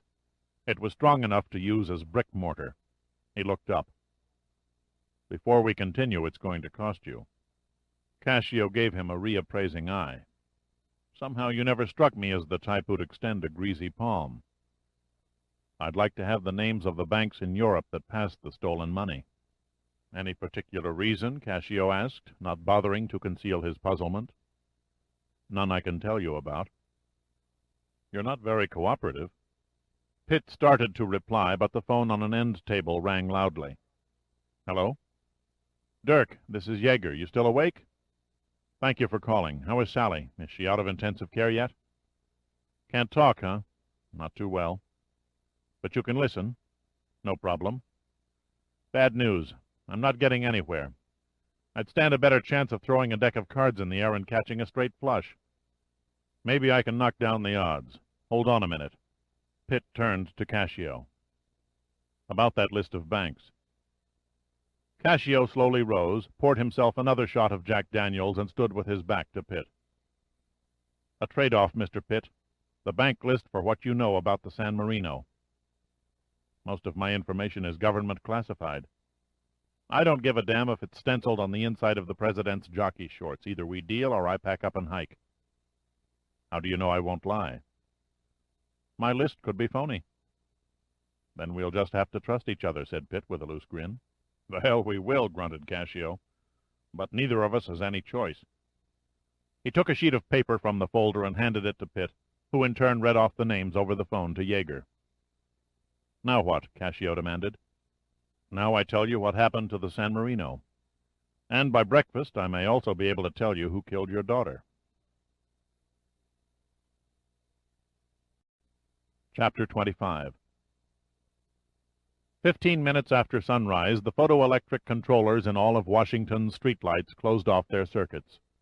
One by one, separated by no more than a few seconds, the yellow and red rays of the high-pressure sodium lamps faded and died, to wait through the daylight hours until 15 minutes before sunset, when their light-sensitive controllers would boost them to life again. Beneath the dimming glow of the streetlights, Sam Emmett could hear the vibration from the early morning traffic as he walked hurriedly through the utility tunnel. There was no Marine Corps or Secret Service escort. He came alone, as did the others. The only person he'd met since leaving his car under the Treasury building was the White House guard stationed at the basement door. At the head of the hallway leading to the Situation Room, Emmett was greeted by Alan Mercier. "You're the last," Mercier informed him. Emmett checked his watch and noted he was 5 minutes early. "Everyone?" he questioned. "Except for Simmons in Egypt and Lucas, who's giving your speech at Princeton, they're all present." As he entered, Oates motioned him to a chair beside his, while Dan Fawcett, General Metcalf, CIA Chief Martin Brogan, and Mercier gathered around the conference table. "I'm sorry for moving the scheduled meeting up by 4 hours," Oates began, "but Sam informed me that his investigators have determined how the kidnapping took place." Without further explanation, he nodded to the FBI director. Emmett passed out folders to each of the men at the table, then rose, moved to a blackboard, and took a piece of chalk. Quickly and to precise scale, he drew in the river, the grounds of Mount Vernon, and the presidential yacht tied to the dock. Then he filled in the detail and labeled specific areas. The completed drawing had a realism about it that suggested a talent for architectural design. Satisfied, finally, that each piece of the scene was in its correct place, he turned and faced his audience. "We'll walk through the event chronologically," he explained. "I'll briefly summarize while you gentlemen study the details shown in the report. Some of what I'm about to describe is based on fact and hard evidence. Some is conjecture. We have to fill in the blanks as best we can." Emmett wrote in a time on the upper left corner of the blackboard. 1825. The Eagle arrives at Mount Vernon, where the Secret Service has installed its security network and the surveillance begins. 2015. The President and his guests sit down to dinner. In the same hour, officers and the crew began their meal in the mess room. The only men on duty were the chef, one assistant, and the dining room steward. This fact is important because we feel that it was during dinner that the President, his party, and the ship's crew were drugged. "Drugged or poisoned?" Oates said, looking up. "Nothing so drastic as poison," Emmett answered. "A mild drug that induced a gradual state of drowsiness was probably administered in their food by either the chef or the steward who served the table." "Sounds practical," said Brogan. "It wouldn't do to have bodies dropping all over the decks." Emmett paused to gather his thoughts. The Secret Service agent whose post was on board the yacht the hour before midnight reported the President and Vice President Margolin were the last to retire. Time 23:10. "That's too early for the President," said Dan Fawcett. "I've seldom known him to be in bed before 2 in the morning.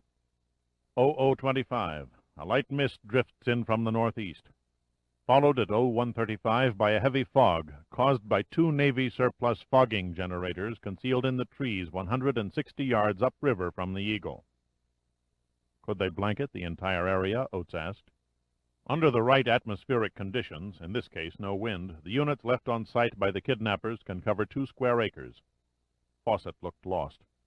"My God, this operation must have taken an army." Emmett shook his head. "Our projections figure it took as few as 7 and certainly no more than 10 men. Surely the Secret Service scouted the woods surrounding Mount Vernon before the President's arrival," said Fawcett. "How did they miss the foggers?" "The units weren't in place prior to 1700, the night of the abduction," replied Emmett. "How could the equipment operators see what they were doing in the dark?" Fawcett pressed. "Why weren't their movements and the sound of the generators overheard?" "Infrared night visual gear would answer your first question, and the noise made by the equipment was muffled by the mooing of cattle." Brogan gave a thoughtful twist of his head. "Who would have ever thought of that?" "Somebody did," said Emmett. "They left the tape recorder and an amplifier behind with the foggers. It says here the only thing the security people noticed was an oily aroma to the fog." Emmett nodded. "The fogger heats a deodorized kerosene type of fuel to a high pressure and blows it out a nozzle in very fine droplets, producing the fog." "Let's move on to the next event," said Oates. 01:50. The small chase boat moors to the dock because of limited visibility. 3 minutes later, the Coast Guard cutter notifies Agent George Blackowl at the Secret Service command post that a high-intensity signal is jamming their radar reception. They also apprised Agent Blackowl that before their equipment went blind, the only contact on their oscilloscope was a city sanitation tugboat and its trash barges that tied up to the bank to wait out the fog. Metcalf looked up. Tied up how far away? 200 yards upriver. Then the tug was above the artificial fog. A crucial point, Emmett acknowledged, which we'll come to later. He turned to the blackboard and wrote in another time sequence. The room fell quiet. The men seated around the long table sat in rock-like stillness, waiting for Emmett to reveal the final solution to the presidential abduction. 0200. The agents moved to their new guard posts. Agent Lyle Brock took up station on board the Eagle after Agent Carl Pulaski relieved him on the pier entrance. What is most important is that during this time the Eagle was hidden from his sight. He later walked to the boarding gangway of the yacht and talked to someone he thought was Brock. Brock by now was either unconscious or dead. Pulaski did not notice anything suspicious except that Brock appeared to have forgotten his next post. Pulaski couldn't tell he was talking with a stranger, questioned Oates. They conversed from at least 10 feet away from each other in low tones so they wouldn't disturb anyone on the yacht. When the 0300 post change came around, Brock simply melted into the fog. Agent Pulaski states that he was never able to see more than a vague figure. It wasn't until 0348 that Agent Edward McGrath discovered that Brock was not at his scheduled post. McGrath then notified Blackowl, who met him on the Eagle 4 minutes later. The yacht was searched and found empty, except for Pulaski, who had moved on board to replace Brock. Emmett placed the chalk back in the tray and wiped his hands together. The rest is cut and dried. Who was alerted and when, the results of a fruitless search on the river and around the grounds of Mount Vernon, the roadblocks that failed to produce the missing men, and so on. What was the disposition of the tugboat and trash barges after the alert? Metcalf questioned cannily. The barges were found moored to the river bank, Emmett answered him. The tug was gone. So much for facts, said Oates. The prize question is, how were almost 20 men spirited off the yacht under the noses of an army of Secret Service agents and passed undetected through the most advanced security alarm system that money can buy? Your answer is, Mr. Secretary, they weren't. Oates's eyebrows raised. How was it done? Emmett noticed a smug expression on Metcalf's face. I think the General has figured it out. I wish someone would tell me, said Fawcett. Emmett took a deep breath before he spoke. The yacht that Agents Blackowl and McGrath found deserted is not the same yacht that carried the President and his party to Mount Vernon. Son of a bitch, gasped Mercier. That's hard to swallow, said Oates skeptically. Emmett picked up the chalk again and began diagramming. About 15 minutes after the fogging generators began laying a dense cloud over the river and Mount Vernon, the abduction team transmitted on the Coast Guard's radar frequency and knocked it out of commission. Upriver, the sanitation tugboat, except in this instance it was not a river tug but a yacht identical in every detail to the Eagle, cast off from the barges, which we found to be empty, and slowly cruised downstream. Its radar, of course, was operating on a different frequency from the Coast Guard's. Emmett drew in the path of the approaching yacht. When it was 50 yards from the Mount Vernon pier and the stern of the Eagle, it shut down its engines and drifted with the current, which was running about 1 knot. Then the abductors— What I'd like to know is how they got on board in the first place, Mercier interrupted. Emmett made a shrugging gesture with his hands. We don't know. Our best guess at the moment is that they killed the galley crew earlier in the day and took their places, using counterfeit Coast Guard identification and orders. Please continue your findings, Oates persisted. Then the abductors on the yacht, Emmett repeated, untied the mooring lines, allowing the Eagle to drift silently from the pier to make room for its double. Pulaski heard nothing from his post near the bank because any strange sounds were covered by the hum of the engine-room generators. Then, once the bogus yacht was tied to the pier, its crew, probably no more than 2 men, rowed a small dinghy to the Eagle and escaped with the others downriver. One remained, however, to impersonate Agent Brock.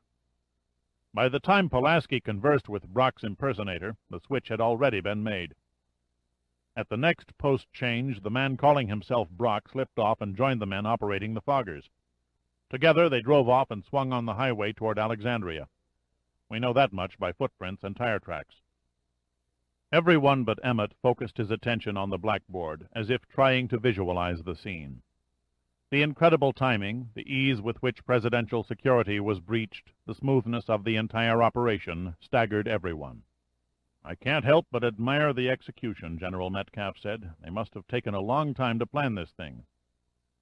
"Our estimate is 3 years," said Emmett.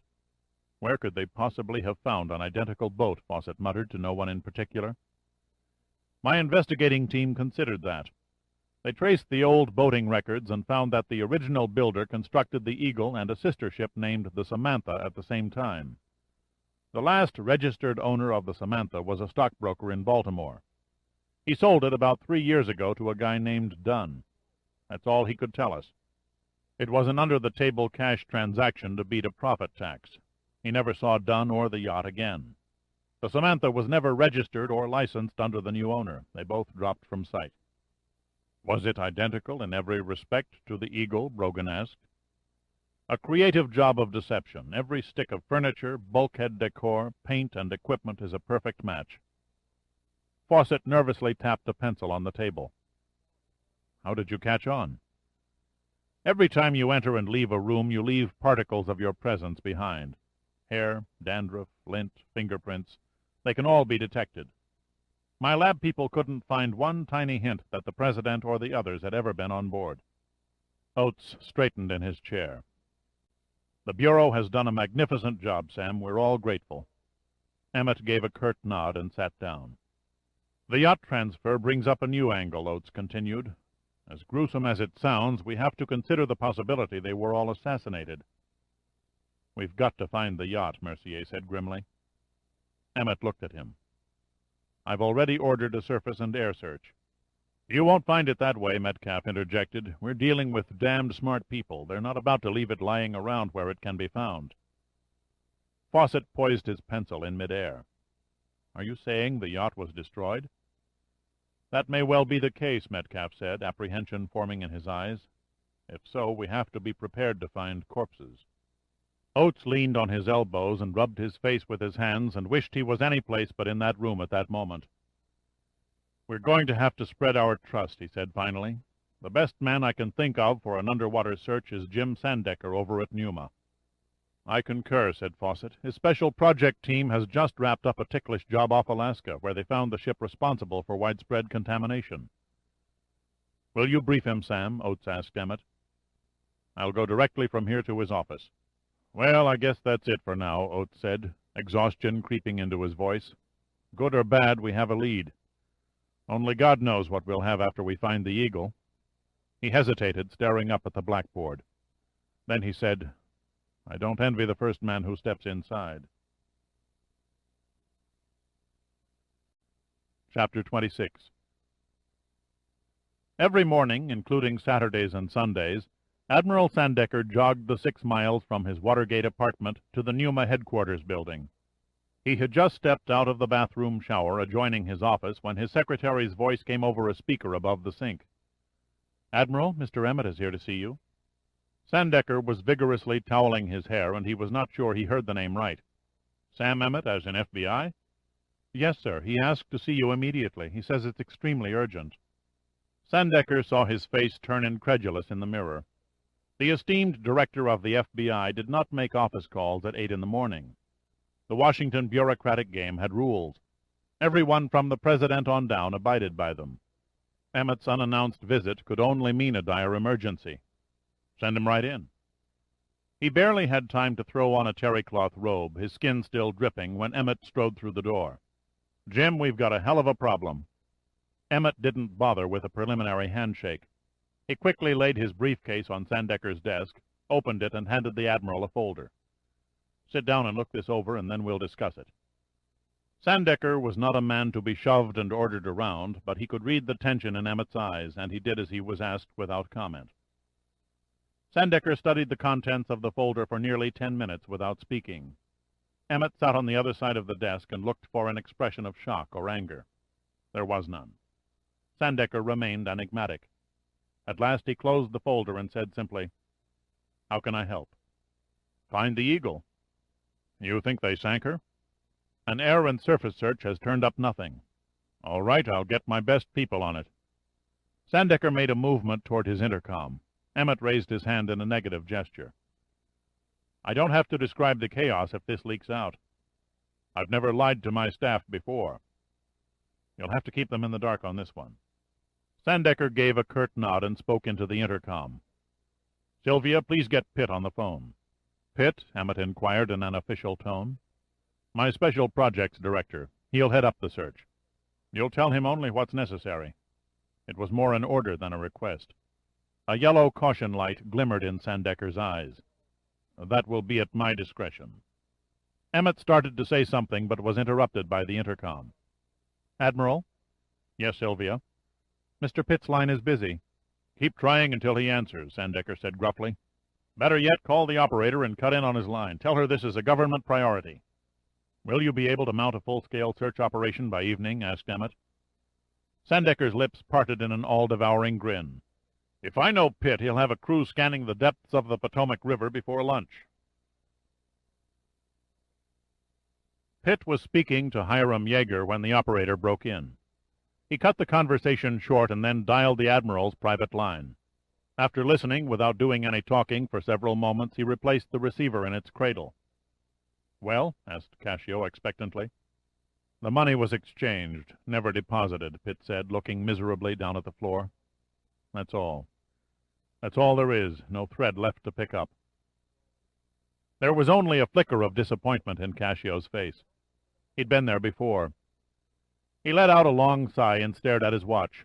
He struck Pitt as a man drained of emotional display. "I appreciate your help," he said quietly. He snapped his briefcase shut and stood up. "I'd better go now. If I don't lag, I can catch the next flight back to L.A. I'm sorry I couldn't provide an answer." Cassio shook Pitt's hand in a tight grip. "Nobody scores 100% every time. Those responsible for the death of my daughter and your friend have made a mistake. Somewhere, sometime, they overlooked a detail.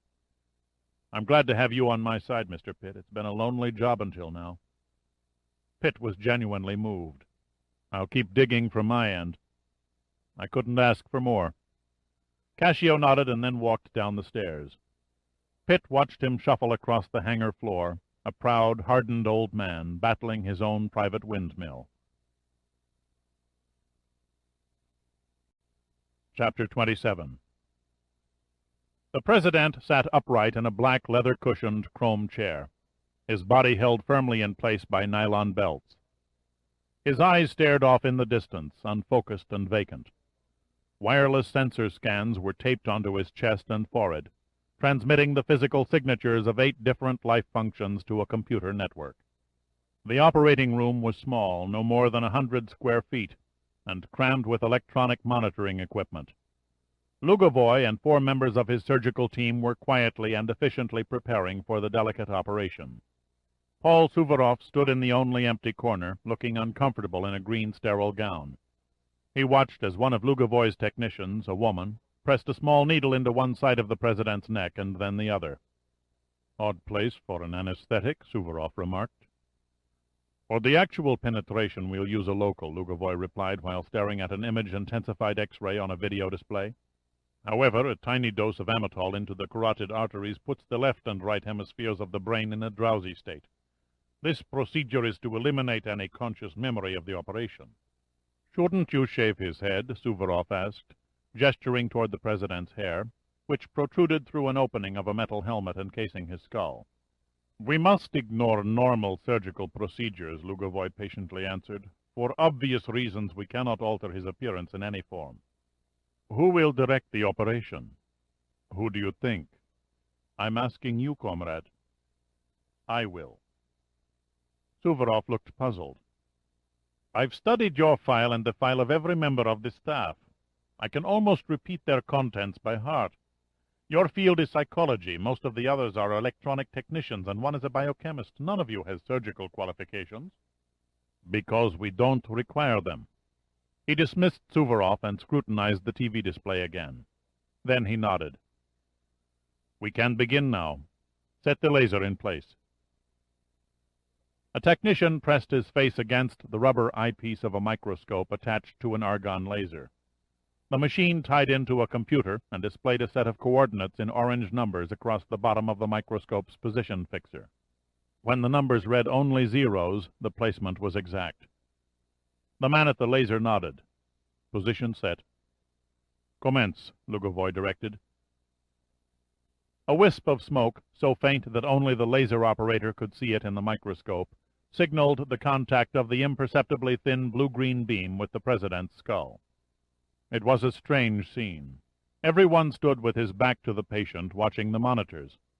The images were magnified until the beam could be seen as a web-like filament strand. With a precision far above human dexterity, the computer guided the laser in cutting a minute hole 1/30th of a millimeter in the bone, penetrating only to the membrane covering the brain and its fluid. Suvorov moved closer in rapt fascination. "What happens next?" he asked hoarsely. Lugovoy motioned him over to an electron microscope. "See for yourself." Suvorov peered through the twin lenses. "All I make out is a dark speck." "Adjust the focus to your eyes." Suvorov did so, and the speck became a chip, an integrated circuit. A micro-miniaturized implant that can transmit and receive brain signals. We are going to place it in his cerebral cortex, where the brain's thought processes originate. What does the implant use for an energy source? The brain itself produces 10 watts of electricity, Lugovoy explained. The President's brainwaves can be telemetered to a control unit thousands of miles away, translated, and any required commands returned. You might say it's like changing TV channels with a remote control box. Suvorov stepped back from the microscope and stared at Lugovoy. "The possibilities are even more overwhelming than I thought," he murmured. "We'll be able to learn every secret of the United States government." "We'll also be able to manipulate his days and nights for as long as he lives," Lugovoy continued, "and through the computer direct his personality so that neither he nor anyone close to him will notice." A technician stepped behind him. "We're ready to position the implant." He nodded. "Proceed." A robot-like machine was moved in place of the laser. The incredibly diminutive implant was taken from under the microscope and exactingly fitted into the end of a single slim wire protruding from a mechanical arm. It was then aligned with the opening in the President's skull. "Beginning penetration now," droned the voice of the man seated at a console. As with the viewer on the laser, he studied a series of numbers on a display screen. The entire procedure was pre-programmed. No human hand was lifted. Led by the computer, the robot delicately eased the wire through the protective membrane into the soft folds of the brain. After 6 minutes, the display screen flashed, "Mark." Lugovoy's eyes never left the color X-ray monitor.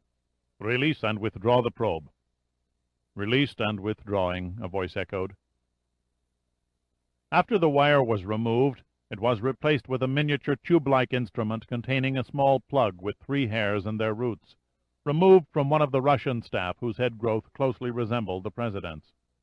The plug was then inserted into the tiny hole neatly cut by the laser beam. When the robot unit was pulled back, Lugovoy approached and studied the results with a large magnifying glass. "What little scabbing that transpires should flake away in a few days," he remarked. Satisfied, he straightened and viewed the computer-directed screens. "The implant is operational," announced his female assistant. Lugovoy massaged his hands in a pleased gesture. "Good. We can begin the second penetration." "You're going to place another implant?" Suvorov asked. "No. Inject a small amount of RNA into the hippocampus." "Could you enlighten me in layman terms?" Lugovoy reached over the shoulder of the man sitting at the computer console and twisted a knob. The image of the President's brain enlarged until it covered the entire screen of the X-ray monitor. "There," he said, tapping the glass screen. "The seahorse-shaped ridge running under the horns of the lateral ventricles, a vital section of the brain's limbic system. It's called the hippocampus. It's here where new memories are received and dispersed. By injecting RNA, ribonucleic acid, which transmits genetic instructions, from one subject, one who's been programmed with certain thoughts, we can accomplish what we term a memory transfer. Suvorov had been furiously storing what he saw and heard in his mind, but he was falling behind. He could not absorb it all. Now he stared down at the President, eyes uncertain. You can actually inject the memory of one man into another's brain? Exactly, Lugovoy said nonchalantly. What do you think happens in the mental hospitals where the KGB sends enemies of the state? Not all are re-educated to become good party lovers. Many are used for important psychological experiments. For example, the RNA we are about to administer into the President's hippocampus comes from an artist who insisted on creating illustrations depicting our leaders in awkward and uncomplimentary poses. I can't recall his name. Belkaya? Yes, Oscar Belkaya. A sociological misfit. His paintings were either masterpieces of modern art or nightmarish abstractions, depending on your taste. After your fellow state security agents arrested him at his studio, he was secretly taken to a remote sanitarium outside of Kiev. There he was placed in a cocoon like the ones we have here for 2 years. With new memory storage techniques discovered through biochemistry, his memory was erased and indoctrinated with political concepts we wish the President to implement within his government. But can't you accomplish the same thing with the control implant? The implant, with its computerized network, is extremely complex and liable to break down. The memory transfer acts as a backup system. Also, our experiments have shown that the control process operates more efficiently when the subject creates the thought himself, and the implant then commands a positive or negative response. Very impressive, Suvorov said earnestly. And that's the end of it? Not entirely. As an added safety margin, one of my staff, a highly skilled hypnotist, will put the President in a trance and wipe out any subconscious sensations he might have absorbed while under our care. He'll also be primed with a story of where he's been for 10 days in vivid detail. As the Americans are fond of saying, you have all the bases covered. Lugovoy shook his head. The human brain is a magical universe we will never fully understand. We may think we've finally harnessed its 3.5 pounds of grayish-pink jelly, but its capricious nature is as unpredictable as the weather. What you're saying is that the President might not react the way you want him to. It's possible, Lugovoy said seriously. It's also possible for his brain to break the bonds of reality, despite our control, and make him do something that will have terrible consequences for us all. Chapter 28. Sandecker stopped his car in the parking lot of a small yacht marina 40 miles below Washington.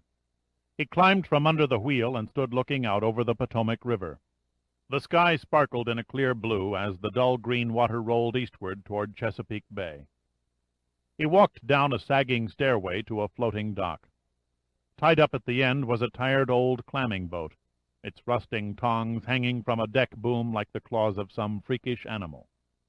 The hull was worn from years of hard use, and most of the paint was gone.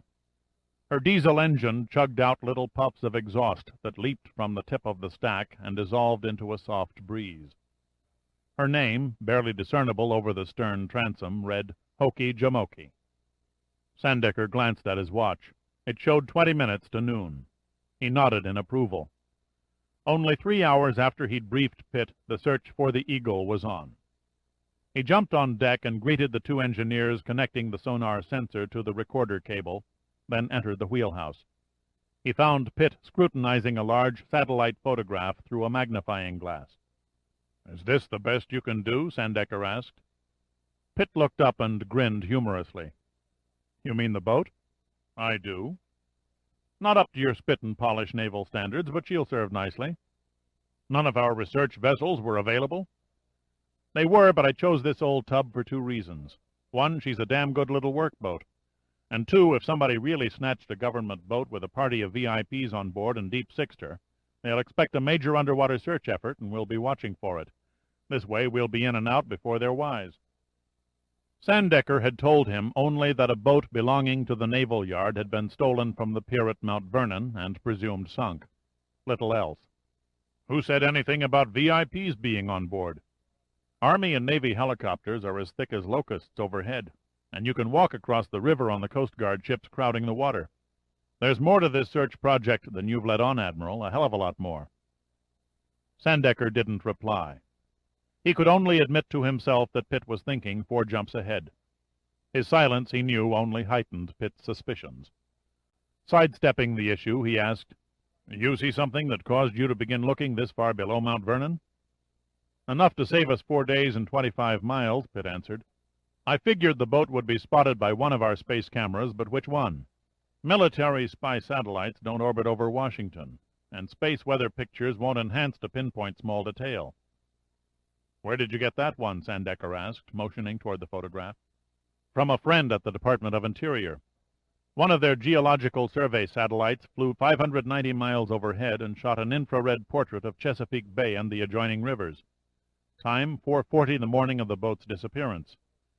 If you look through the glass at the blow-up of this section of the Potomac, the only boat that can be seen downriver from Mount Vernon is cruising a mile below this dock." Sandecker peered at the tiny white dot on the photograph. The enhancement was incredibly sharp. He could detect every piece of gear on the decks and the figures of 2 people. He stared into Pitt's eyes. "No way of proving that's the boat we're after," he said flatly. "I didn't fall off a pumpkin truck, Admiral. That's the presidential yacht Eagle." "I won't run you around the horn," Sandecker spoke quietly, "but I can't tell you any more than I already have." Pitt gave a noncommittal shrug and said nothing. "So where do you think it is?" Pitt's green eyes deepened. He gave Sandecker a sly stare and picked up a pair of dividers. "I looked up the Eagle's specifications. Her top speed was 14 knots. Now, the space photo was taken at 4:40. Daylight was an hour and a half away. The crew who pirated the yacht couldn't risk being seen, so they put her on the bottom under cover of darkness. Taking all that into consideration, she could have traveled only 21 miles before sunup. That still takes in a lot of water. I think we can slice it some." "By staying in the channel?" "Yes, sir, deep water. If I was running the show, I'd sink her deep to prevent accidental discovery." "What's the average depth of your search grid?" 30 to 40 feet. "Not enough." "True, but according to the depth soundings on the navigation charts, there are several holes that drop over 100. Sandecker paused and gazed out the wheelhouse window as Al Giordino marched along the dock, carrying a pair of air tanks on his beefy shoulders. He turned back to Pitt and observed him thoughtfully. "If you dive on it," Sandecker said coldly, "you're not to enter. Our job is strictly to discover and identify, nothing else." "What's down there that we can't see?" "Don't ask." Pitt smiled wryly. "Humor me. I'm fickle." "The hell you are," grunted Sandecker. "What do you think is in the yacht?" "Make that who." "Does it matter?" Sandecker asked guardedly. "It's probably empty." "You're jerking me around, Admiral. I'm sure of it. After we find the yacht, what then?" "The FBI takes over." "So we do our little act and step aside." "That's what the orders say." "I say screw them." "Them?" "The powers who play petty secret games." "Believe me, this project isn't petty." A hard look crossed Pitt's face. "We'll make that judgment when we find the yacht, won't we?" "Take my word for it," said Sandecker, "you don't want to see what might be inside the wreck." Almost as the words came out, Sandecker knew he'd waved a flag in front of a bull elephant. Once Pitt dropped beneath the river's surface, the thin leash of command was broken. Chapter 29. 6 hours later, and 12 miles downriver, target number 17 crept across the recording screen of the Klein high-resolution sonar. It lay in 109 feet of water between Persimmon and Matthias Points, directly opposite Pope's Creek, and 2 miles above the Potomac River Bridge. "Dimensions?" Pitt asked the sonar operator. "Approximately 36 meters long by 7 meters wide." "What kind of size are we looking for?" asked Giordino. "The Eagle has an overall length of 110 feet with a 20-foot beam," Pitt replied. "That matches," Giordino said, mentally juggling meters to feet. "I think we've got her," Pitt said as he examined the configurations revealed by the side-scan sonar. "Let's make another pass, this time about 20 meters to starboard, and throw out a buoy." Sandecker, who was standing outside on the after deck, keeping an eye on the sensor cable, leaned into the wheelhouse. "Got something?" Pitt nodded. "A prime contact. Going to check it out?" "After we drop a buoy, Al and I'll go down for a look." Sandecker stared at the weathered deck and said nothing. Then he turned and walked back to the stern, where he helped Giordino hoist a 50-pound lead weight attached to a bright orange buoy onto the Hokey-Jamoke's bulwark. Pitt took the helm and brought the boat about. When the target began to raise on the depth sounder, he shouted, "Now!" The buoy was thrown overboard as the boat slowed. One of the engineers moved to the bow and lowered the anchor. The Hokey-Jamoke drifted to a stop with her stern pointed downstream. "Too bad you didn't include an underwater TV camera," said Sandecker as he helped Pitt into his dive gear. "You could have saved yourself a trip." "A wasted effort," Pitt said. "Visibility is measured in inches down there." "The current is running about 2 knots, Sandecker judged. "When we begin our ascent to the surface, it will carry us astern. Better throw out a 100-yard lifeline on a floating buoy to pull us aboard." Giordino tightened his weight belt and flashed a jaunty grin. "Ready when you are." Sandecker gripped Pitt on the shoulder. "Mind what I said about entering the wreck." "I'll try not to look too hard," Pitt said flatly. Before the Admiral could reply, Pitt adjusted his face mask over his eyes and dropped backwards into the river. The water closed over him, and the sun diffused into a greenish-orange blur. The current pulled at his body, and he had to swim on a diagonal course against it until he found the buoy. He reached out and clutched the line and stared downward. Less than 3 feet away, the white nylon braid faded into the opaque murk. Using the line as a guide and a support, Pitt slipped into the depths of the Potomac. Tiny filaments of vegetation and fine particles of sediment swept past his face mask. He switched on his dive light, but the dim beam only added a few inches to his field of vision. He paused to work his jaws and equalize the growing pressure within his ear canals. The density increased as he dove deeper. Then suddenly, as if he'd passed through a door, the water temperature dropped by 10 degrees and visibility stretched to almost 10 feet. The colder layer acted as a cushion, pushing against the warm current above. The bottom appeared, and Pitt discerned the shadowy outline of a boat off to his right. He turned and gestured to Giordino, who gave an affirmative nod of his head. As though growing out of a fog, the superstructure of the Eagle slowly took on shape. She lay like a lifeless animal, alone in haunted silence and watery gloom. Pitt swam around one side of the hull, while Giordino kicked around the other. The yacht was sitting perfectly upright, with no indication of list. Except for a thin coating of algae that was forming on her white paint, she looked as pristine as when she rode the surface. They met at the stern, and Pitt wrote on his message board, "Any damage?" Giordino wrote back, "None." Then they slowly worked their way over the decks, past the darkened windows of the staterooms and up to the bridge. There was nothing to suggest death or tragedy. They probed their lights through the bridge windows into the black interior, but all they saw was eerie desolation. Pitt noted that the engine-room telegraph read, "All stop." He hesitated for a brief moment and wrote a new message on his board. "I'm going in." Giordino's eyes glistened under the face mask lens, and he scrawled back, "I'm with you." Out of habit, they checked their air gauges. There was enough time left for another 12 minutes of diving. Pitt tried the door to the wheelhouse. His heart squeezed within his chest. Even with Giordino at his side, the apprehension was oppressive. The latch turned, and he pushed the door open. Taking a deep breath, Pitt swam inside. The brass gave off a dull gleam under the dive lights. Pitt was curious at the barren look about the room. Nothing was out of place. The floor was clean of any spilled debris. It reminded him of the pilot town. Seeing nothing of interest, they threaded their way down a stairway into the lounge area of the deck-house.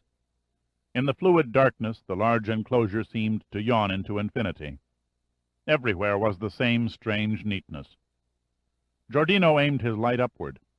The overhead beams and mahogany paneling had a stark, naked appearance. Then Pitt realized what was wrong. The ceiling should have been littered with objects that float. Everything that might have drifted to the surface and washed ashore must have been removed. Accompanied by the gurgle of their escaping air bubbles, they glided through the passageway separating the staterooms. The same neat look was everywhere. Even the beds and mattresses had been stripped. Their lights darted amid the furniture securely bolted to the carpeted deck. Pitt checked the bathrooms as Giordino probed the closets. By the time they reached the crew's quarters, they only had 7 minutes of air left. Communicating briefly with hand signals, they divided up, Giordino searching the galley and storerooms while Pitt took the engine room. He found the hatch cover over the engine room locked and bolted. Without a second of lost motion, he quickly removed his dive knife from its leg sheath and pried out the pins in the hinges. The hatch cover, released from its mountings and thrust upward by its buoyancy, sailed past him. And so did a bloated corpse that burst through the open hatch like a jack-in-the-box. Chapter 30. Pitt reeled backward into a bulkhead and watched numbly as an unearthly parade of floating debris and bodies erupted from the engine room. They drifted up to the ceiling, where they hung in grotesque postures like trapped balloons. Though the internal gases had begun to expand, the flesh had not yet started to decompose. Sightless eyes bulged beneath strands of hair that wavered from the disturbance in the water. Pitt struggled to fight off the grip of shock and revulsion, hardening his mind for the repugnant job he could not leave undone. With creeping nausea merged with cold fear, he snaked through the hatch into the engine room. His eyes were met with a charnel house of death. Bedding, clothing from half-open suitcases, pillows and cushions, anything buoyant enough to float, mingled between a crush of bodies. The scene was a nightmare that could never be imagined or remotely duplicated by a Hollywood horror film. Most of the corpses wore white Coast Guard uniforms that added to their ghostly appearance. Several had on ordinary work clothes. None showed signs of injury or wounds. He spent 2 minutes, no more, in there, cringing when a lifeless hand brushed across his arm or a white, expressionless face drifted inches in front of his face mask. He could have sworn they were all staring at him, begging for something that was not his to give. One was dressed differently from the others in a knit sweater covered with a stylish raincoat. Pitt swiftly rifled through the dead man's pockets. Pitt had seen enough to be permanently etched in his mind for a lifetime. He hurriedly kicked up the ladder and out of the engine room. Once free of the morbid scene below, he hesitated to read his air gauge. The needle indicated 100 pounds, an ample supply to reach the sun again if he didn't linger. He found Giordino rummaging through a cavernous food locker and made an upward gesture with his thumb. Giordino nodded and led the way through a passageway to the outside deck.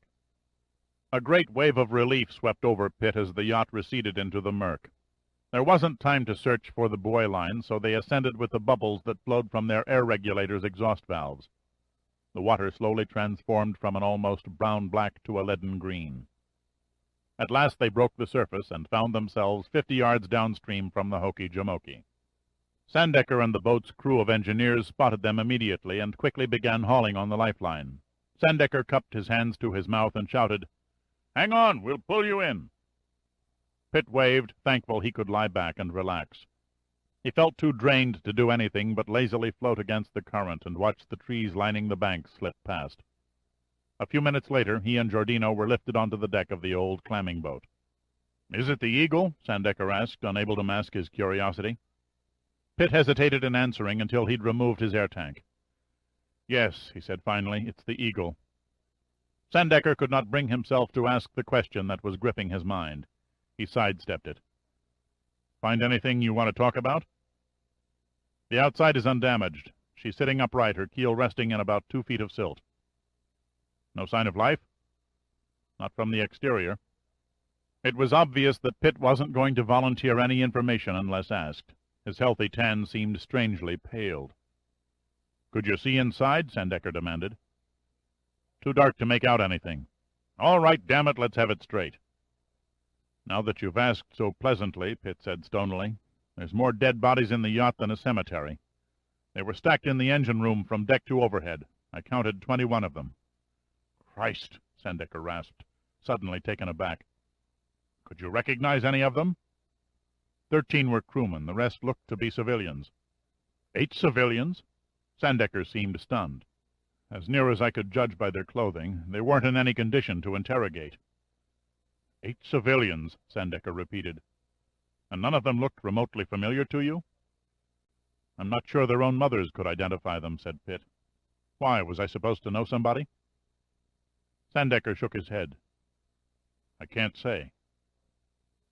Pitt couldn't recall seeing the Admiral so distraught. The iron armor had fallen away.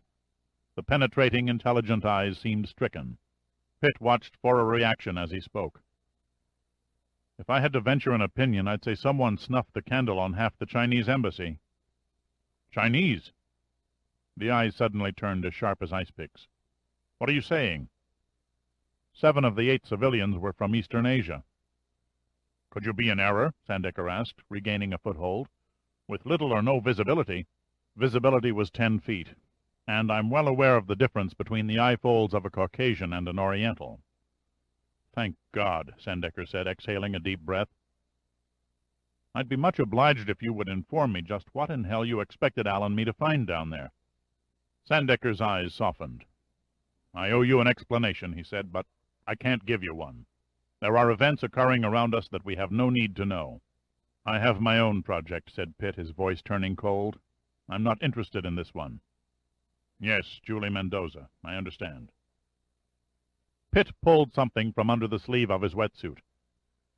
Here, I almost forgot. I took this from one of the bodies. What is it?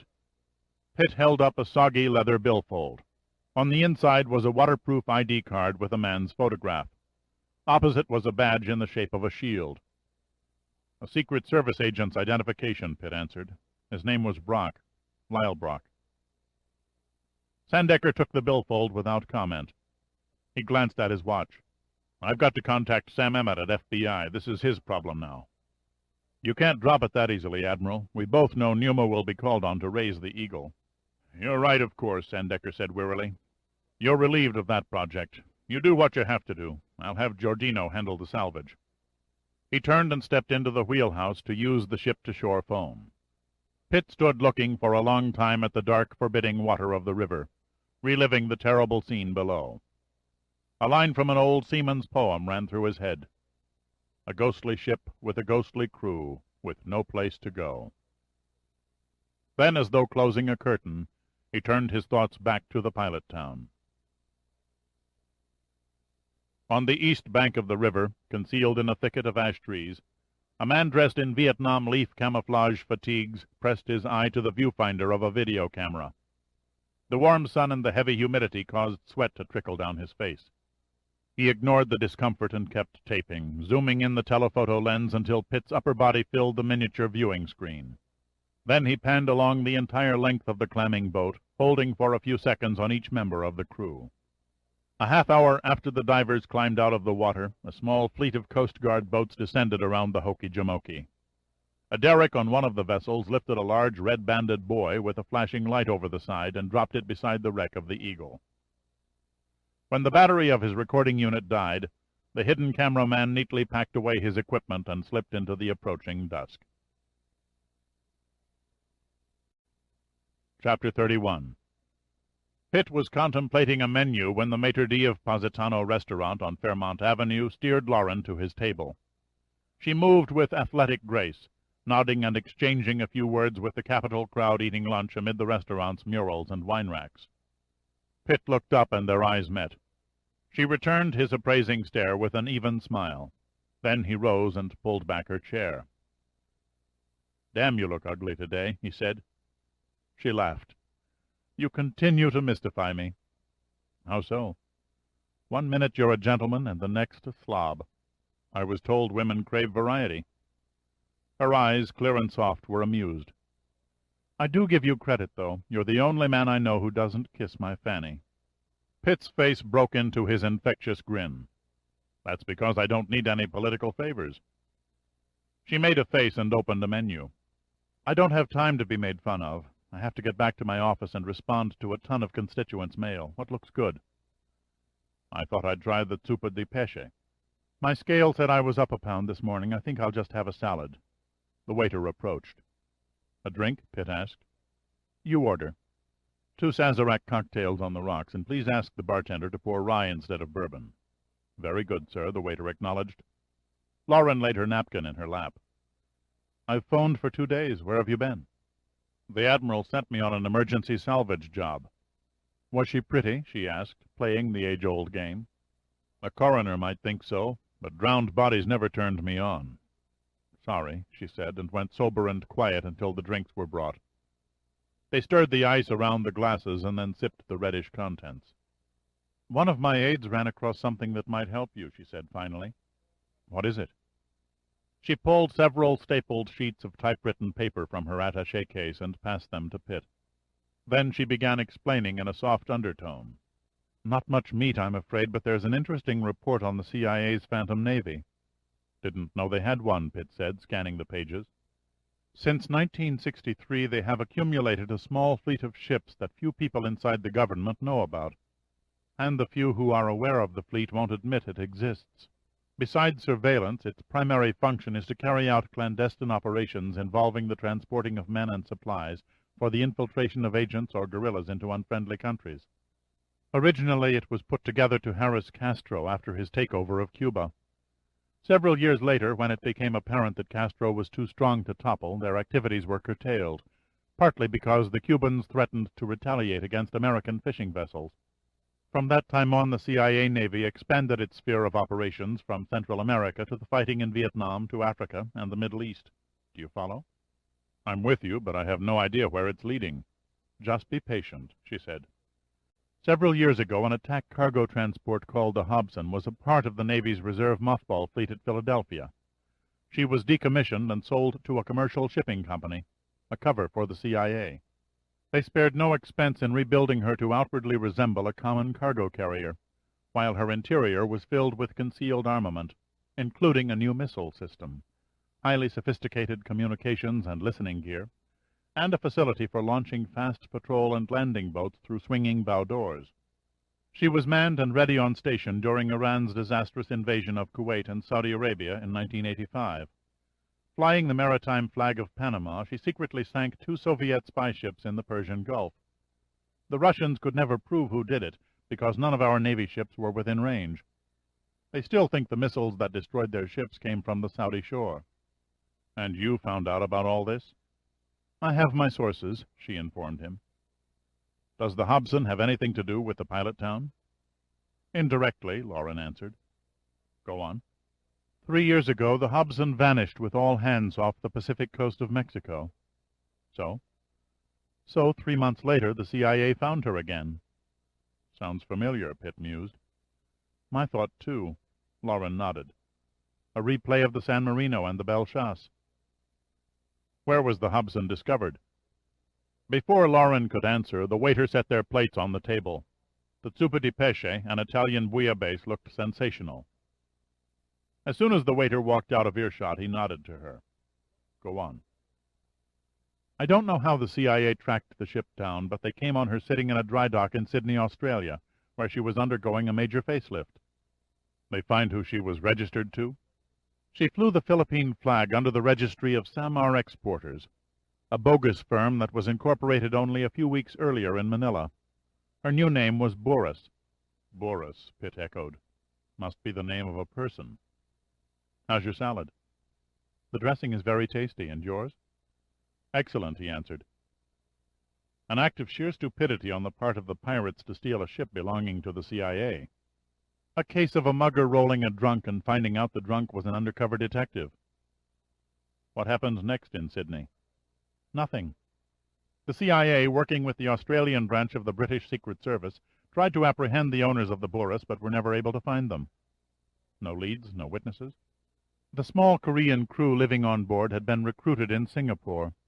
They knew little and could only give a description of the captain who had vanished. Pitt took a swallow of water and examined a page of the report. Not much of an ID. Korean, medium height, 165 pounds, black hair, gap in front teeth. That narrows it down to about 5 or 10 million men, he said sarcastically. Well, at least now I don't feel so bad. If the CIA can't pin a make on whoever was sailing around the world hijacking ships, I sure as hell can't. Has St. Julian Perlmutter called you? Pitt shook his head. Haven't heard a word. Probably lost heart and deserted the cause. I have to desert the cause, too, Lauren said gently, but only for a little while. Pitt looked at her sternly a moment, then relaxed and laughed. How did a nice girl ever become a politician? She wrinkled her nose. Chauvinist. Seriously, where will you be? A short fact-finding junket on a Russian cruise ship sailing the Caribbean. Of course, Pitt said. I'd forgotten you chair the Committee for Merchant Marine Transport. Lauren nodded and patted her mouth with her napkin. The last cruise ship to fly the Stars and Stripes was taken out of service in 1984. To many people, this is a national disgrace. The President feels strongly that we should be represented in ocean commerce as well as naval defense. He's asking Congress for a budget outlay of $90 million to restore the SS United States, which has been laid up at Norfolk for 20 years, and put her back in service to compete with the foreign cruise lines. And you're going to study the Russian method of lavishing their passengers with vodka and caviar? That, she said, looking suddenly official, and the economics of their government-operated cruise ship. When do you sail? Day after tomorrow. I fly to Miami and board the Leonid Andreev. I'll be back in 5 days. What will you do?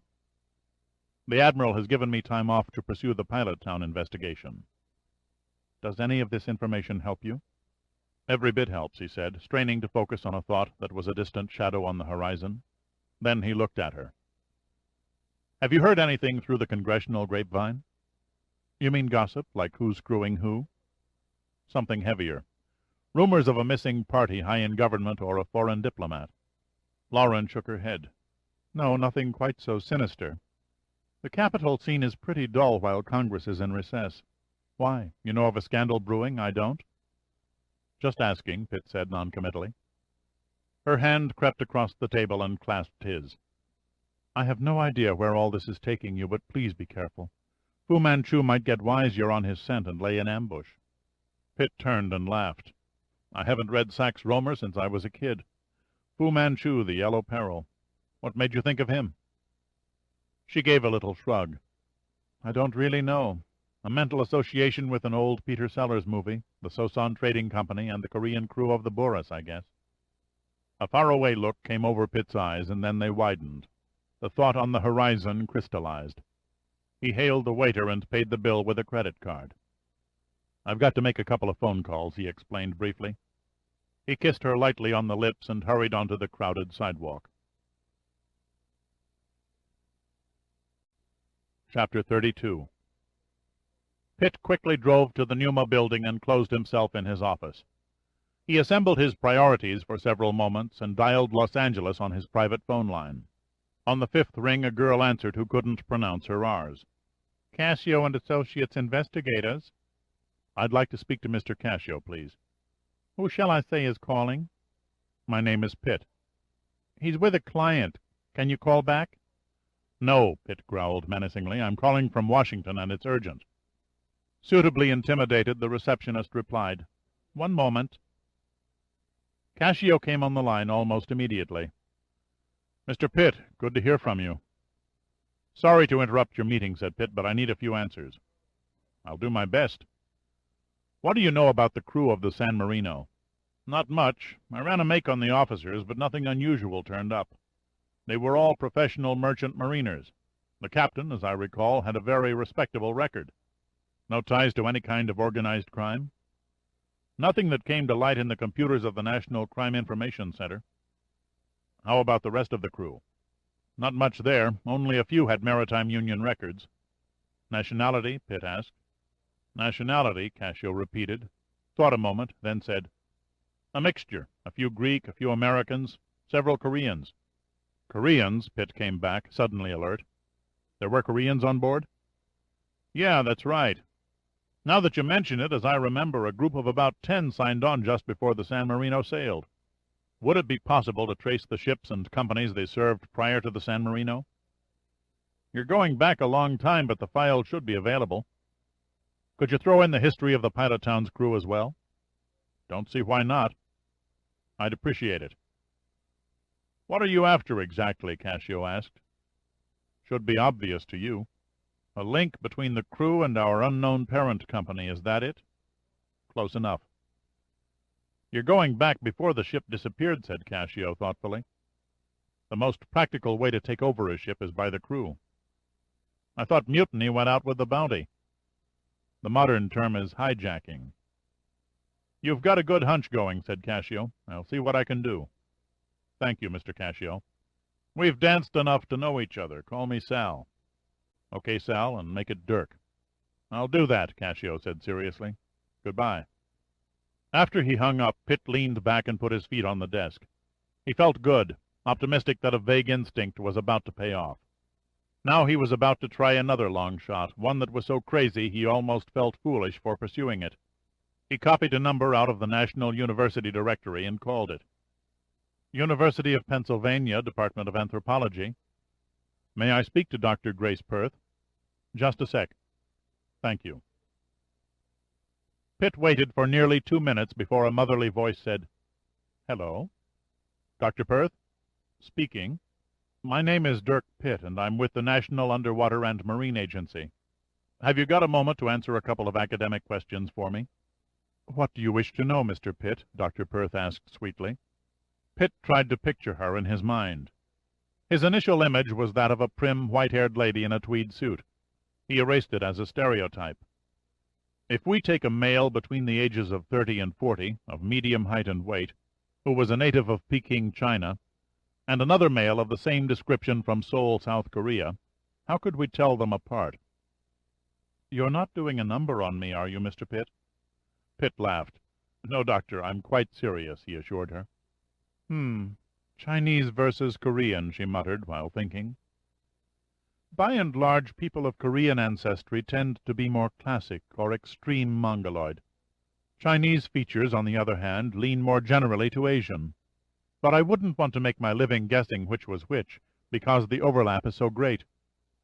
It would be far simpler to judge them by their clothes or behavior, or the way they cut their hair.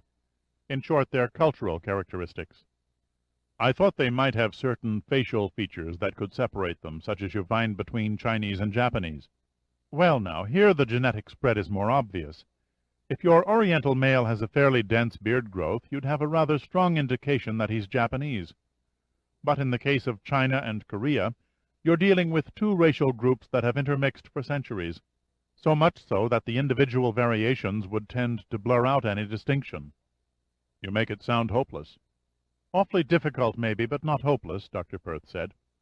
"A series of laboratory tests could raise your probability factor." "My interest is strictly from a visual view." "Are your subjects living?" "No, drowning victims." "A pity. With a living individual there are little traits of facial expressions that are culturally acquired, and can be detected by someone who has had a lot of experience with both races. A pretty good guess may be made on that basis alone." "No such luck." "Perhaps if you could define their facial characteristics to me." Pitt dreaded the thought, but he closed his eyes and began describing the lifeless heads he'd seen on the Eagle.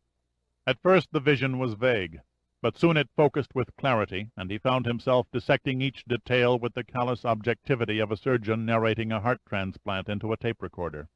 At one point he suddenly broke off. "Yes, Mr. Pitt, please go on," said Dr. Perth. "I just remembered something that escaped me," Pitt said. "Two of the bodies did in fact have thick facial hair. One had a mustache while another sprouted a goatee." "Interesting. So they weren't Korean or Chinese?" "Not necessarily." "What else could they be but Japanese?" "You're leaping before you look, Mr. Pitt," she said, as if lecturing a student. "The features you've described to me suggest a heavy tendency toward the classic Mongoloid." "But the facial hair?" "You must consider history. The Japanese have been invading and marauding Korea since the 16th century. And for 35 years, from 1910 until 1945, Korea was a colony of Japan. So there was a great blending of their particular genetic variations." Pitt hesitated before he put the next question to Dr. Perth. Then he chose his words carefully. "If you were to stick your neck out and give an opinion on the race of the men I've described, what would you say?" Grace Perth came back with all flags flying. "Looking at it from a percentage factor, I'd say your test group's ancestry was 10% Japanese, 30% Chinese, and 60% Korean." "Sounds like you've constructed the genetic makeup of your average Korean." "You read it any way you wish to see it, Mr. Pitt. I've gone as far as I can go." "Thank you, Dr. Perth," Pitt said, suddenly exultant. "Thank you very much." Chapter 33. "So that's Dirk Pitt," Min Corio said. She sat in her wheelchair peering over a breakfast tray at a large TV screen in her office wall.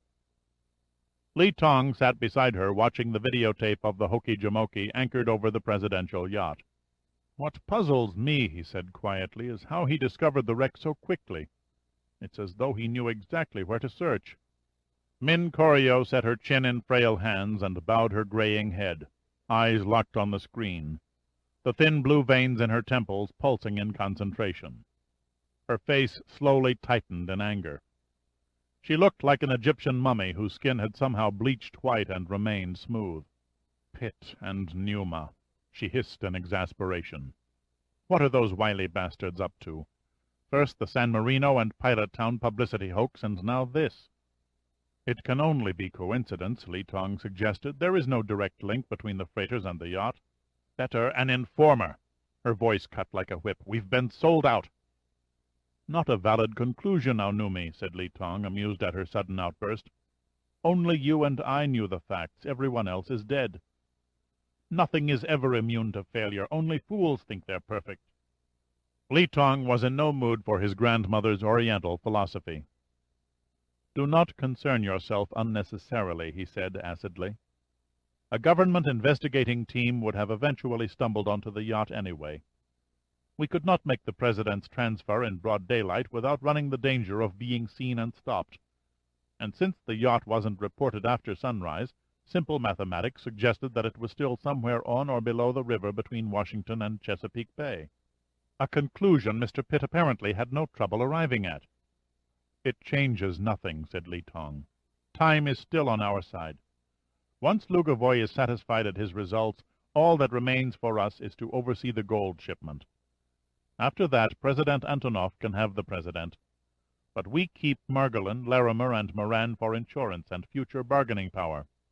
Trust me, Aonumi, the tricky part is past. The Bougainville corporate fortress is secure." "Maybe so, but the hounds are getting too close. We are matching ourselves against highly trained and intelligent people who possess the finest technology in the world. They may come within reach, but they'll never fully grasp our involvement." Mollified somewhat, Min Corio sighed and sipped at her ever-present teacup. "Have you talked to Lugavoy in the past 8 hours?" "Yes. He claims he's encountered no setbacks and can complete the project in 5 more days." 5 days, she said pensively. "I think it is time we made the final arrangements with Antonov for payment. Has our ship arrived?" "The Venice docked at Odessa 2 days ago." "Who is ship's master?" "Captain James Mangyai, a trusted employee of the company," Li Tong answered. Min Corio nodded approvingly. "And a good seaman. He hired on with me almost 20 years ago. He has his orders to cast off and set sail the minute the last crate of gold is loaded aboard." "Good. Now we'll see what kind of stalling tactics Antonov will try. To begin with, he'll no doubt demand to hold up payment until Lugavoy's experiment is a proven success. This we will not do. In the meantime, he'll have an army of KGB agents combing the American countryside, looking for the President and our laboratory facilities. No Russian or American will figure out where we have Lugavoy and his staff hidden," Li Tong said firmly. "They found the yacht," Min Corio reminded him. Before Li Tong could reply, the video screen turned to snow as the tape played out. He set the control for rewind. "Do you wish to view it again?" he asked. "Yes, I want to examine the diving crew more closely." When the recorder automatically switched off, Li Tong pressed the play button and the picture returned to life. Min Corio watched it impassively for a minute and then said, "What is the latest status report on the wreck site?" "A NUMA salvage crew is bringing up the bodies and preparing to raise the yacht." "Who is the man with the red beard talking with Pitt?" Li Tong enlarged the scene until both men filled the screen.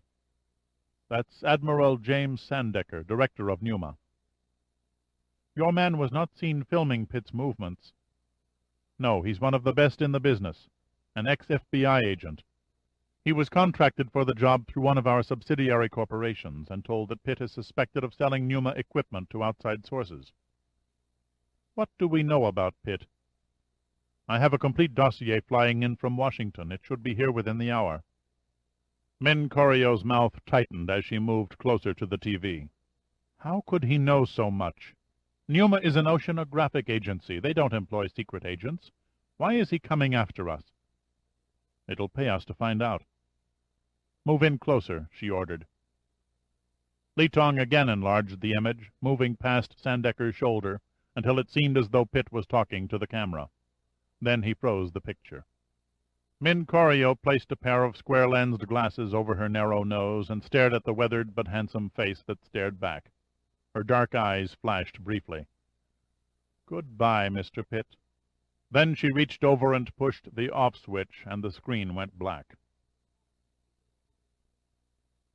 The smoke from Suvorov's cigarette hung heavily in the air of the dining room as he and Lugovoy shared a bottle of 1966 Croft vintage port. Suvorov looked at the red liquid in his glass and scowled. "All these Mongolians ever serve us is beer and wine, what I wouldn't give for a bottle of good vodka." Lugovoy selected a cigar out of a box that was held by one of the Korean waiters. "You have no culture, Suvorov. This happens to be an excellent port." "American decadence has not rubbed off on me," Suvorov said arrogantly. "Call it what you will, but you rarely see Americans defecting to Russia because of our disciplined lifestyle," Lugovoy retorted sarcastically. "You are beginning to talk like them, drink like them. Next you will want to murder and rape in the streets like them. At least I know where my loyalties lie." Lugovoy studied the cigar thoughtfully. "So do I. What I accomplish here will have grave effects on our nation's policy toward the United States. It is of far greater importance than your KGB's petty theft of industrial secrets." Suvorov appeared too mellowed by the wine to respond angrily to the psychologist's remarks. "Your actions will be reported to our superiors." "I've told you endlessly this project is underwritten by President Antonov himself." "I don't believe you." Lugovoy lit the cigarette and blew a puff of smoke toward the ceiling. "Your opinion is irrelevant. We must find a means to contact the outside." Suvorov's voice rose. "You're crazy," Lugovoy said seriously. "I'm telling you no. I'm ordering you not to interfere. Can't you use your eyes, your brain? Look around you. All this was in preparation for years. Every detail has been carefully planned to carry out this operation. Without Madame Bougainville's organization, none of this would have been possible." "We are her prisoners," Suvorov protested. "What's the difference, so long as our government benefits?" "We should be masters of the situation," Suvorov insisted. "We must get the president out of here and into the hands of our own people so he can be interrogated.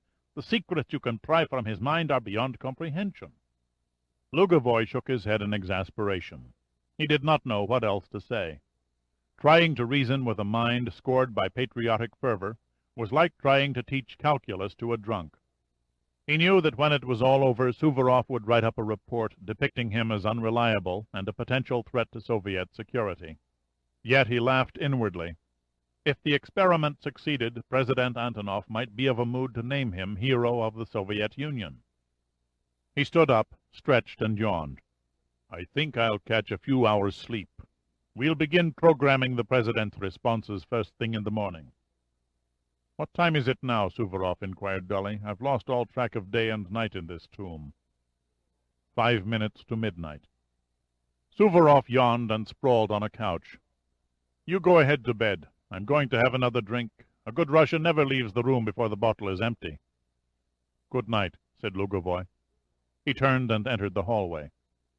Suvorov waved half-heartedly and pretended he was on the verge of dozing off. But he studied the second hand of his watch for 3 minutes. Then he rose swiftly, crossed the room, and noiselessly made his way down the hallway to where it made a 90-degree turn toward the sealed elevator. He stopped and pressed his body to the wall and glanced around the edge of the corner. Lugovoy was standing there patiently smoking his cigar. In less than 10 seconds, the elevator door silently opened, and Lugovoy stepped inside. The time was exactly 12 o'clock. Every 12 hours, Suvorov noted, the project's psychologist escaped the laboratory, returning 20 to 30 minutes later. He left and walked past the monitoring room. Two of the staff members were intently examining the president's brain rhythms and life signs. One of them looked up at Suvorov and nodded, smiling slightly. "Going smoothly?" Suvorov asked, making conversation. "Like a prima ballerina's debut," answered the technician. Suvorov entered and looked up at the TV monitors. "What's happening with the others?" he inquired, nodding toward the images of Margolin, Larimer, and Moran in their sealed cocoons. "Sedated and fed heavy liquid concentrations of protein and carbohydrates intravenously. Until it's their time for programming," Suvorov added. "Can't say. You'll have to ask Dr. Lugovoy that question." Suvorov watched one of the screens as an attendant in a laboratory coat lifted a panel on Senator Larimer's cocoon and inserted a hypodermic needle into one arm. "What's he doing?" Suvorov asked, pointing. The technician looked up. "We have to administer a sedative every 8 hours or the subject will regain consciousness." "I see," said Suvorov quietly. Suddenly it all became clear in his mind as the details of his escape plan fell into place. He felt good, better than he had in days. To celebrate, he returned to the dining room and opened another bottle of port. Then he took a small notebook from his pocket and scribbled furiously on its pages. Chapter 34. Oscar Lucas parked his car in a VIP slot at the Walter Reed Army Medical School and hurried through a side entrance. He jogged around a maze of corridors, finally stopping at a double door guarded by a Marine sergeant whose face had a Mount Rushmore solemnity about it. The sergeant carefully screened his identification and directed him into the hospital wing where sensitive and highly secret autopsies were held.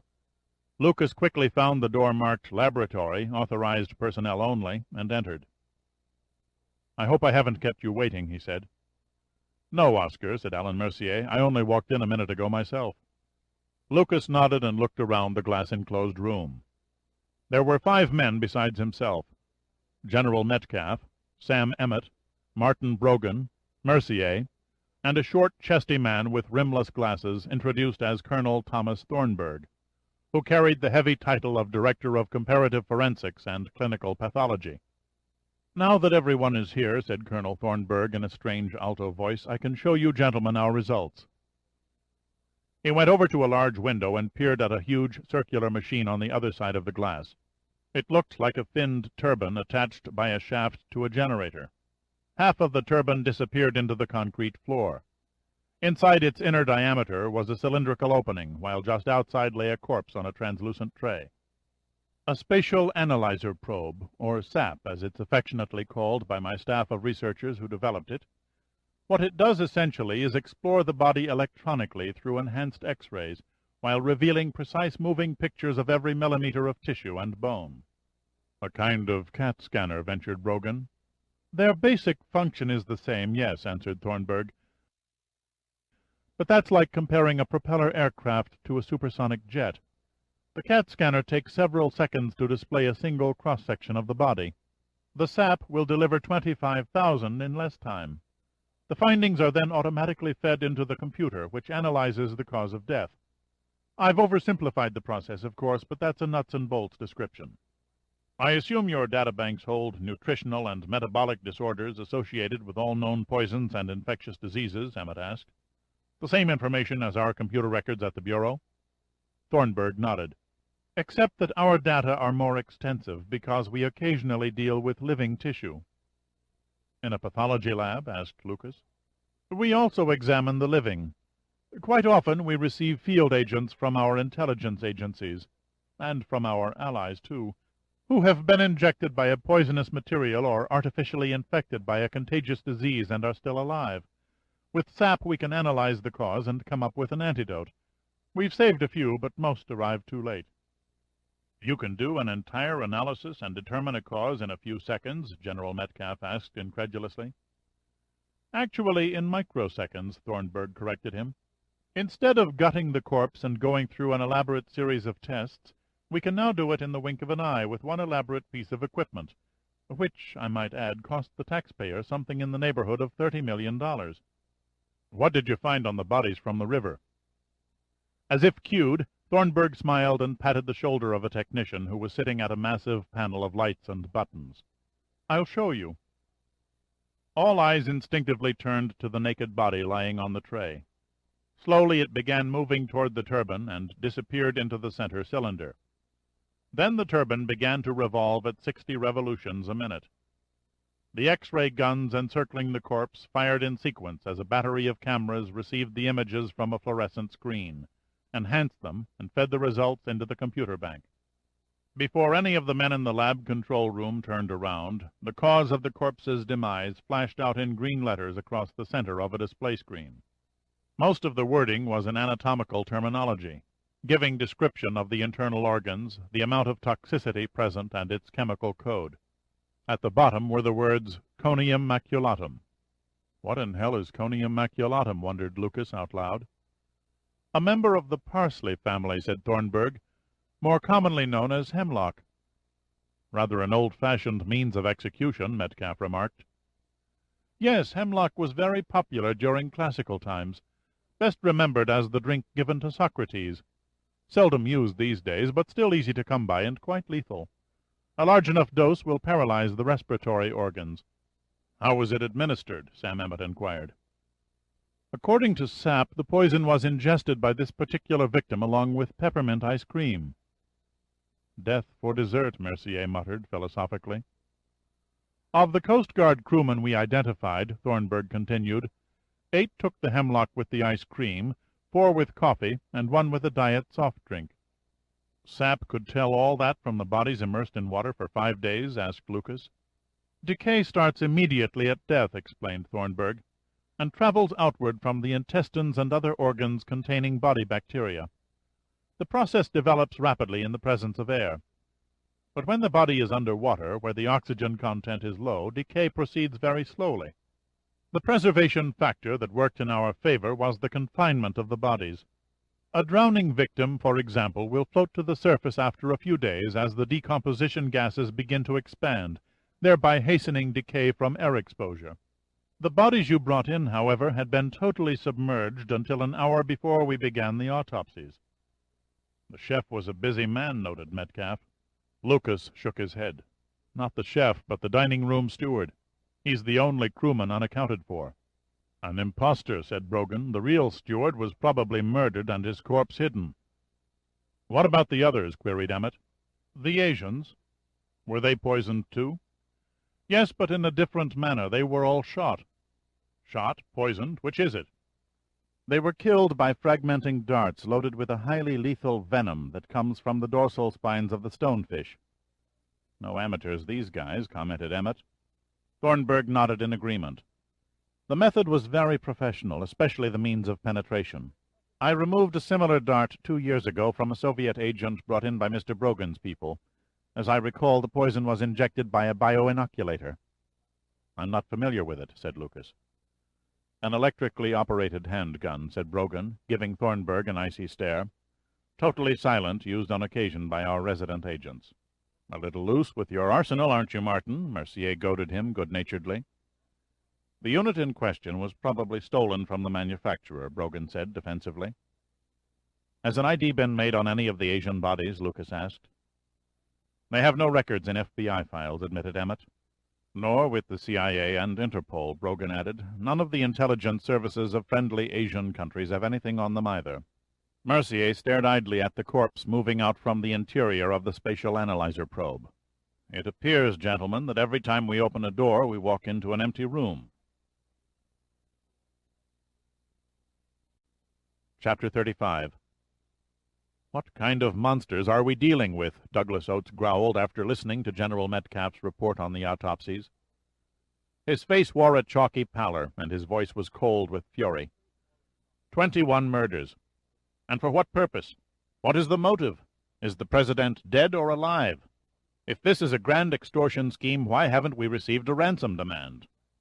Metcalf, Dan Fawcett, and Secretary of Defense Jesse Simmons sat in silence in front of Oates's desk. We can't sit on this thing much longer, Oates continued. Any minute now the news media will become suspicious and stampede into an investigation. Already they're grousing because no presidential interviews have been granted. Press Secretary Thompson has run out of excuses. Why not have the President face the press? Fawcett suggested. Oates looked dubious. That actor, what's-his-name, Sutton? He would never get away with it. Not up close on a podium under a battery of lights, but in a setting under shadows at a distance of 100 feet. Well, it might work. You got something in mind? Oates asked. We stage a photo opportunity to enhance the president's image. It's done all the time. Like Carter playing softball and Reagan chopping wood, said Oates thoughtfully. I think I see a down-home scene on the president's farm. Complete with crowing roosters and bleating sheep, allowed Fawcett. And Vice President Margolin, our double for him can't be faked in shadows at 100 feet. A few references by Sutton and a friendly wave by the double at a distance should suffice, Fawcett answered, becoming more enthusiastic over his brainstorm. Simmons gazed steadily at Fawcett. How soon can you have everyone ready? First thing in the morning. Dawn, as a matter of fact. Reporters are night owls. They hang around waiting for late news to break. They're not at their best before sunup. Oates looked at Metcalf and Simmons. Well, what do you think? We've got to throw the reporters a bone before they become bored and start snooping, answered Simmons. I vote yes. Metcalf nodded. The only stalling tactic we've got. Fawcett came to his feet and peered at his watch. If I leave for Andrews Air Force Base now, I should arrive at the farm in 4 hours. Plenty of time to arrange the details with Thompson and make an announcement to the press corps. Fawcett's hand froze on the doorknob as Oates's voice cut across the room like a bayonet. Don't bungle it, Dan. For God's sake, don't bungle it. Chapter 36. Vladimir Polivoy caught up with Antonov as the Soviet leader strolled beneath the outer Kremlin wall with his bodyguards. They were moving past the burial area where heroes of the Soviet Union were interred. The weather was unusually warm, and Antonov carried his coat over one arm. Taking advantage of the fine summer day? Polivoy asked conversationally as he approached. Antonov turned. He was young for a Russian head of state, 62, and he walked with a brisk step. Too pleasant to waste behind a desk, he said with a curt nod. They walked for a while in silence as Polivoy waited for a sign or a word that Antonov was ready to talk business. Antonov paused before the small structure marking Stalin's gravesite. You know him? He asked. Polivoy shook his head. I was too far down the party ladder for him to notice me. Antonov's expression went stern, and he muttered tensely, You were fortunate. Then he stepped on, dabbing a handkerchief at the perspiration forming on the back of his neck. Polivoy could see his chief was in no mood for small talk, so he came to the point. We may have a break on the Huckleberry Finn project. We could use one, Antonov said grudgingly. One of our agents in New York, who is in charge of security for our United Nations workers, has turned up missing. How does that concern Huckleberry Finn? He disappeared while following Dr. Lugovoy. Any possibility he defected? I don't think so. Antonov stopped in mid-step and gave Polivoy a hard stare. We'd have a disaster in the making if he went over to the Americans. I personally vouch for Paul Suvorov, said Polivoy firmly. I'd stake my reputation on his loyalty. The name is familiar. He is the son of Viktor Suvorov, the agriculture specialist. Antonov seemed appeased. Viktor is a dedicated party member. So is his son, said Polivoy. If anything, he's overzealous. What do you think happened to him? I suspect he somehow passed himself off as one of Lugovoy's staff of psychologists and was taken along with them by Madame Bougainville's men. Then we have a security man on the inside. An assumption. We have no proof. Did he know anything? He was aware of nothing, Polivoy said unequivocally. His involvement is purely coincidental. A mistake to have Dr. Lugovoy watched. Polivoy took a deep breath. The FBI keeps a tight collar on our United Nations delegates. If we had allowed Dr. Lugovoy and his team of psychologists to roam freely about New York without our security agents observing their actions, the Americans would have become suspicious. So they watch us while we watch ours. In the last 7 months, 3 of our people have asked for political asylum. We can't be too careful. Antonov threw up his hands in a vague gesture. I accept your argument. If Suvorov is indeed with Lugovoy, he will no doubt attempt to make contact and disclose the location of the laboratory facility. Yes, but if Suvorov, in his ignorance, makes a stupid move, There is no predicting how that old bitch Bougainville will react. She might raise the ante, or worse, sell the President and the others to the highest bidder. I can't see that, said Polivoy thoughtfully. Without Dr. Lugovoy, the project isn't possible. Antonov made a thin smile. Excuse my cautious nature, Comrade Polivoy, but I tend to look on the dark side. That way I'm seldom taken by surprise. The completion of Lugovoy's experiment is only 3 days away. We should be thinking of how to handle the payment. What are your proposals? Not to pay her, of course. How? There are any number of ways. Switching the gold bars after her representative has examined them, substituting lead that is painted gold or bars of lesser purity. And the old bitch would smell out every one of them. Still, we must try. How will it be transferred? Antonov asked. One of Madame Bougainville's ships is already docked at Odessa, waiting to load the gold on board. Then we'll do what she least expects. Which is? Polivoy asked expectantly. We hold up our end of the bargain, said Antonov slowly. You mean pay? Polivoy asked incredulously. Down to the last troy ounce. Polivoy was stunned. I'm sorry, Comrade President, but it was my understanding. I've changed my mind, Antonov said sharply. I have a better solution. Polivoy waited several moments in silence, but it was apparent Antonov wasn't going to confide in him. He slowly dropped back, finally coming to a halt. Surrounded by his entourage, Antonov kept walking, his mind rapidly altering course and dwelling on other matters of state concern. Suvorov pressed the switch to his nightlight and checked the time on his watch. It read 4:04. Not too bad, he thought. He had programmed his mind to awaken at 4 in the morning, and he'd only missed by 4 minutes. Unable to suppress a yawn, he quickly pulled on a shirt and pair of pants, not bothering with socks or shoes. Stepping into the bathroom, he splashed his face with cold water, then moved across the small bedroom and cracked the door. The brightly lit corridor was empty. Except for 2 psychologists monitoring the subjects, everyone else was asleep. As he walked the carpet in his bare feet, he began measuring the interior dimensions of the facilities and jotting them down in the notebook. Between the 4 outer walls, he arrived at 168 feet in length by 33 feet in width. The ceiling was nearly 10 feet high. He came to the door of the medical supply room and gently eased open the door. It was never locked, because Lugovoy saw no reason for anyone to steal anything. He stepped inside, closed the door, and turned on the light. Moving swiftly, Suvorov found the small bottles containing sedative solutions. He set them in a row on the sink and sucked out their contents with a syringe, emptying the fluid down the drain. Then he refilled the bottles with water and neatly rearranged them on the shelf. He returned unseen to his sleeping quarters and slipped into bed once again and stared at the ceiling. He was pleased with himself. His moves had gone undetected with no sign of the slightest suspicion. Now all he had to do was wait for the right moment. Chapter 37. It was a shadowy dream, the kind he could never remember when he woke up.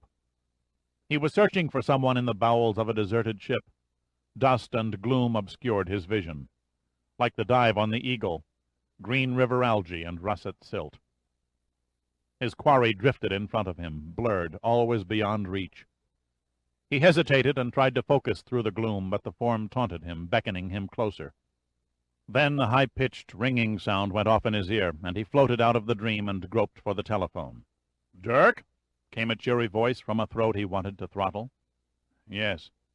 "Got some news for you." "Huh?" "You asleep? This is St. Julian." "Perlmutter?" "Wake up, I found something." Then Pitt switched on the bedlight and sat up. "Okay, I'm listening." "I've received a written report from my friends in Korea. They went through Korean shipyard records. Guess what? The Belle Chasse was never scrapped."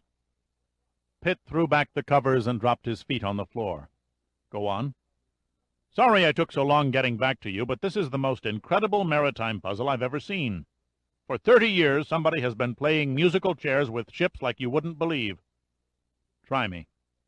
"First, let me ask you a question," said Perlmutter. "The name on the stern of the ship you found in Alaska?" "The Pilot Town." Were the painted letters framed by welded beading? Pitt thought back. As I recall, it was faded paint. The raised edges must have been ground away. Perlmutter uttered a heavy sigh of relief over the phone. I was hoping you'd say that. Why? Your suspicions are confirmed. The San Marino, the Belle Chasse, and the Pilot Town are indeed one and the same ship. Damn, Pitt said, suddenly excited. How'd you make the link? By discovering what happened to the genuine Pilot Town, said Perlmutter with a dramatic inflection. My sources found no record of a Belle Chasse being scrapped in the shipyards of Pusan.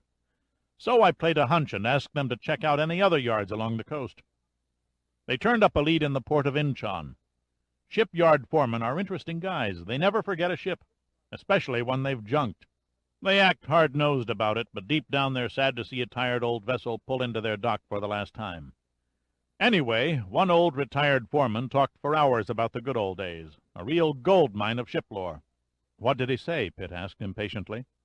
He recalled in great detail when he was in charge of the crew who converted the San Marino from a cargo transport into an ore carrier renamed the Belle Chasse. But the shipyard records? Obviously falsified by the shipyard owners, who, by the way, happened to be our old friends, the Sosan Trading Company. The foreman also remembered breaking up the original Pilot Town. It looks like Sosan Trading, or the shady outfit behind it, hijacked the San Marino and its cargo and killed the crew. Then they modified the cargo holds to carry ore, documented it under a different name, and sent it tramping around the seas. Where does the Pilot Town come in? Asked Pitt. She was a legitimate purchase by Sosan Trading. You may be interested to know the International Maritime Crime Center has her listed with 10 suspected customs violations. A hell of a high number. It's thought she smuggled everything from plutonium to Libya, rebel arms to Argentina, secret American technology to Russia, you name it. She sailed under a smart bunch of operators. The violations were never proven. On 5 occasions, she was known to have left port with clandestine cargo, but was never caught unloading it. When her hull and engines finally wore out, she was conveniently scrapped and all records destroyed. But why claim her as sunk if it was really the San Marino, alias the Belle Chasse, they scuttled? Because questions might be raised regarding the Belle Chasse's pedigree. The Pilot Town had solid documentation, so they claimed it was she that sank in 1979 along with a non-existent cargo, and demanded a fat settlement from the insurance companies. Pitt glanced down at his toes and wiggled them. Did the old foreman talk about other ship conversions for Sosan Trading? He mentioned 2, a tanker and a container ship, Perlmutter answered. But they were both refits and not conversions. Their new names were the Boothville and the Venice. What were their former names? According to my friend's report, the foreman claimed that all previous identification had been removed. Looks like somebody built themselves a fleet out of hijacked ships. A cheap and dirty way of doing business. Anything new on the parent company? Pitt asked. Still a closed door, Perlmutter replied. The foreman did say, however, some big shot used to show up to inspect the ships when they were completed and ready to sail. Pitt stood up. What else? That's about it. There has to be something, a physical description, a name, something. Wait a minute while I check through the report again. Pitt could hear the rustle of papers and Perlmutter mumbling to himself. Okay, here it is. The VIP always arrived in a big black limousine. No make mentioned. He was tall for a Korean. Korean? That's what it says, replied Perlmutter. And he spoke Korean with an American accent. The shadowed figure in Pitt's dream moved a step closer. St. Julian, you do good work. Sorry I couldn't take it all the way. You bought us a first down. Nail the bastard, Dirk. I intend to. If you need me, I'm more than willing. Thank you, St. Julian. Pitt walked to the closet, threw on a brief kimono, and knotted the sash. Then he padded into the kitchen, treated himself to a glass of guava juice laced with dark rum, and dialed a number on the phone. After several rings, an indifferent voice answered. Yeah? Hiram, crank up your computer. I've got a new problem for you.